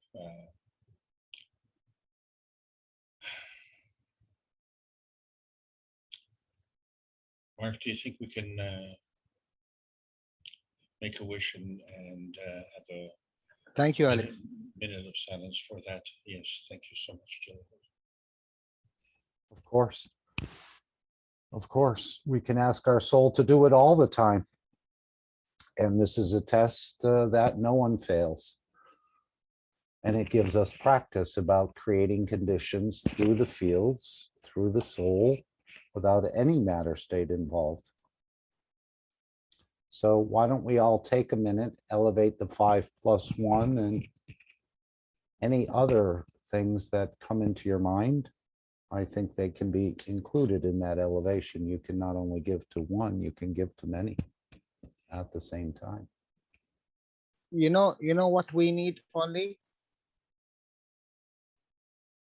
We need to write a 3 sentence in every corner where your eyes goes. Think good and do good and speak good. Sure, I think that's beautiful shielding. You write it everywhere, that you know it will be a process of every time you see it, every time you see it, every time you see it, then it will be a nature behavior. in the car, in the office, in the work, in the bathroom, in the kitchen, in the waiting room, wherever.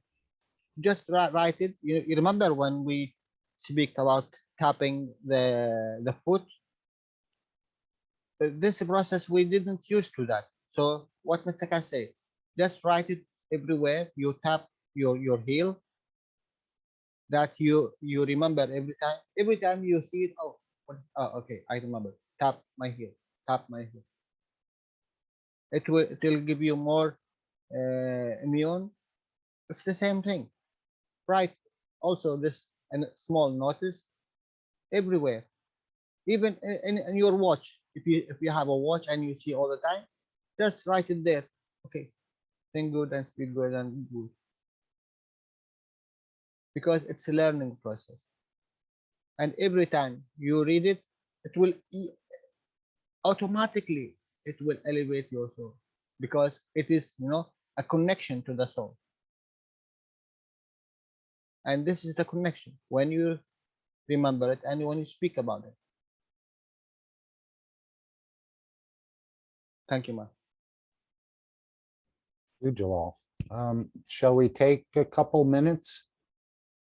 Let's let the clock change on the computer here, and then we'll take 2 minutes to practice our elevation. And this is what we are doing. We are practicing. But it's great to know from Mr. Keshe that nobody fails this test. And we can all add different fields and different strengths, and maybe your field is the one that's needed the most. But yes, we need to think good, speak good, and do good until it becomes second nature, or first nature, what they call second nature. So I'll just let the clock change to 46. It's on 45 right now. And then there it goes. Okay, so let's take 2 minutes and just elevate the 5 plus 1 plus the others. And this is very key. Thank you all.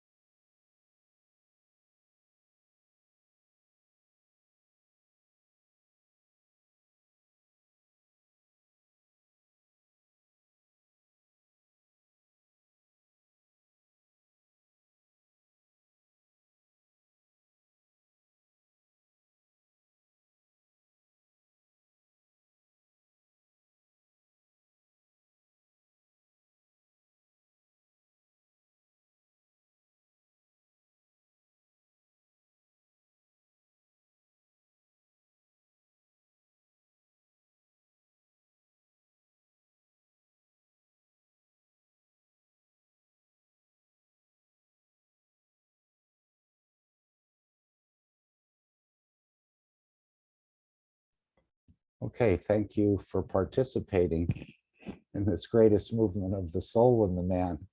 As Mr. Keshe says, it's the collective awareness. By giving will create a position of change, no other thing. And we hear that many times in the bumpers and so on.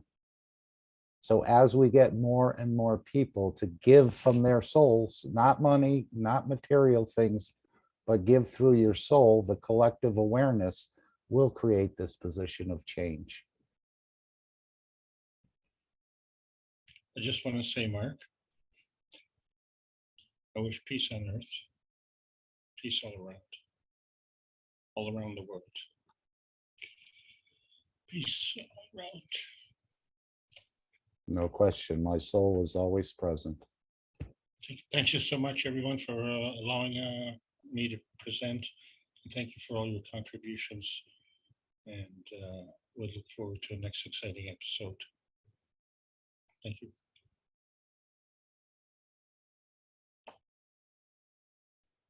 Great. Okay, what I wanted to do and I forgot to do was this Easter special that's going on. Krasimir went through a few of the products. It's in the workshop. I was going to play the formation of the Universal Council to finish with, but I think I'm going to see if I can find this spot where we, and all of you can see it on your own. If you can't stay, that's fine. And then I'll play the final disclaimer. Let's just see if Mr. Keshe came back in. I guess he did not. But of course, he's so super busy all the time. And but he's happy, which is good. And he feels at peace, which is even better. So let's let Paulo in. So let's see if we have the spot here. Is there anyone that wanted to add anything else? I know that we were talking about multiple uses, and Fried had put in the chat that the GAN's pants and clothes are deliberately for personal use. It says so in the info that comes with it. But then how close someone else can be near the clothes? Well, I guess there'll be no hand-me-downs of these clothes. Again, I'm not sure, but it does sound like that. It's for a single use because it starts to link with the fields of the body and the emotions of the brain, I think. It does have some sort of linking to the individual person. So we see it with the cups, the sweet cup and the pressure cup as well for individual use. I was just wondering about this little system for feeding, how precious that you could put a marble or a piece of ceramic in your mouth and absorb fields from it. Again, beyond the understanding and belief of most men on this planet. Because of course you have to have something in the matter state to feed. They just don't understand the whole process of conversion and what we're doing there. So if I can, I'd like to play the Easter specials here that Krasimir and the team have worked so hard to put together. And don't feel obligated that you have to stay. If you have to leave, that's fine, because I think this goes on for maybe 15 minutes or so. We'll play the final disclaimer. But before we do that, is there anyone who wants to add anything else to the meeting?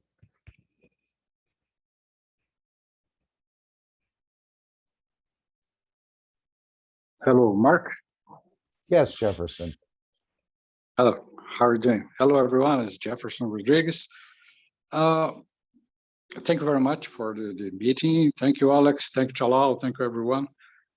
It's always so good to be with you all here together. And I don't know about the time because I put in the chat room, Mark. I just see it. Yes, the you last said one. hello, Mark, Alex, and everyone. If you think it is possible to bring last week's One Planet, One Nation, One Race teaching from Andreas about Mojang, it's amazing. Yes, it is. It takes around 17 minutes. Maybe we could do that next week.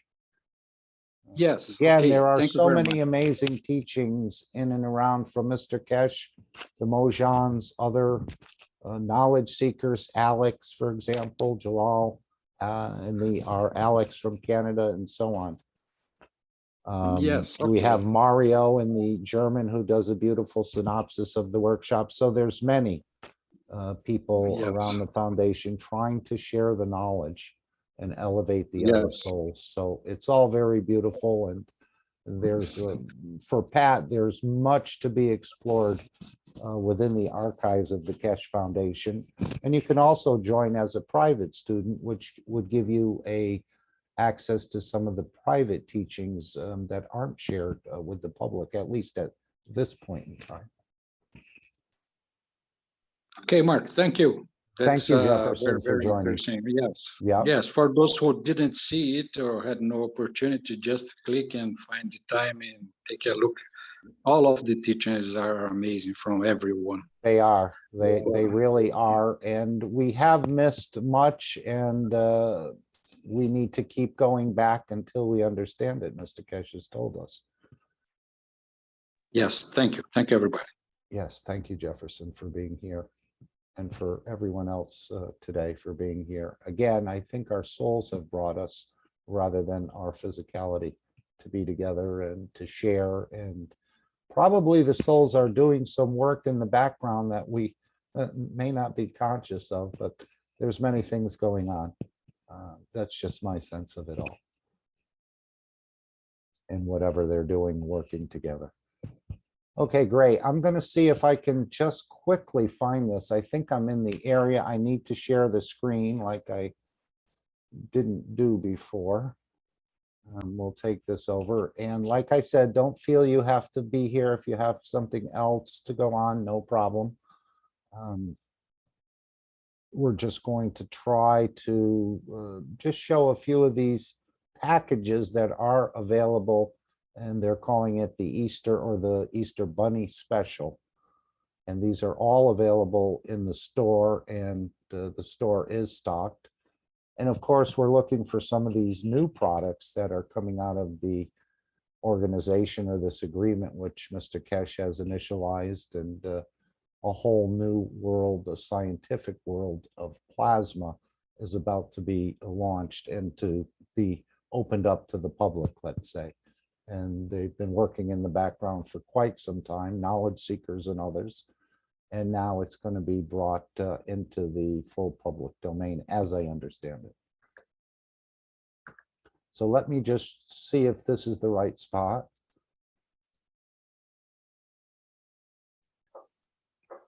Okay. So welcome everyone. Yes, we have it. Hello from the Keshe Foundation sales team. Today, very quickly, I want to present the promotion, the Easter bunnies that we call them, that we've created for the upcoming Easter, and the overall change in the springtime that is coming, the overall change in everything. So we've created these Easter bunnies, we call them, different packages that are going to be available from today in the store. From our Christmas promotion, we saw that bundles are a very good way to combine different projects and different products, and show and showcase different opportunities for everyone to use the products. Everything is going to be updated as well. This is the Easter Bunny promotions. The main thing about the Easter Bunny promotion is that it provides you with around 20% discount on the bundles, on each product in the bundles. So they're really, really interesting. Overall, we have the Curious Bunny, that's how we call it.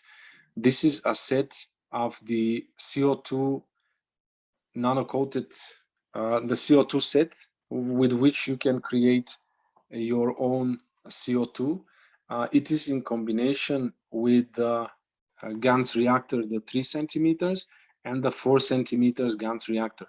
This way, with the CO2 set, everyone that wants to get in touch with the technology can create their own CO2 GANS together with smaller quantities of zinc GANS, and use them in the GANS reactors that are provided in the Curious Bunny package. These GANS reactors are the spherical balls from 3 centimeters and 4 centimeters in diameter.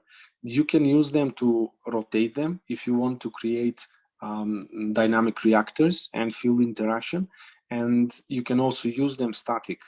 That is why we provide with the different quantities, with the different diameters of the reactors, because we want to, for the knowledge seekers, to be able to achieve field interaction and field gradient in the difference in the quantities of the GANS that you can place in the reactors. The next package, the next bundle is the Spa Bunny. That's how we call it. It's a combination of the GANS mask, the small width GANS mask, with the Plasma Care soap bars, the 5 pieces soap bars. This is, we created all these bundles in line with the change in the atmosphere, in the change in the conditions in the coming spring. We know that our bodies are adapting to these new conditions, so that we wanted this adaptation and this transformation to the new conditions to be very smooth, and that is why we've created all those sets. So the Spa Bunny is specifically for the face, is mostly for women that they use it for clear skin, for betterment in the mood, because the mask works with the face, with the skin of the face. It also penetrates within the brain and gets in touch with the soul. And when you use it with soap bars, you can cover all your body with GANS and with these beautiful plasma fields. The next bundle is Head to Toe Bunny. It is the Keshe GANS Migraine Ice Cap that is put on the head, and GANS gel slippers that are put on the feet. With this, we create very large field, plasma field that covers your whole body from the head to the toe, and it creates a field interaction. Keep in mind that the migraine ice cap is not only for migraine and head issues, but it's also for overall well-being and increased improvement in mood, a reduction in stress, reduction in pain.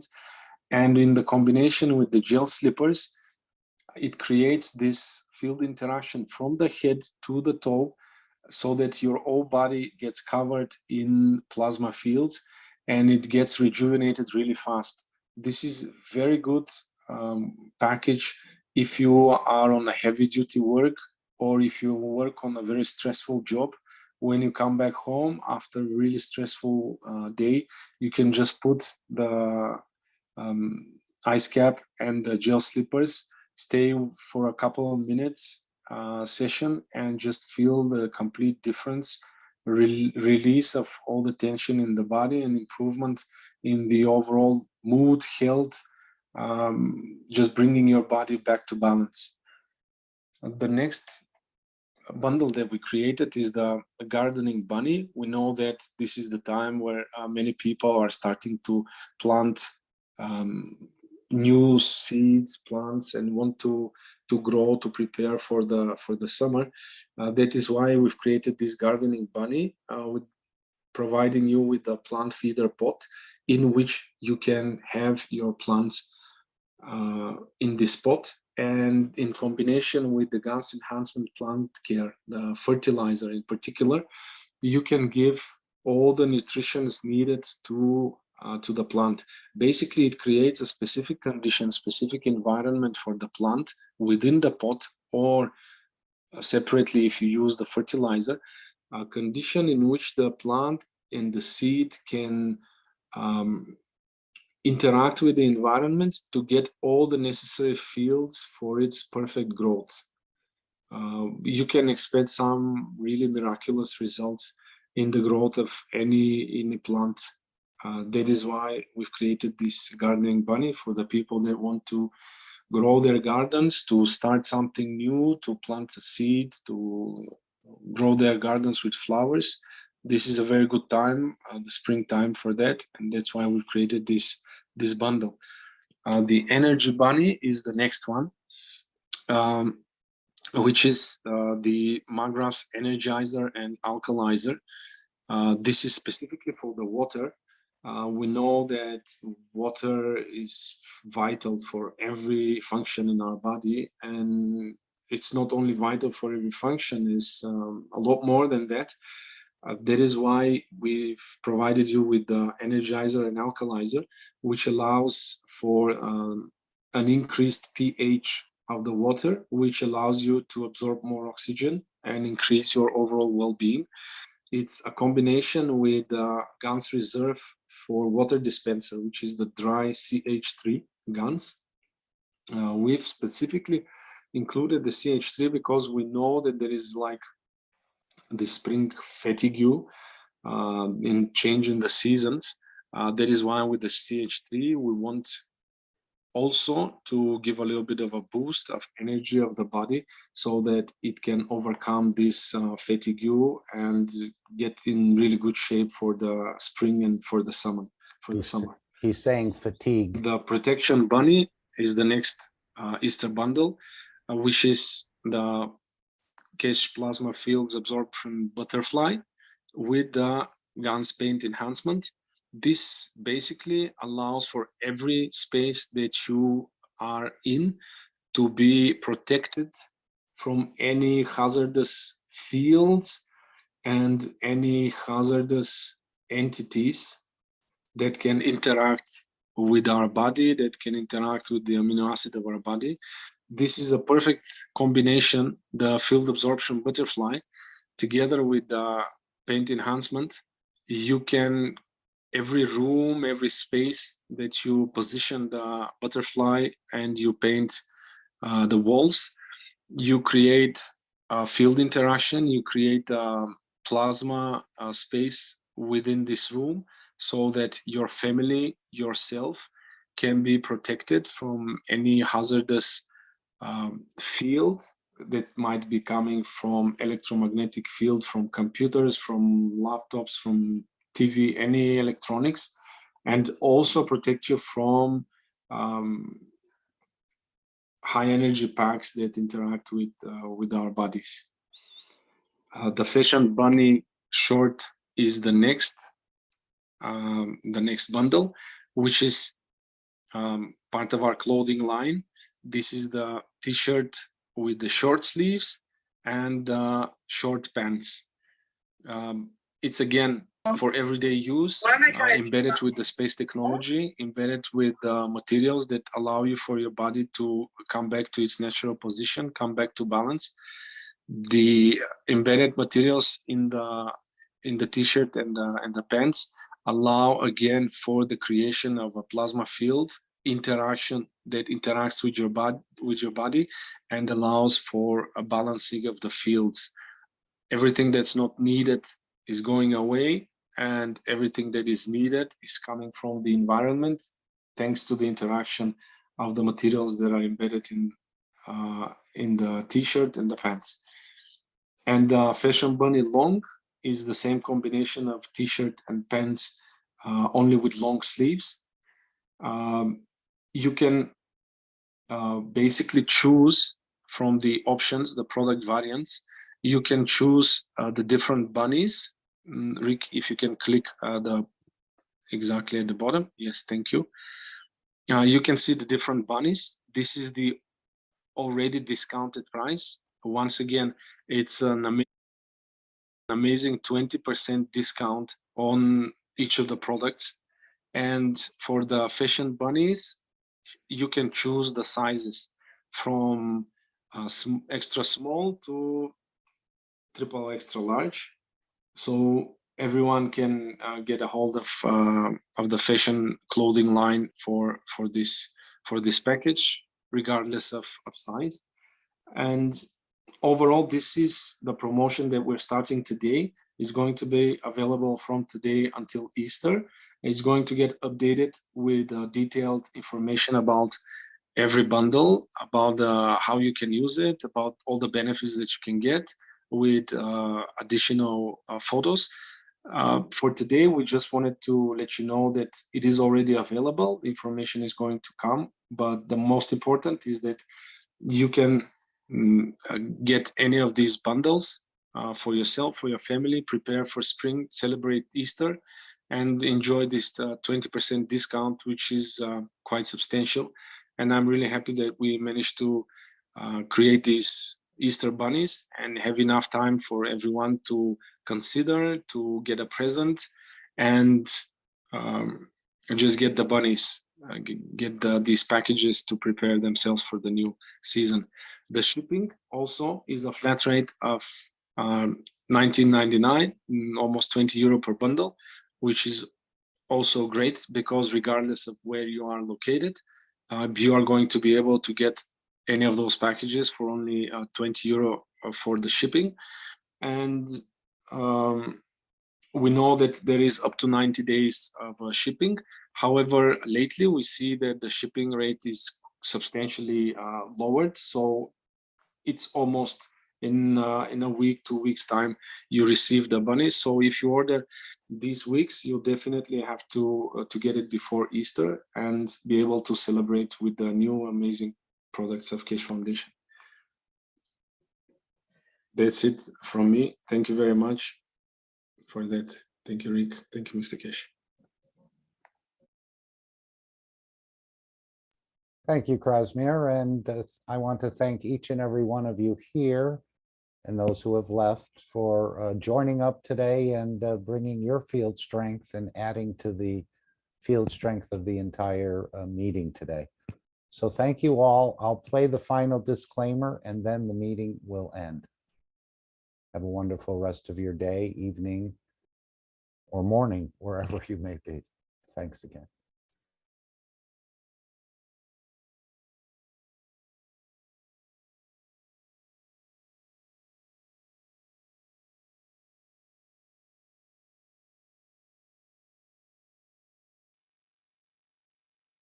Disclaimer. The information and education material contained herein is meant to promote the general understanding and dialogue of GAN's processing. Such information is not meant or intended to serve as a substitute for a healthcare professional's clinical training, experience, or judgment.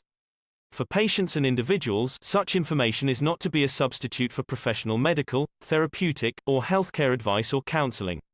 For medical issues or concerns, including decisions about medications and other treatments, readers, viewers, listeners should always consult their physician or, in serious cases, seek immediate assistance from emergency personnel. Prescription information, procedures, and use of medical devices information should be undertaken only by properly trained and certified medical personnel. We specifically disclaim any warranties, express or implied, including implied warranties of merchantability or fitness for a particular purpose. Such information is provided, as is, and is believed to be accurate at the time of its publishing, but it is the viewer's job to evaluate the accuracy of any information found in this presentation. Every case presented is of their own experience, applied by themselves for themselves, and it applies to their case only. Every person experiencing health problems should seek professional medical advice and consult their course of treatment with a doctor. The processes of plasma balancing described herein are a natural process which supports the body but does not replace medical advice or therapies one is already subject to.